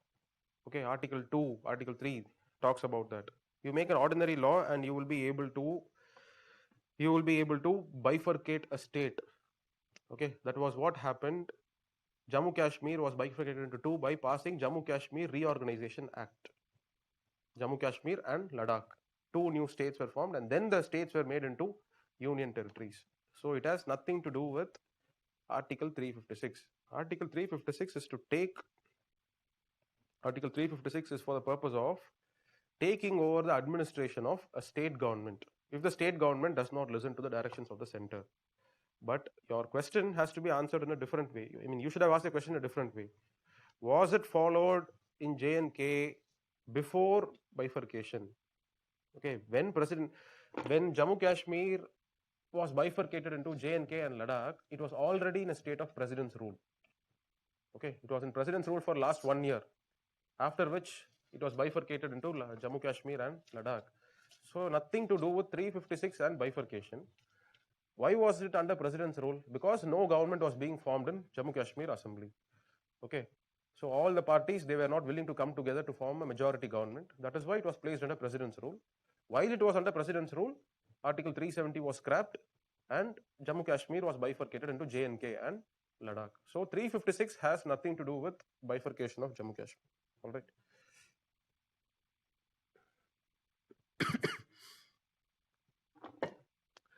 So this is all you have to know about Article 356 emergency. Okay. So what is the impact? So do you think there is any impact of Article 356 and fundamental rights of the citizens? Do you think there would be a possible impact between president taking over a state government's administration? Do you think there has to be an impact on fundamental rights of the citizens? There is no relationship. Yes, sir. Why would there be a relationship? See, this is taken because the government is not being run properly by the state government. So center wants to take over the state government. There is no threat to the existence of the government or the state from citizens here. But when national emergency is in place, there is a threat to the very survival of the government itself. Here there is no threat to the survival of central government or anything. So you don't actually have to restrict the fundamental rights of citizens in this case. Only national emergency, fundamental rights have to be restricted. But in this case, no, you cannot restrict fundamental rights. So President's rule under Article 356 has no impact on the individual fundamental rights of the citizens. Okay. This is the second kind of emergency which is given in the Constitution. What other emergency is given? We have a third different kind of emergency which is called as the financial emergency under Article 360.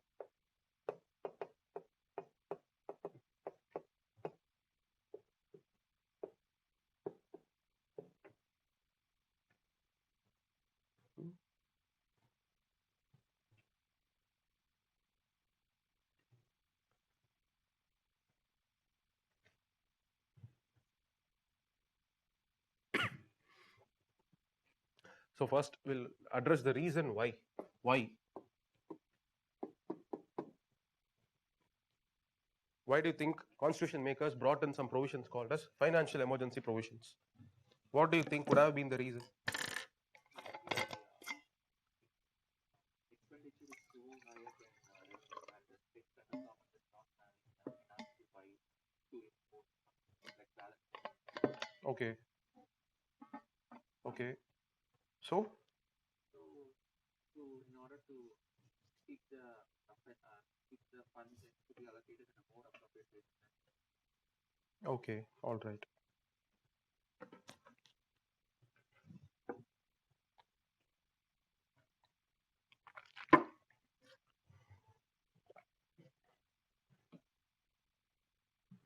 See, as I told you, I forgot to discuss about division of things.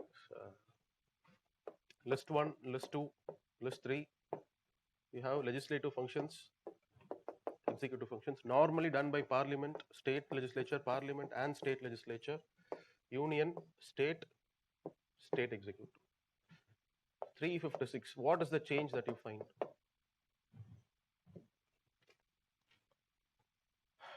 Under emergency declared under 356, the change that you find in distribution of powers is that, please listen, state legislature will lose its power completely, right? Because the state legislature is getting dissolved, the power goes into the hands of parliament. State council of ministers, they are dismissed, correct? Yes? Goes into the hands of union executive. This is a complete disruption of the federal model itself, right? At least national emergency does not destroy the states. They will still be there, but both center and state will give directions to the state executive. But when president's rule under Article 356 is declared, the existence of state legislature and state executive is completely destroyed. From here onwards, only the union is going to take over the affairs. So complete destruction here.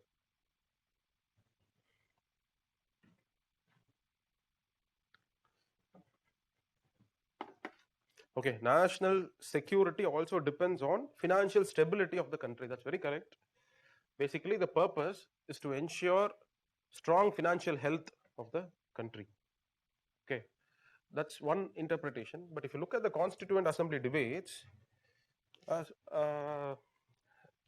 another reason is, see, another reason behind this is to have a control over states. This is the main reason actually. Okay, because it was a new experiment that India was about to do by creating states and giving them powers, taxation powers, finances to spend. So you cannot actually. It was a very dangerous, risky experiment to go about. That is why the constitution makers did not want the state governments to have complete freedom in spending the money as they want to spend.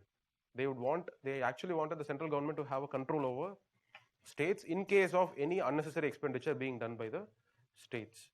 Okay, that is why, let's say, I'll tell you how the state governments can misuse the money. Election is about to come. So how can the state government misuse the money? Already somebody, which political party has said, I think ADMK had said, no, if they come back to power once again, each family will have one person working in government. Which washing machine is okay, that is a fine. That is all social necessities. People should be happy. So you don't like washing machine be given to people? You don't like it? No. Even free TV is also awesome. So you don't like free TV? You don't like freebies? Some schemes are good, like free laptop, that's okay. But free TV and free... Why?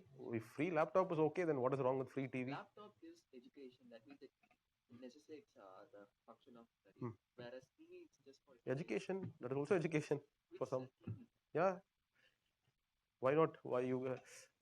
என்னப்பா நம்ப மாட்டீங்களா? பாபநாசம் படம் பார்த்தீங்களா இல்லையா? கமலோட படிப்பெல்லாம் இதில் வந்திருக்கு, டிவியில் தான் வந்திருக்கு.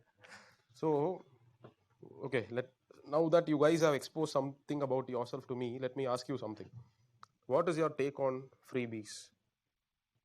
Okay, Tamil Nadu election manifesto of ADMK, they are going to give washing machine to people. Is it necessary or is it not necessary? Mixie grinder?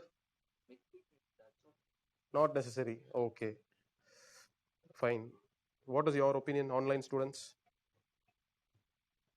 Sri Lakshmi's answer is right. Can give pension and everything during the last few months before election to get votes.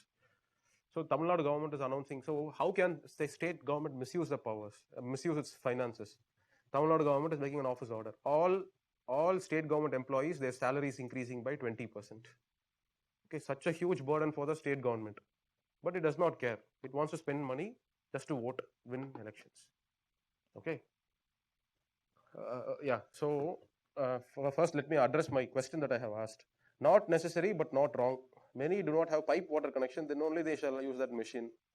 Not necessary, sir, because it can be destroyed in the future. It is not long lasting. Different people have different needs. Okay. See, you should first go and வாழ்க்கையில் துணி துவைச்சிருக்கீங்களா? No, right? That's why you don't know that hardship of washing clothes. Very, very tiring job. Okay. So, and for women, housewives. Sir, instead, what my suggestion is that instead of giving free mixie, free data, actually this is not my opinion, because she got the free mixie and she decided to throw it away at the second day because it's small. No, we are using it in my home. We are using mixie for a long time. I think when we got the free mixie and grater, when 2016 election was just 4 days before the announcement, we were asked to come to government school. I was also asked to come from my school, and we were said to carry those. So So we carried it, and next day she saw the functioning. It was not functioning well, but she decided to throw it away because she already had it. Okay. So you should not have been a beneficiary. That is the problem with beneficiary identification. Okay. Earn their own washing machine. அதான் நடக்க மாட்டேங்குதே. Sir, they should create a conducive environment where they Okay. can bring Right. Right. Okay. Um, see, what our friends here are saying is, why don't you equip them to buy their own washing machine? Okay. And they're saying these are not necessary, but if laptops would have been given, that would be better. Okay, that is one kind of thought. But my opinion is, anything that makes the life of a man easy should be available to everybody.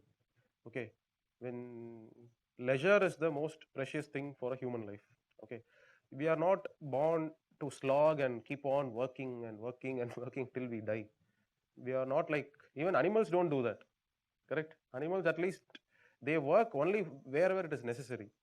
They work to fetch food. They work, they fight, they work in the form of fighting with competitors to find the mate. They work where it is necessary for their purpose. But we work completely for with no idea about why we are working. And so that's a life of slavery in the sense.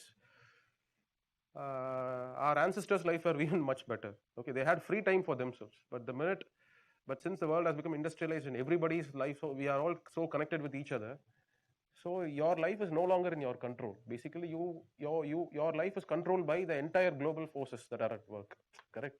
So in the Mario situation, anything that makes the life of a man or a woman easier, that puts a lot of leisure in their own life, is something to be welcomed. Money, everything you can purchase, but time is something which you cannot purchase. Instead of having a time for yourself where you can think about how to better your life, or you can think about creative pursuits, think about ideas. அதெல்லாம் பண்ண விடாம every day 2 hours I should wash clothes.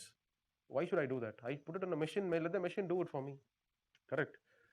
So it's such a wonderful thing. Okay, it is such a wonderful thing of saving time, anything that saves time. Okay, so let it be washing machine or let it be mixie, grinder. It's only when you go and do the work manually you will understand the problem. Okay, so I think it's all very wonderful initiatives. Okay, so is the DMK also having a counter for this, or only washing machine is only ADMK's manifesto? DMK does not have any such wonderful initiatives or what? So why is that all of you are against freebies? Can give pension and all during the, okay. Many don't have piped water connection, then only they shall use that machine. They will manage it, you don't worry about it. Okay, they will buy a Syntex tank, they will keep it, they will come and store water. Okay, they will start finding avenues to do that. Sir, you said that you were saying that at the early session that people have now, the countries have now adopted to capitalistic form of economy. I mean, because we tried with socialistic and it did not work out well, the GDP did not increase. So we are in the process of making our GDP more better and better. Now, if you are going to resort to again giving this kind of free, I'm not against every free, like laptop is a good thing, okay, but free mixie, free grinder, or free washing machine. Again, it will put a burden on the state finance. Like we have a 6 lakh crore debt. Okay. So who is going to pay the 6 lakh crore debt? These people themselves will pay that. They will get 2-3 hours of free time every day, so they will start doing some productive work. They will sell those products outside. Something will happen. Okay, so states' debts might increase. These are social costs. So your transportation system is always loss making. It's because your tickets are subsidized. You cannot say then who will pay for the tickets. Why is the state giving a subsidized transportation system? So that you can move from one place to the other. You can have an avenue of earning 20,000 rupees. If you earn 20,000 rupees, you will start spending it on various avenues, because of which economy will get kick-started, because of which a lot of tax collection can be mobilized. Okay, it is for that government is bearing the debt of giving you subsidized transportation. Same is the case here also. Government, these are all social infrastructure which are being provided so that the life of people can be better, one, and also this is also going to be economically beneficial. You will have to have studies of longer term. the impact of giving washing machines, that can be judged only after 30 years. When the present lady who is now toiling 3 hours on all the household work, what will she do that 3 hours? You will know the long-term impacts only after 20 years. If somebody does a study after 20 years, then they will understand, wow, what a wonderful scheme this is. Okay, same thing happened with our midday meal scheme in schools. At that time, everybody criticized it. What is this? People are beggars or what? It's like as if government is giving free food for people. Okay, but the success is something which we realize today. Tamil Nadu's development, it's only because of this midday meal scheme. Okay, so anything that benefits people is good in my opinion. Okay, so how will the state manage the debt? That is another topic of discussion. State has to find avenues to manage. Okay, or else carry it forward, pass it on. Yeah. Sorry. Okay.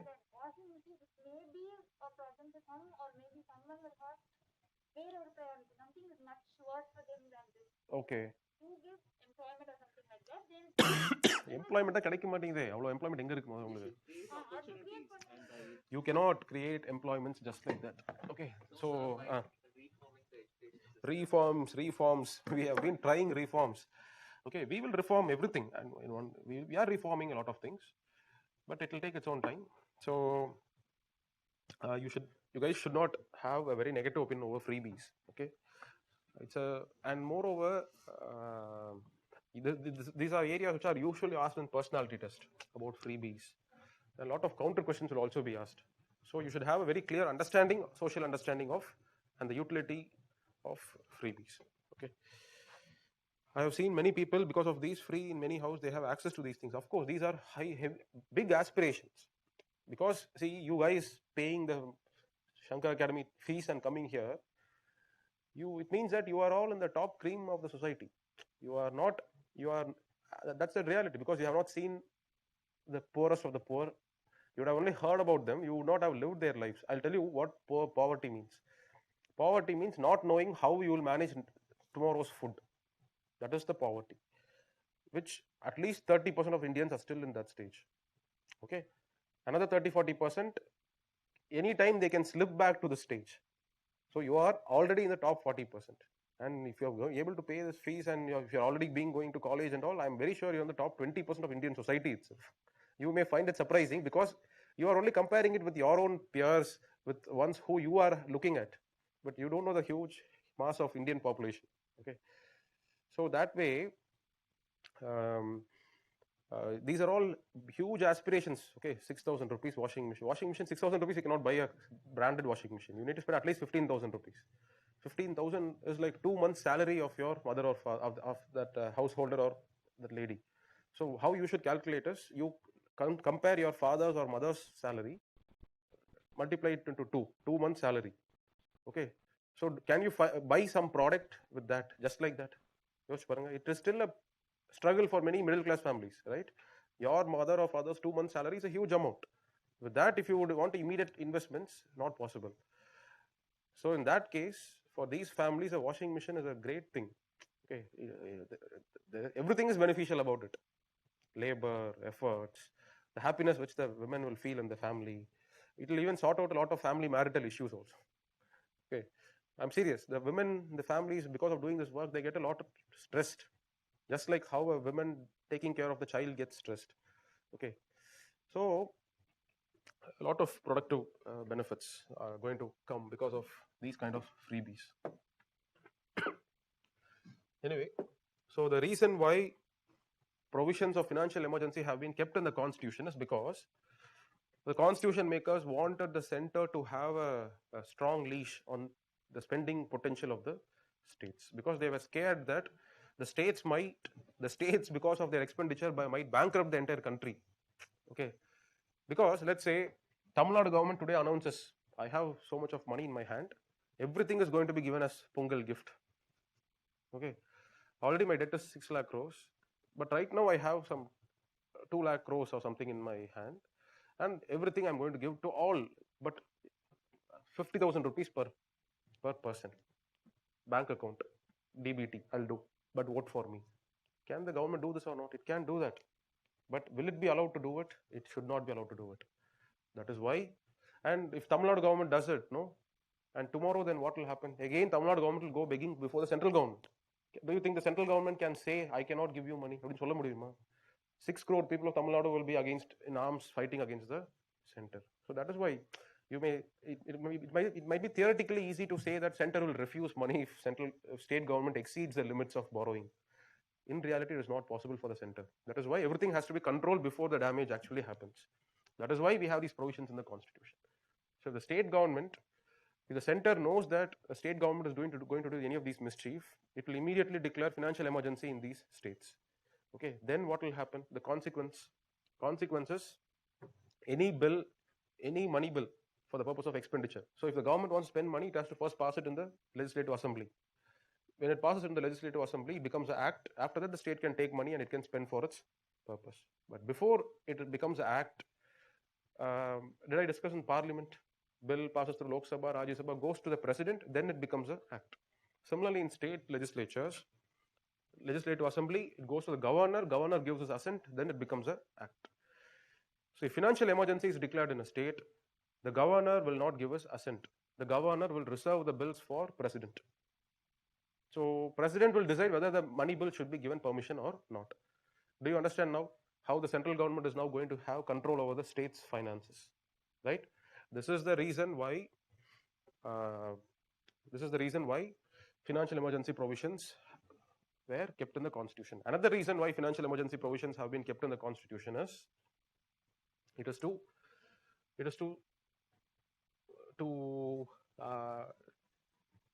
reduce various expenditures.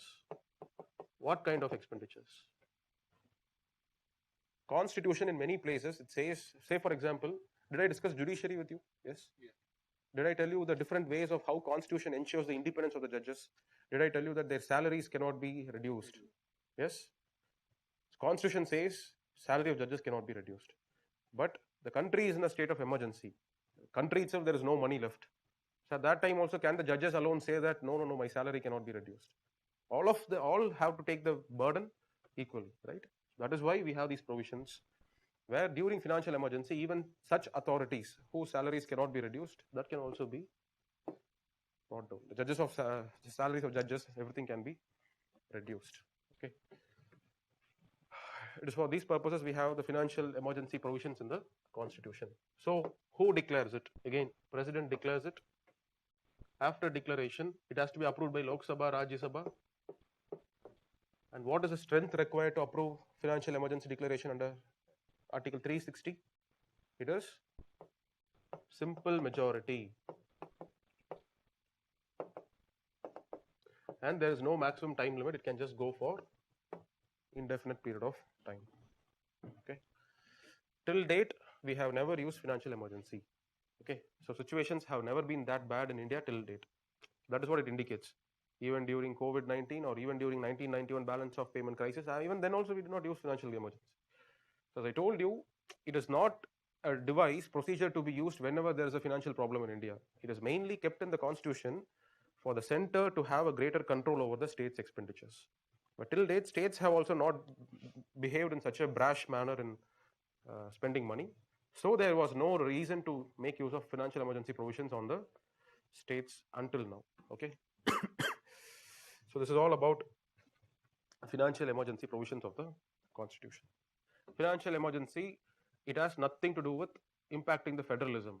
Okay. No. So what I'm meaning is, what I say is this list, this diagram that I draw, list 1, list 2, list 3, no changes in the legislative or executive competence happens during financial emergency. Only with respect to money bills alone.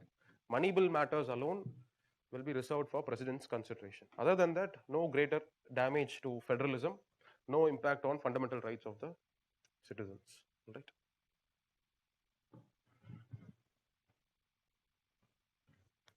All right then.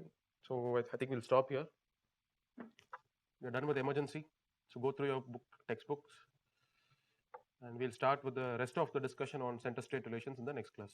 All right. Okay. Thank you. Online students, I think everything is clear.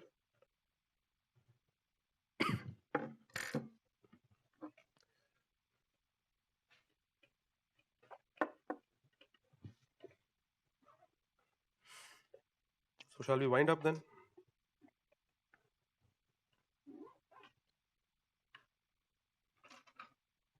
Hung assembly once more. Hung assembly. You tell me the question. If you see, just asking me hung assembly once more means what? Where? What do I have to address it? What is the question?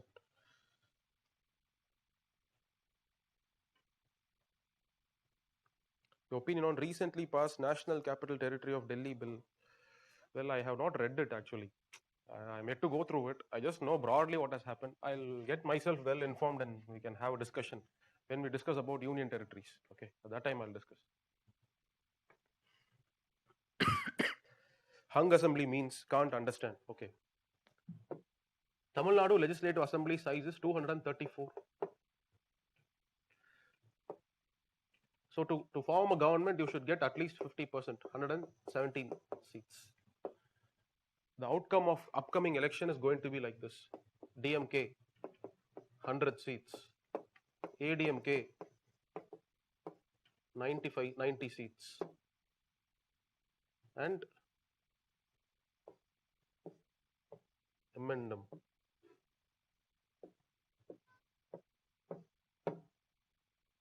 44 seats. So nobody has the magical number to form a government, and nobody wants to come together or have a coalition with anybody to form a government. This kind of outcome after this election is what is called as a hung assembly. Okay, so nobody is willing to form a government. Then what you should do? Once again, go for elections. This is what is called as hung assembly.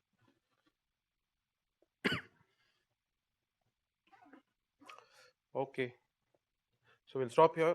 Thank you. We'll see you in the next week.